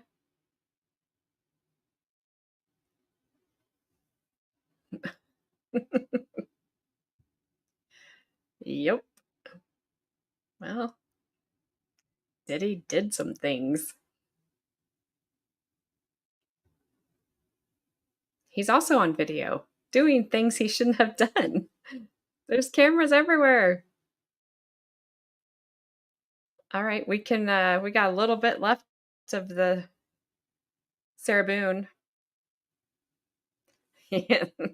And here comes Super Sun. Yes. Diddly the diddler. Oh. Here they come. Diddy the diddle. The didder. It's not like the Bears. Sorry. I hope that's okay. The amount of back of her head. Also, I have failed at I have failed at 2 of these. I'm not sure what happened. So we'll have to change her clothes again. Sorry. But she's sleeping right now, so I don't really want to change her clothes at this very second. I had to the first time. All right, so we got like 9 minutes left of the Sarah Boone hearing, and then we can, maybe they'll be back. Surely they've had lunch.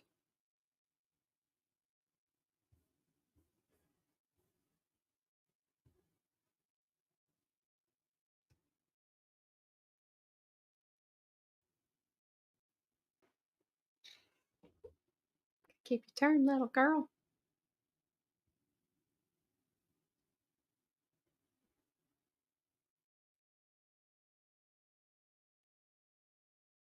Well, I've already used one. And I'm gonna have to use another one. So, you know. She actually, I don't even think she had to do the year or to have Judge, oh, that judge's name escapes me right now. She was not happy with that verdict, and you could tell. That was the first time, too, that I didn't watch that trial, but I watched the verdict come in, that I saw there was 2 court TV anchors, and they were so mad that they gave that girl a guilty verdict. But I think the judge let her out. Like, she didn't have to serve a year. I don't remember what her parameters were, but she went home, I believe. DeSanto,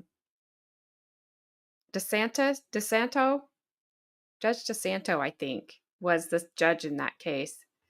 If you watch the sentencing hearing was interesting. The verdict itself had interesting reaction by the judge, and like I said, by court TV. Like, I've never seen them angry like that, and they were not happy. Let me take my banner off. All right, so there's 9 minutes left of Sarah.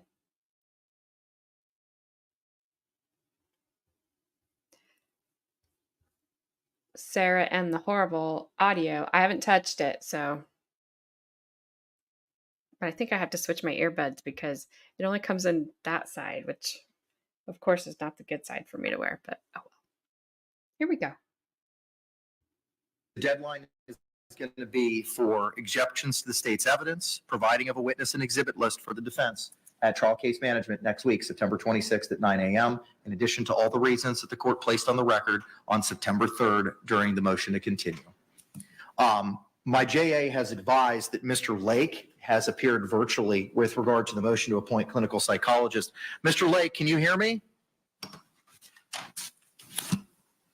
Yes, I can, Your Honor. Can I get your appearance for the record, please? Yes, Christian Lake on behalf of the Justice Administrative Commission. All right, thank you, sir. Earlier today, before your participation, I know that Mr. Owens had provided you certain cost motions regarding the forensic psychologist, Dr. Harper, and the crime scene investigator, Dr. Birkland. You had advised as the JACS's positions on those motions. Your email has been filed in the court file. Subsequent to that, a motion to appoint clinical psychologist regarding Dr. Michael Brannon was filed. That was just filed yesterday. I know my judicial assistant sent you a copy of it. Have you had the opportunity to review that motion? And if so, what is JACS's position? Your Honor, just briefly, we did review the motion. We were not contesting it beyond objecting. We do object to any rate in excess of the rates established by law, but we acknowledge for this type of expert that it would not be uncommon to approve a rate of $200 an hour.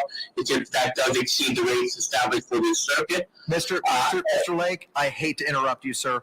Madam Court Reporter's having a difficult time hearing you. If you could start over and slow down just a smidge for us, we would greatly appreciate it. Not a problem, Your Honor. We did review the motion to appoint the expert. Just to give the court some background, because I went back and looked through our files.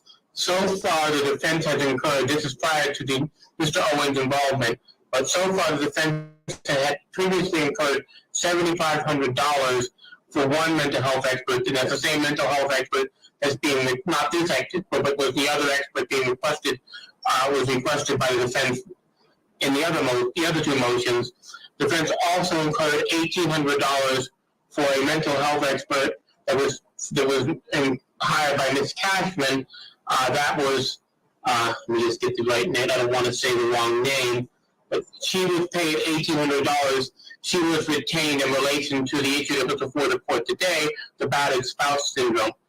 And now the defense is requesting a third mental health, but also at the rate of $200 an hour.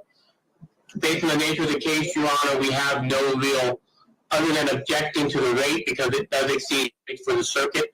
We don't have any other concerns about the appointment of the expert. It would be the third mental health expert appointed to assist the defense. But that really, I mean, ultimately that's your call whether to allow the defense to incur costs for a third mental health expert. The motion reflects the rate is $200 per hour. Is that in excess of the JACS rate? Your Honor, it's in excess of the rates for the circuit. Those were the rates that were adopted back by the old Immigrant Services Committee back in 2007. We essentially generally don't ask for a hearing unless the rate is over $200 an hour. So we generally, again, we acknowledge that is, that the rates generally range for mental health experts range between $150 to $200 an hour. So we don't particularly object to them. As far as what the rates were at that time, they are posted on our website, and I'm pulling them up right now because for the Ninth Circuit, the rates for medical doctors and psychologists are $160 an hour for out-of-court services and $178 an hour for in-court services.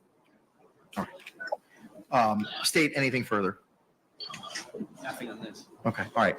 The court is going to grant the motion to appoint Dr. Brannon. I know that the state advised that this is not going to be nunc-pro-tunc because I've received nothing from you, Mr. Owens, that he's done any work yet. That's correct. Okay, so this will be effective as of today, the 17th of February. September. Yeah, is that not what I just said? I'm sorry if I said a different date. I will take it under advisement the issues pertaining to the battered spouse syndrome and provide a written order. You had advised there were some other issues that you wanted to bring up, sir.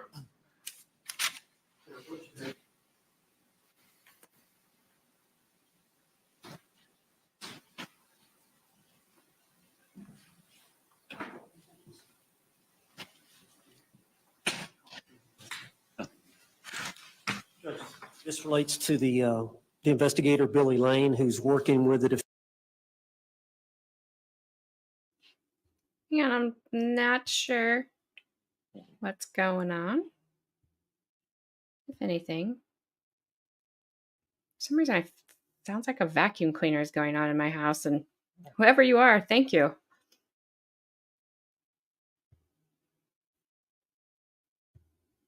I don't know that there's a vacuum cleaner going on in my house, but if there is, thank you very much.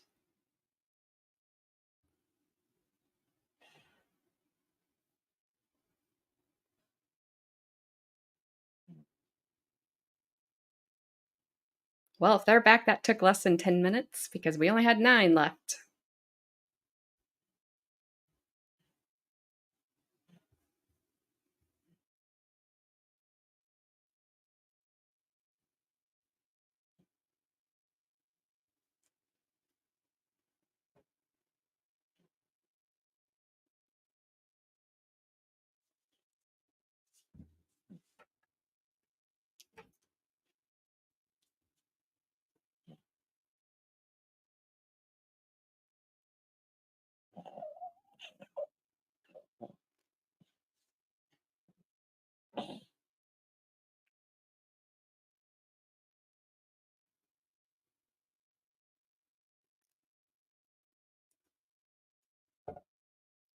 Oh, well, I guess there was nothing there.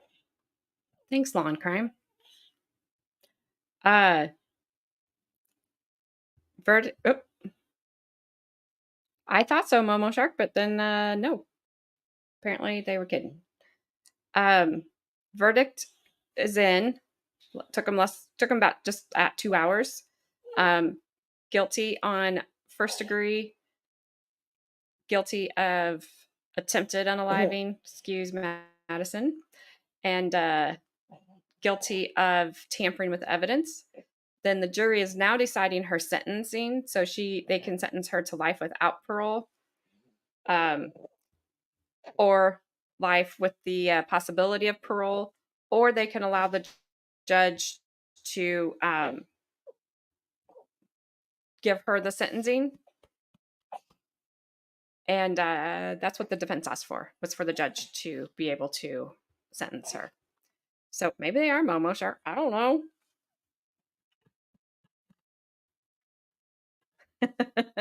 That's how did you know our goal? Youngest lawyer ever. All right, I gotta mute now.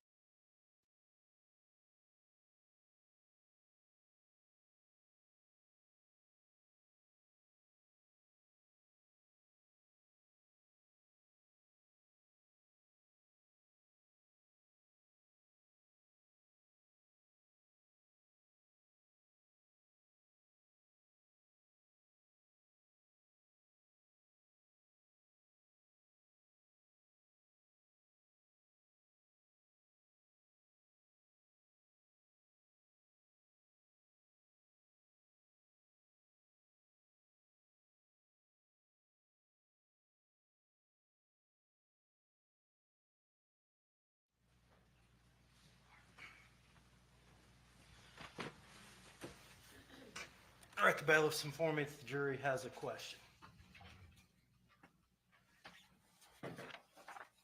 Jury's question is, what is life in prison without parole? Question mark, ears wise. Attorneys can approach, look the note.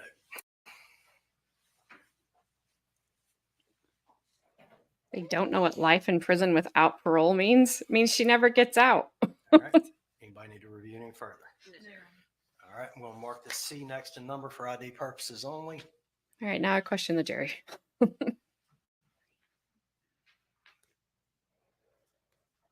All right. Well, the truth of the matter is that the truthful answer to that question is nobody knows. However, typically all the court can say is something to the effect of, you have received all of the evidence and instructions in this case, please continue your deliberations. I'll hear arguments from the state as to response. No argument. By the defense. No argument. All right, I'm going to ask Ms. Butler or Ms. Eaton to write that out. Y'all know my handwriting's bad.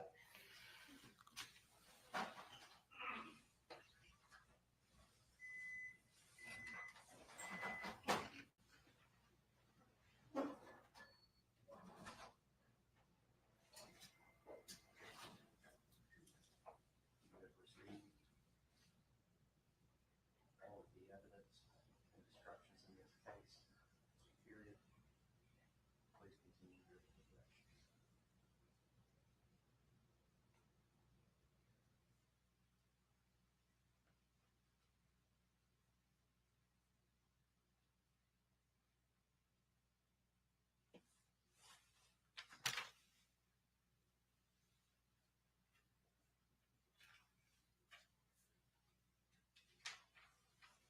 I'm going to ask counsel for both sides to approach one more time. Look at the note. Make sure you agree that's what it says.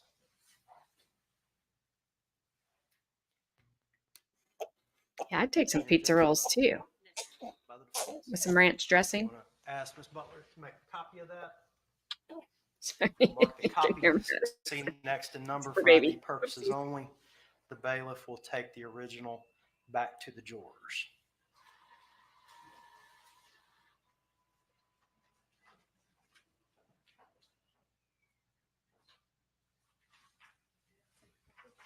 I'll take a copy.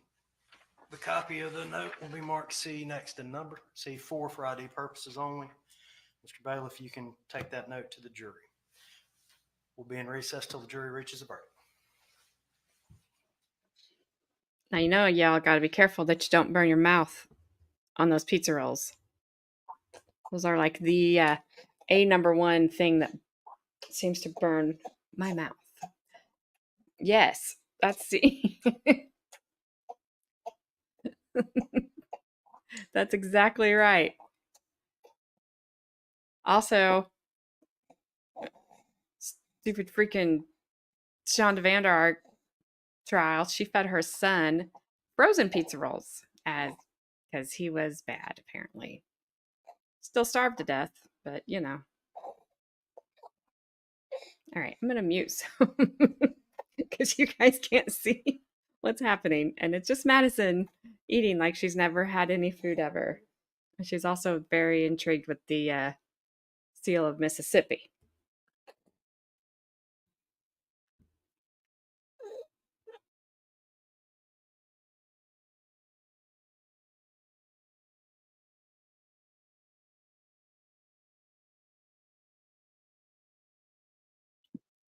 Roll Tide. Hang on one second. I'll switch us back.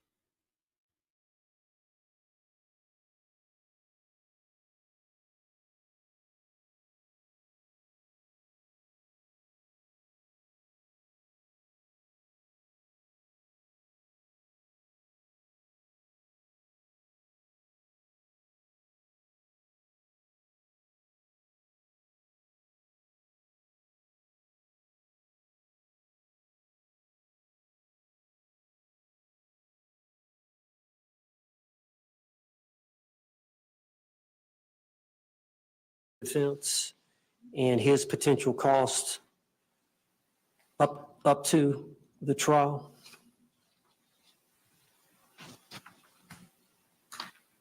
Are these being hand filed now? Mr. Lane handed them to me right before we came in, so I'm going to have to scan these in and file them. Okay. I wanted the court to be aware. If you want to address it at the September 26th case management conference, we can do it then. Let's do that. Just do me a favor if you could, sir. Once they're filed, just forward them to Ms. Barrios. Okay. So that I've got hard copies of them. All right, I'll give these back to you, sir. Judge, the other thing was, of course, we've got trial coming up quickly, and generally, when in a courtroom, I do opening statement, I maybe have some demonstrative aids, but I walk around, and I understand here that we've got to be in front of a microphone. Is there any way we can set up, maybe the defense can set up a system where we can wear a mic so that we can walk to some degree? I will have to check with court admin. All right. And then the other thing is, we would like Sarah to wear street clothes. So do I need to file something? I have, get in touch with the public defender's office. When Ms. Boone was representing herself, I had coordinated and communicated with the public defender's office multiple times in an attempt to obtain clothing. Before you came on board, Mr. Owens, Barry Click, BARRIECLICK, had provided the total amount of clothing that they had that would fit Miss Boone, including shirts, pants, slacks, skirts. And that was the time where she would be allowed free reign and was going to have the shock device on her lower leg. I would ask that you can email Miss Click. You can find her information on the Florida Bar webpage and ask her if the public defender would assist you in providing clothing. They were going to while Ms. Boone was representing herself, and I imagine that offer would still be extended. Judge, and I anticipate 2 more pretrial hearings. One is the case management conference, and two, if I file the motion to suppress the statement made during the interrogation, we would probably have to set a separate date. Can she wear street clothes at those two hearings? If you can get it to her. Okay. So that's something you have to work with corrections. I don't know that they're going to let you do that. Now, when it comes time to trial, we would like, she would like for us to have some makeup for her and somebody to fix her hair in a way that's presentable to the jury that she would like to be presented. Do I need to file a motion on that, or? I think you're going to have to. Okay. I believe that's all I have, Judge. Okay. All right. Anything else, State, we need to address? All right. Anything else, Mr. Owens, or from your co-counsel? No, Judge. Okay. I will see you all on September 26th at 9:00 in the morning, and I will endeavor to get you a ruling on the battered spouse issue as soon as practical, hopefully by tomorrow. Thank you, Judge. All right. Thank you all very much. We're off the record.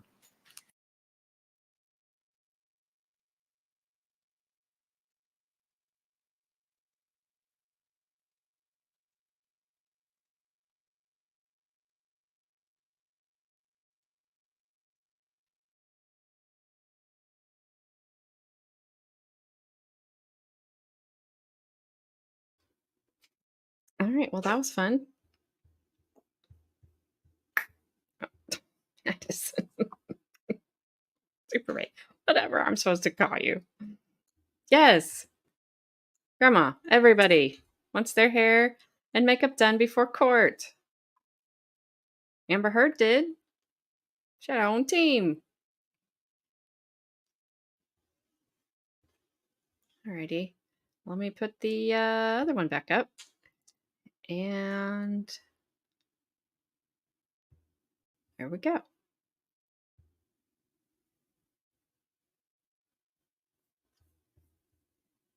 Stop sharing that. Oops. I didn't.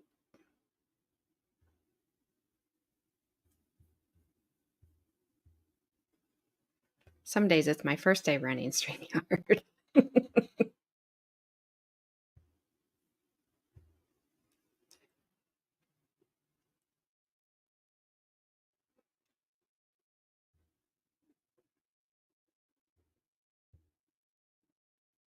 All right. What do you think they're going to come back with? Think they're going to give her the possibility of parole? I think they will. But I'm still a little surprised that they had to ask what life without parole meant. The judge's answer also surprised me too. Said, well, sometimes we don't know. So life without the possibility of parole doesn't necessarily mean life without the possibility of parole.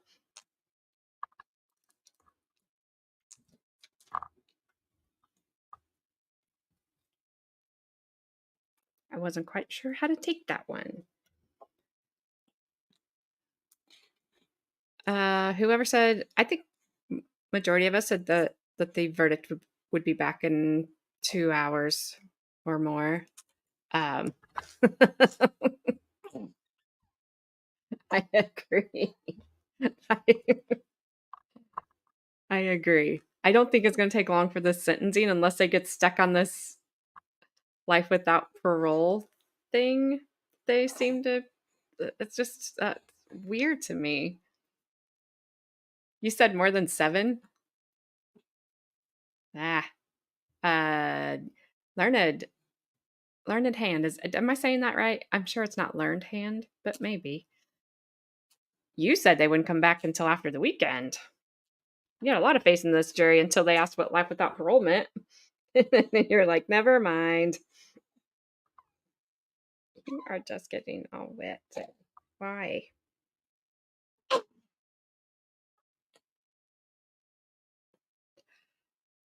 Yeah, so I'm glad that it's not going over the weekend. I will just tell you that, because I don't think old Judge Arthur could handle it.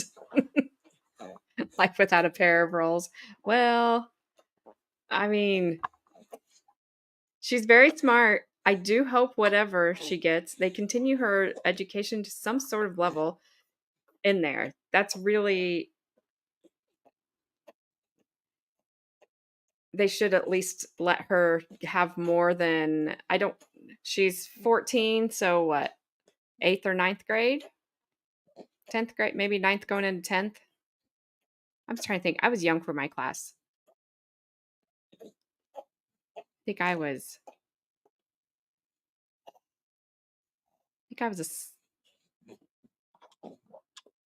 a sophomore when I was 15. I'm trying to think. Because I think I was one of the last ones to get my driver's license, and that was at the beginning of my junior year. It's Mississippi. Sorry, anybody from Mississippi. Teresa, I want to know what the heck's going on down in Kentucky. First, we have the I-75 guy, and then we have this, was it a sheriff's deputy that unalived a judge? Like, what is happening? That's so crazy. Like, what are you doing, Kentucky? And Kentucky's not very far from me, so it needs to stop. We've got our own crazy going on around here. I don't know, I think most of you were gone at the end of yesterday's stream. I was reading, Carmen had sent me a piece of paper that, oh, it wouldn't? So, Teresa, that's why sometimes you'll see us type like 2 words and then 2 words and then 2 words because it won't let you say certain things. Even today, when I have said something like, I don't know, it was not like, oh, me too, I'd like to have some of that. And then it's like, oh no, you can't send that. Or I said I was gonna fix the baby a bottle. And it was like, yeah, no, you're not. Can't send it.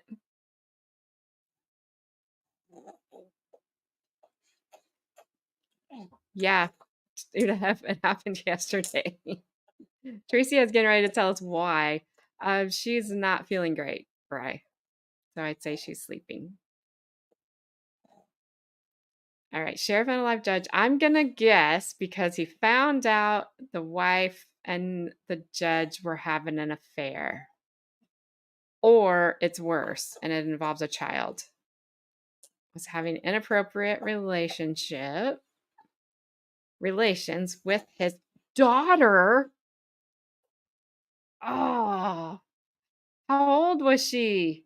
Is she? Oh my. Oh. Yikes. How old was the judge? 16, dude. I mean, you shouldn't do that. But I mean, I see being that mad, but you shouldn't do that. That's don't do that. Don't do that. Yeah. Yikes. I kind of agree. 52. Dang. It's a year older than me, and I can tell you there's not a 16-year-old out there. Sorry. No, thank you. That would be weird. All right, I got to pull the old switcheroo because the bottle is empty. She may not let me. But yeah, gross.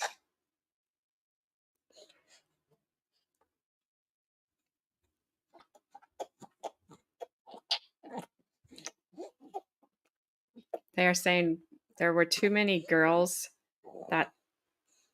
there were many girls. Ew. Was this guy like good looking?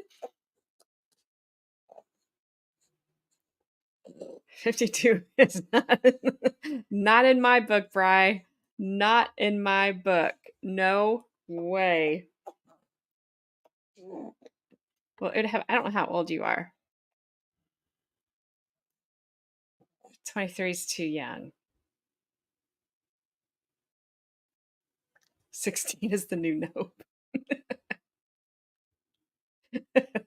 That's what everybody should remember, Kelly. 16 is Nope. Just it doesn't even have to be new Nope. It's just Nope. Sheriff confronted him with evidence and was going to arrest him. Well, you know, maybe he should have just did that part and just arrested him instead of, unaliving him. So you're 33, you turned 33. She was 23. I can see it, maybe. Uh-oh. Little girl. I can see it. Hopefully Gabby can jump back on here in just a second. Might be fighting her laundry, her washer. Don't do that.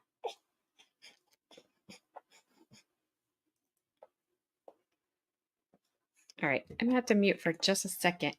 I'm gonna see if I can find that story for you, and I will play it for you while I go take care of her. They said the judge had a weapon out has not been confirmed. Yeah. I'm here.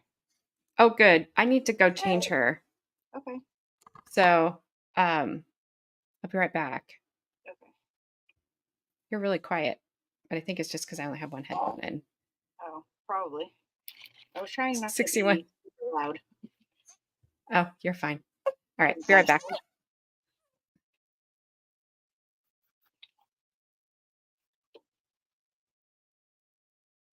$61 here. Get it, bruh.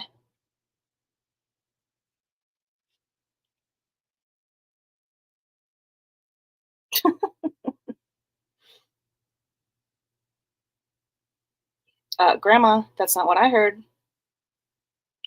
Don't be lying now.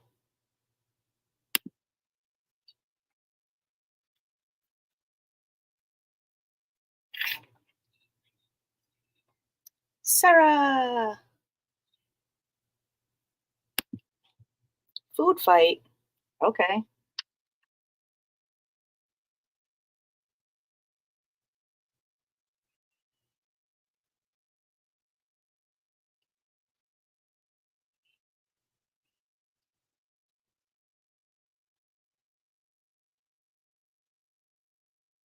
Watch out for my frying pan at the end.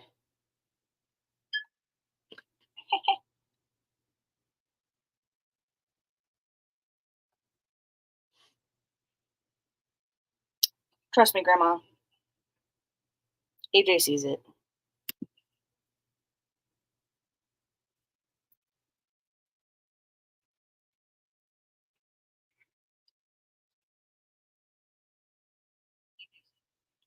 Sarah, she was found guilty.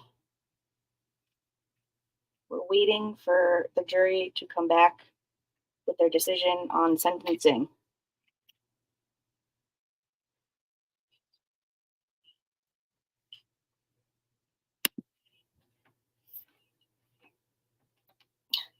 Yes, diaper change.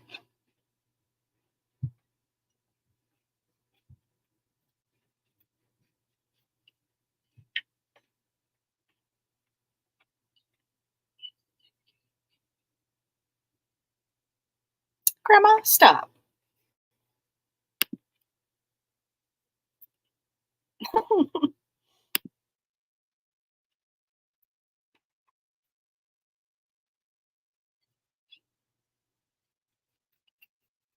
What's everyone having for dinner?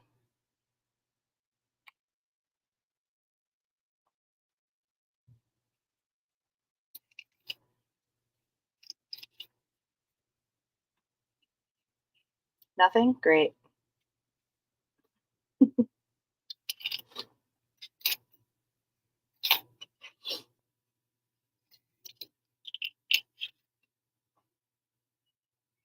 No, didn't surprise me at all, Sarah. Pizza rolls?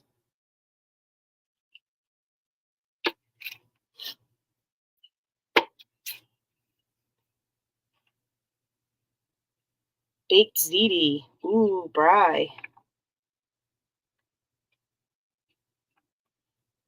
Steak roasted pot and green beans.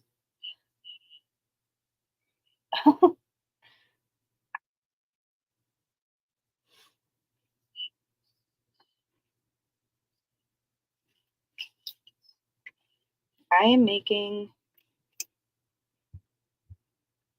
chicken tacos.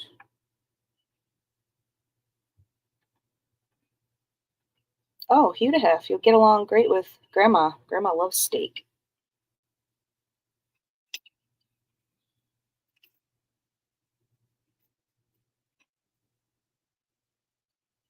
Wow, fancy.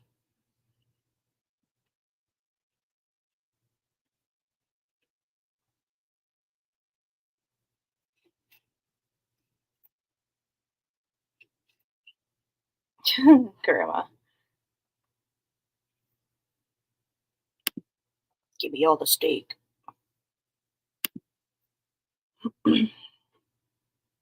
$6 a pound. Is that expensive? I feel like that's expensive. Or it's cheap. I don't know.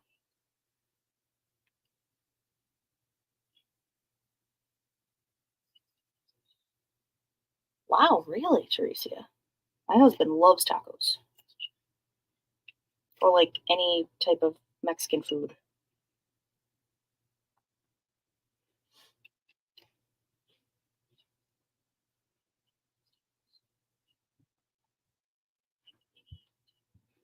Interesting, they were going to arrest the judge.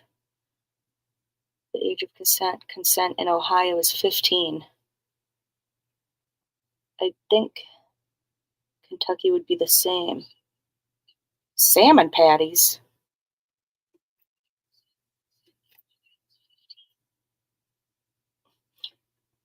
I can hear myself in my other headset. It's disturbing me.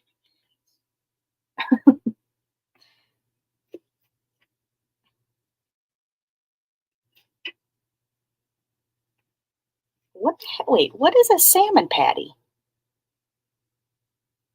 Do you like mix it with breadcrumbs or something?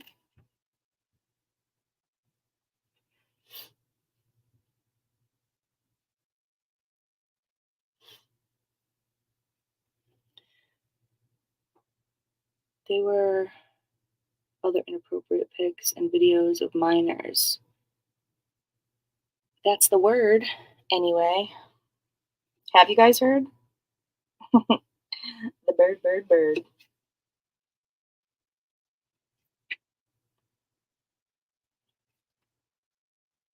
I'm still trying to figure out what a salmon patty is. Is it like a Krabby Patty, but fish?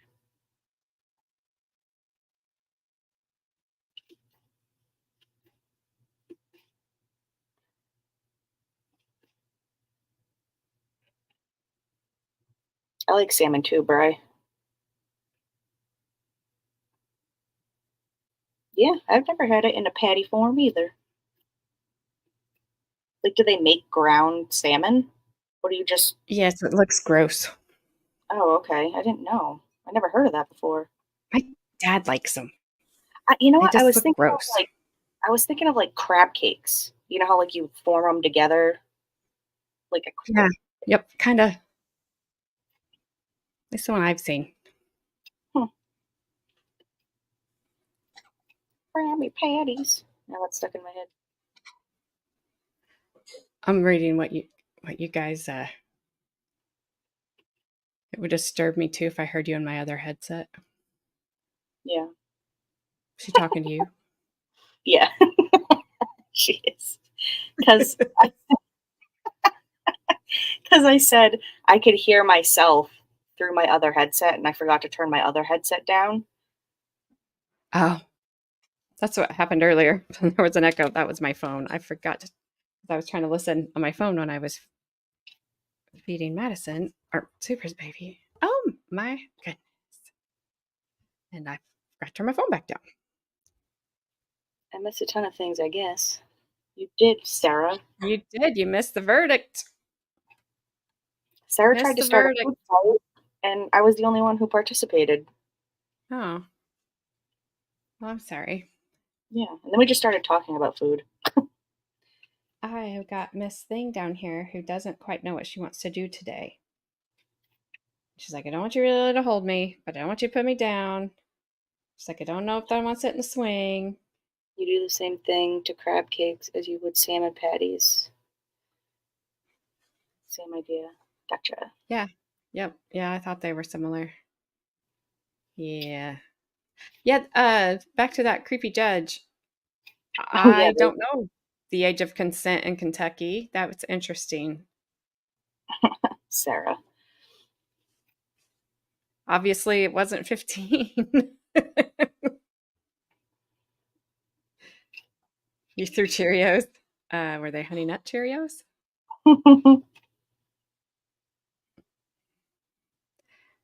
Yeah, I think there's more to the story too. Be interesting to see how that one develops. Especially if there were many girls. Like, come on, dude. You're a judge. You were. How old Now did you're they not. say he was again? Like 50 something? 52. Old enough to know better. Yeah. Give me a break. That's nasty.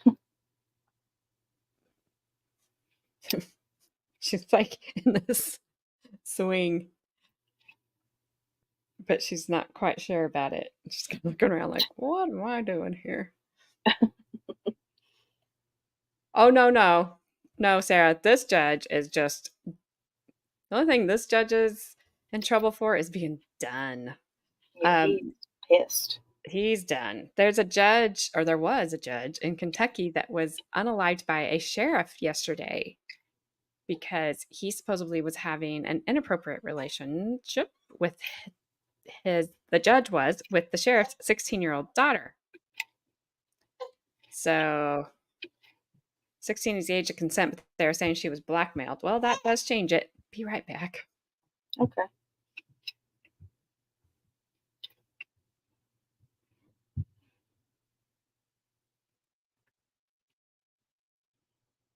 However, there are some reactions on who a 16 or 17-year-old can consent to having, haha, I'm not saying that on live, with a 16 or 17-year-old.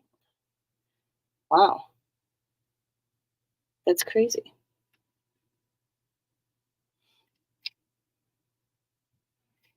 That's crazy sauce.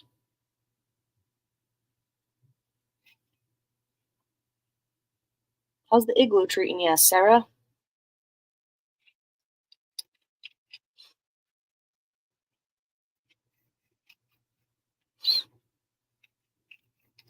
Oh my god, this onion is killing my eyeball. Making me cry.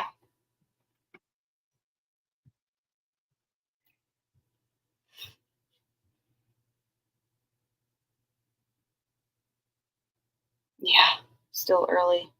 Too early to tell.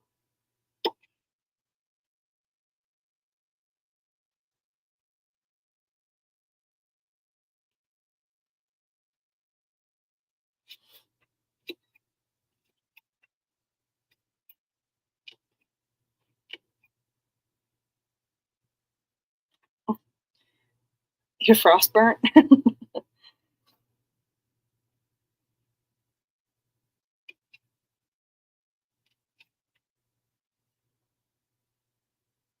You'll have to have the beavers come and keep you warm.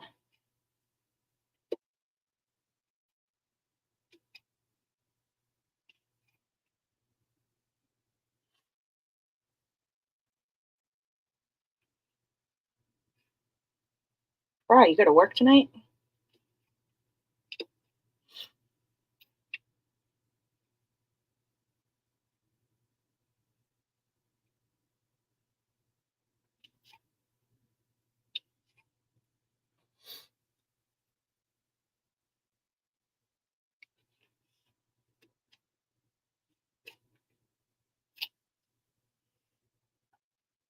Wow, really? That's kind of. I guess it would depend, Sarah.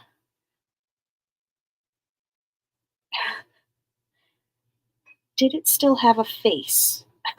This is what Sarah said. Oh, good for you.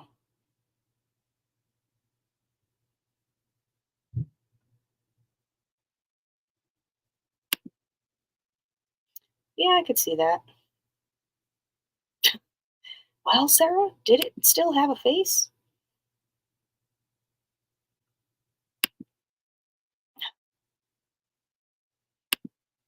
Just go to take your coat off and eyes are just looking at you?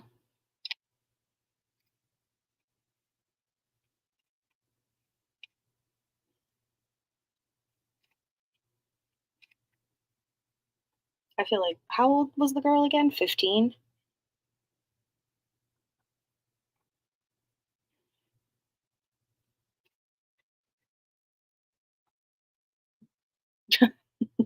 Grandma. Cozy curling up a warm beaver coat. Hold on, I'll be right back.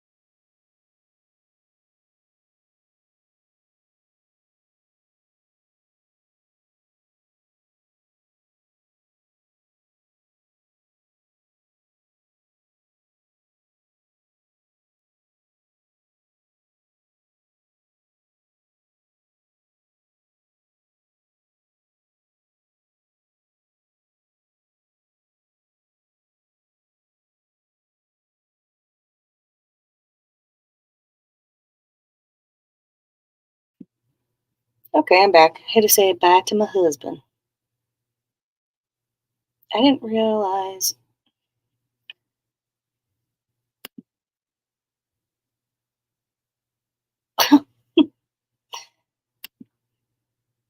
Oh, let me see.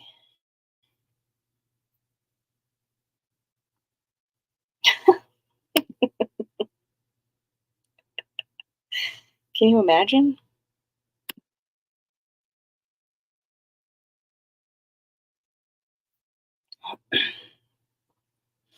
Also have a case coming up here involving a dentist.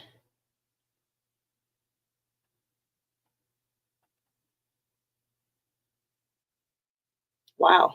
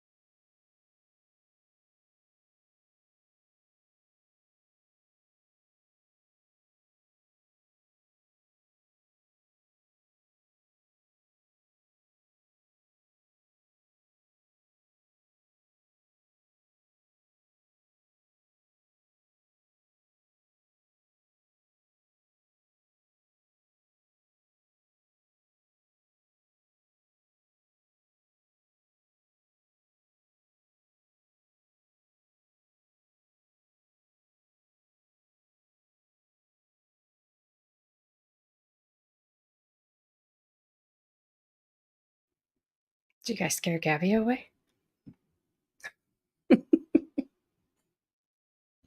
Apparently, you mentioned her voice or her name, and then Madison starts crying too. Yeah. I don't know. Hang on, so you don't have to hear that.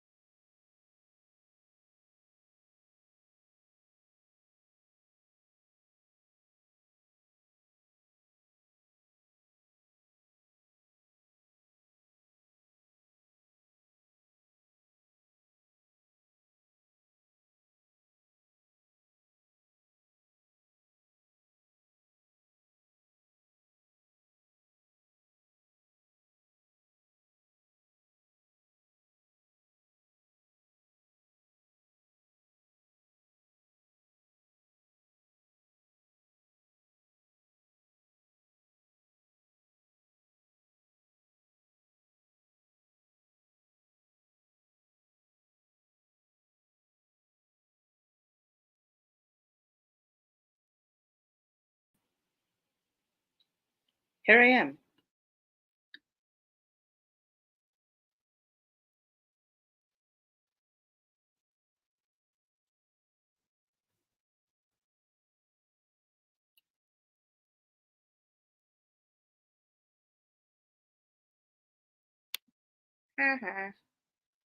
Not the beavers.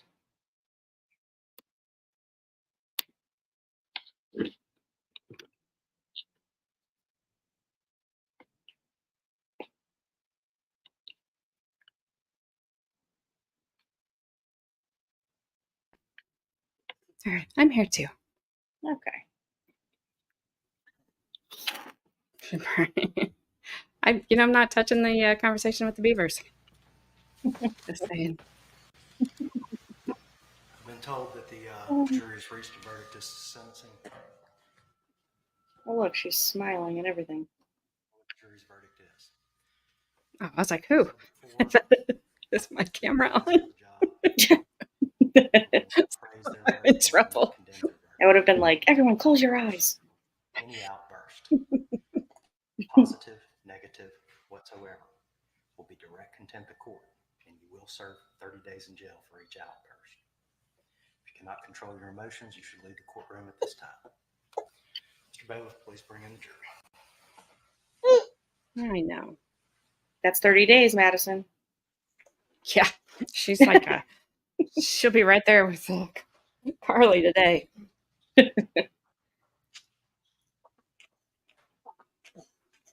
so tired. She just will not like go back to sleep. She took a really good nap this morning, and then she's been awake for a while. Yeah.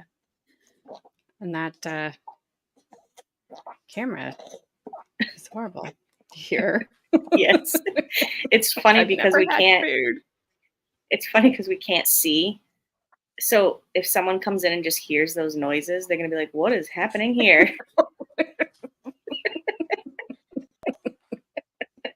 Oh god, I'll meet her. that was so funny. Just like, mm, mm, mm.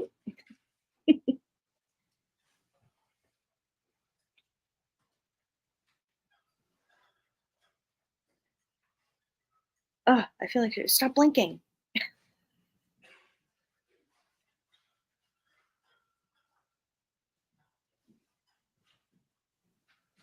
He's sleeping?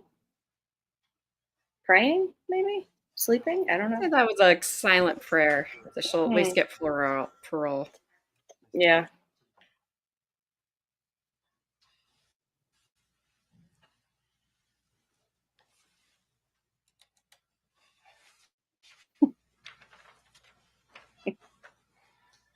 Hmm. All right, the verdict appears to be in proper form. Mr. Gregg, if you and your attorneys would come to the podium. Mm-hmm. Yep.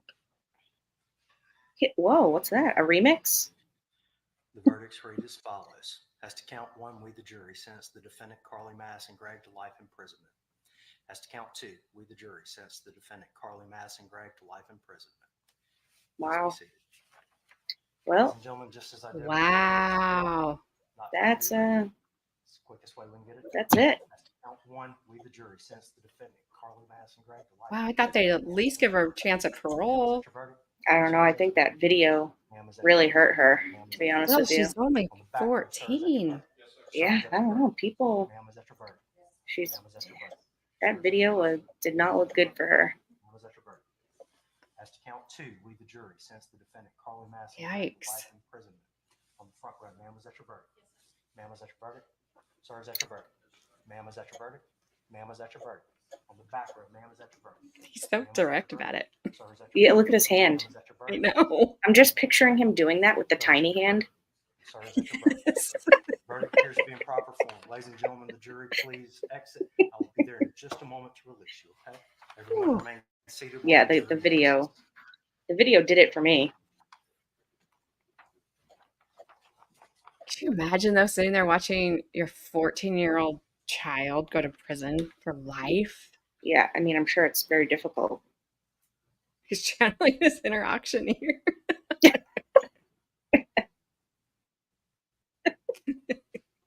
We got life. We got life without parole. We got life with parole. Give me one. Give me two. Give me three.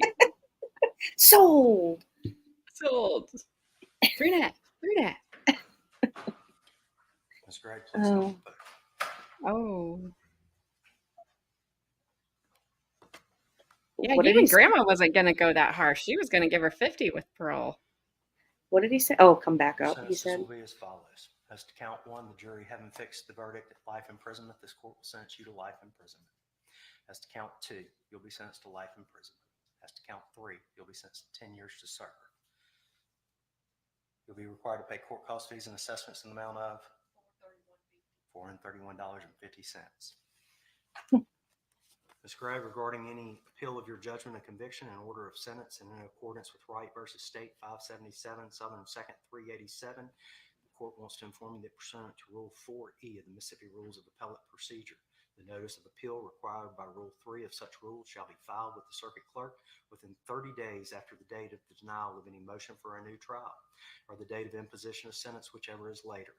Pursuant to Rule 4E, if you make a timely motion under the Mississippi Rules of Criminal Procedure for a judgment of acquittal notwithstanding the verdict of the jury or for a new trial under Rule 25.1, the time for appeal shall run from the entry of the order denying such motion. Finally, Rule 25.1 subsection C provides that a motion for a new trial must be made within 10 days of entry of the judgment, which includes both adjudication of guilt and sentence. Should you make a decision on the record to appeal, that decision will stand unless a written statement to the contrary signed by you and your attorney is filed with the court. Should you make a decision to waive appeal, that decision will stand unless you give written notice to the court and your attorney prior to expiration of the time in which you perfect an appeal.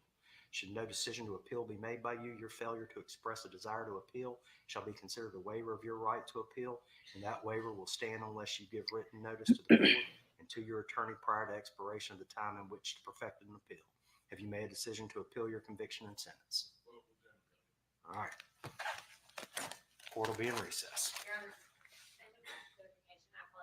Sentences will run concurrent. Wow. That's it. It would have they gave her life without parole on both counts, and I think 10 years on the tampering with evidence. I think that's what I heard. Yeah. I think stepdad and whoever that is right beside him will pay the $431. That actually looks like his mother. I think that is his mother, but Yeah. right there, that woman is talking to his mother. That Okay. looks like her mom. Like, Yeah. could be her mom's sister. Yeah. Okay.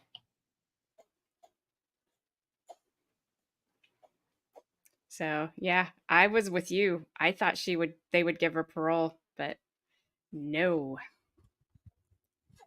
I guess that's why they wanted to know what that meant.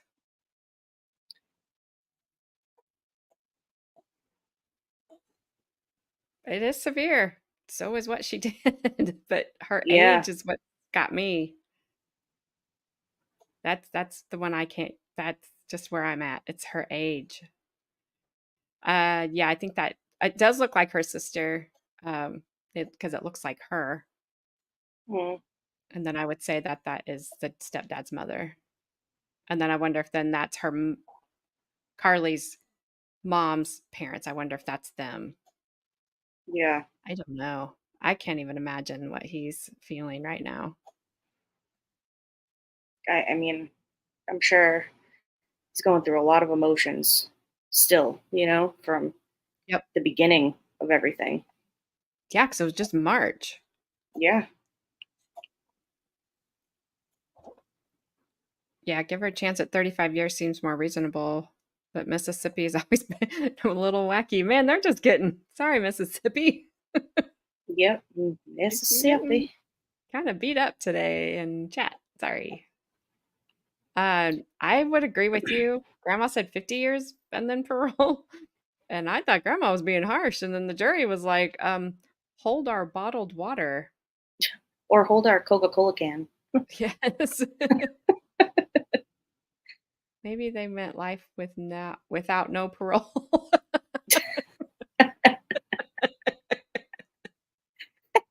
I had to read that. Like, Double what? negative there.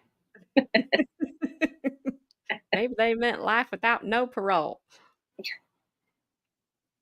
I don't know. I couldn't even be smiling if I was that prosecutor right now. Like you just succeeded in sending a 14-year-old to prison for life, and you yeah, let's go get pizza. Anybody hungry? Yeah. It's weird. They're devastated. And she's over there like, yay, I'm gonna go to Sephora. I heard there's a sale. Well, trust me, if you get text messages from them, there's flash sales every freaking day. I keep forgetting to turn those off. Pizza rolls all around. All around. Yay, it's over. We did it. Whatever. All right. Well, that's that. That is that for today. It's all she wrote, folks. Back on screen, but I have a little girl here who is very, very much. She watched the verdict. She watched the sentencing, and now she's staring at the state seal again. And it's funny, every time she starts crying, Hank and Rue, my oldest Dane, and then Carmen's German Shepherd, start howling. Oh, they're like outside the door. It's 2.5. That's my BK and a felony picture. I don't think you've been around long enough to know that except this one, I did not hear Burger King. There was a lot of trials that we had that everything, there was Burger King in like 3 trials in a row that either they went to right after the crime was committed, while the crime was being committed. There was just, so we just came up with BK and a felony.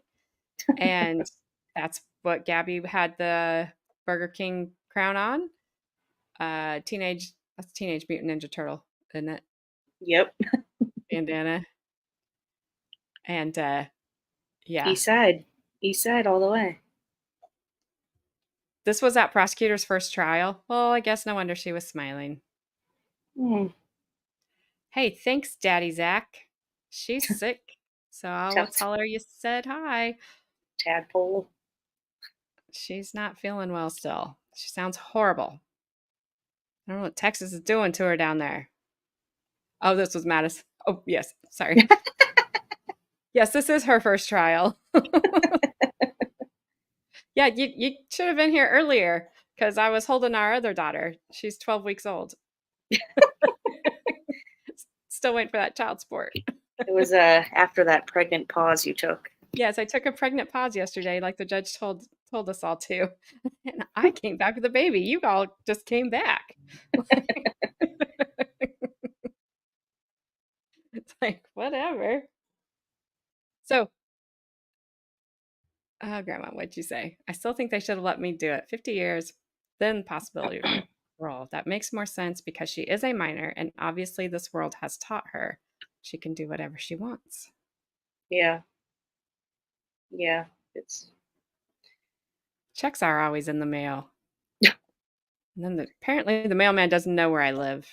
I think you have the wrong address. Yes. Grandma is wise and fair. Hugh to have? Don't even get me started, okay? Oh, I wondered. Hey, I wasn't going to call you out. I am the thought it was male. a typo. I thought it was a typo, Zach. So I was trying to be nice. But never, not again. Not again. You got one with me. Now you make a typo. I'm going to see it. And I'm going to think it's not a typo. Well, I thought that, well, you would, Bri. You're male. Oh, you never make mistakes. Nice. I know another guy like you. Oh, I gotta make sure this isn't gonna go play something else. The screen just went black. Like, don't ship me to somewhere. Grandma, she's like, thank you. Oh goodness. And then Bryce Mail, MAIL. Oh man. Oh my goodness.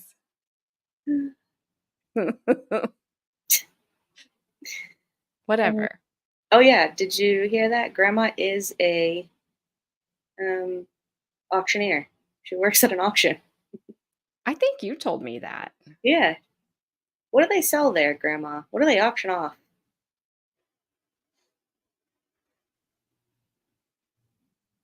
Why is this?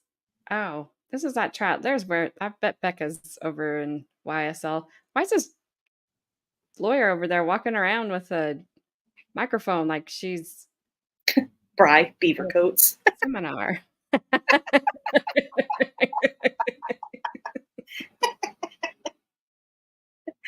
Oh. Oh my goodness. I'll have to look that up now. How to make salmon patties. That sounds good. I don't think it is. I don't think they smell good. Well, you don't really even like fish, do you? I like salmon. Oh, okay.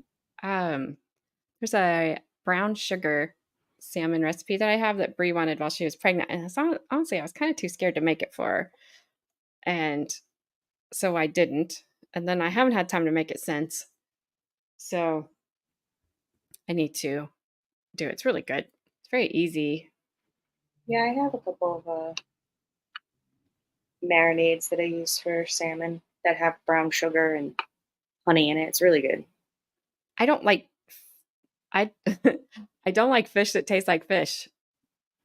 Ooh, yummy, Judith. Yeah, I guess a lot of people say salmon is fishy. I think it's also crusted salmon. Yummy. Where's Flash Fan? See. I know, right? Snapper. I was gonna say that would have been not nice. Hmm. But not nice. All right. So I guess my plan is to be back Monday. I'm not sure if I don't know that I'm gonna stick with a 10:30 time yet. I have to kind of see. Everything is very, very up in the air right at the moment because of this little person I have in my hands.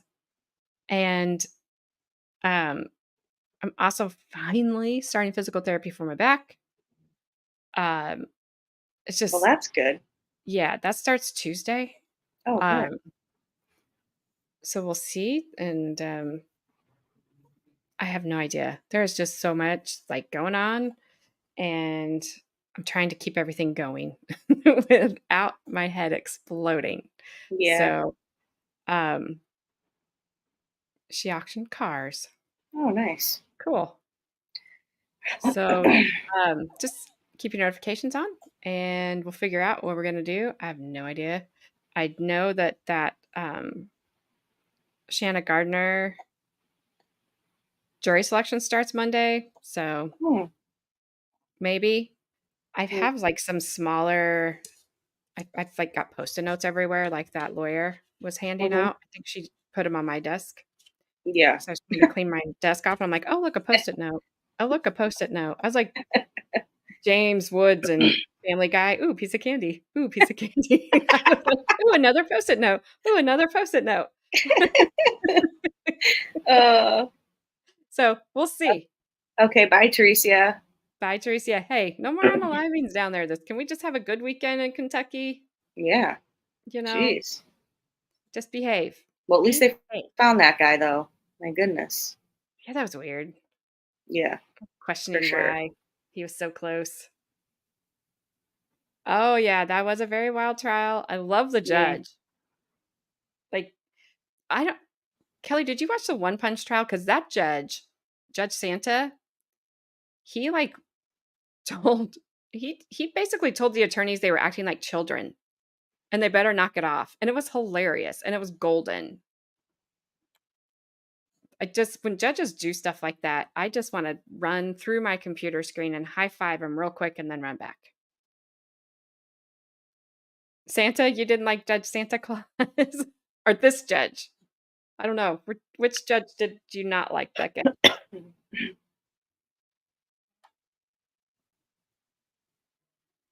I used to specialize in antiques when I had my own auction company. Now I just do cars. Been an auctioneer for 21 years.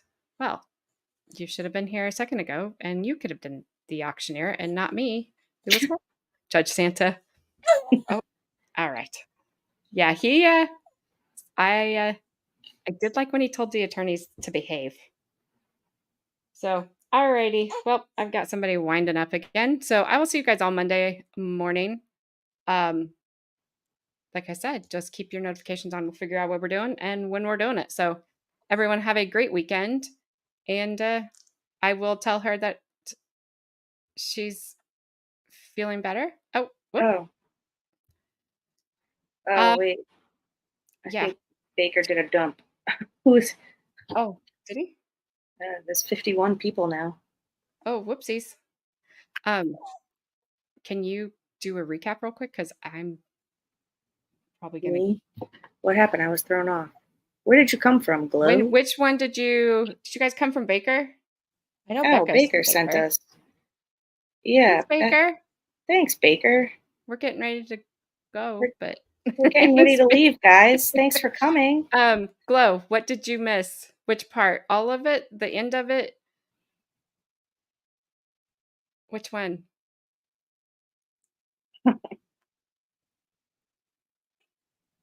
I've wondered.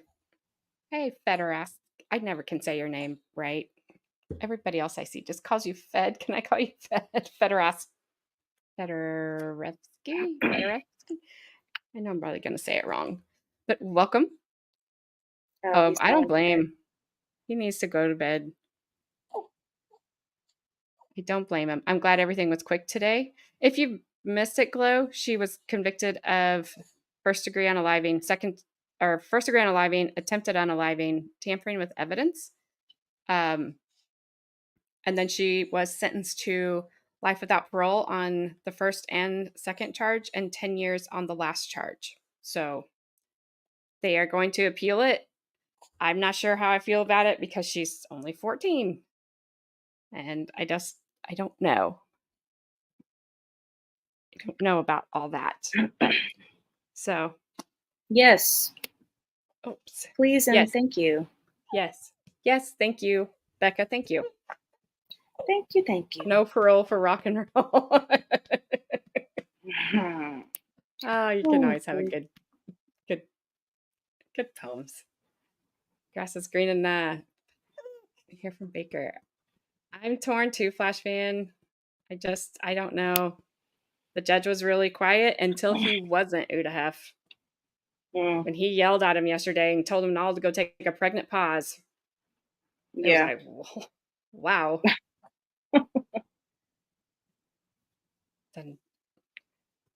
So, but yes, you guys, John? thank you all for coming over here, but we're John, running. is this late. last word John? I don't know.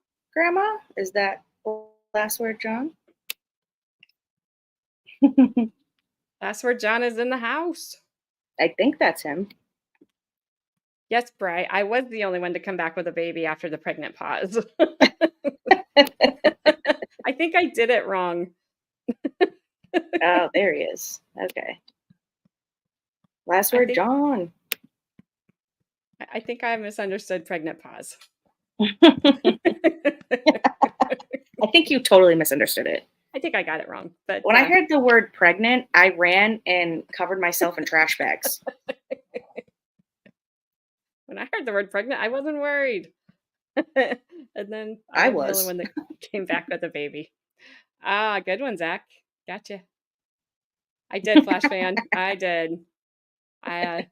She's right here. Look, there you are, Zach. There's your other daughter.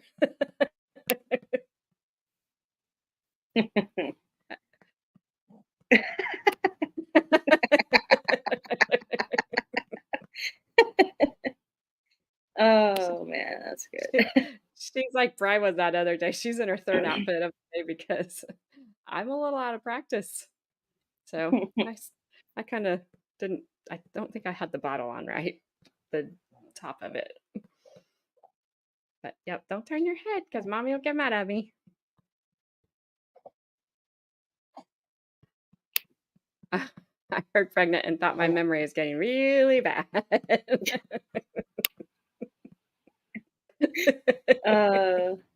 It was just a pause, Zach. So, all right, you guys, everybody have a great weekend. Again, thanks, Baker Raiders, for coming over and raiding. I'm sorry that we were ending too. But I gotta go take care of this little one. And I think she's kind of tired of trial today.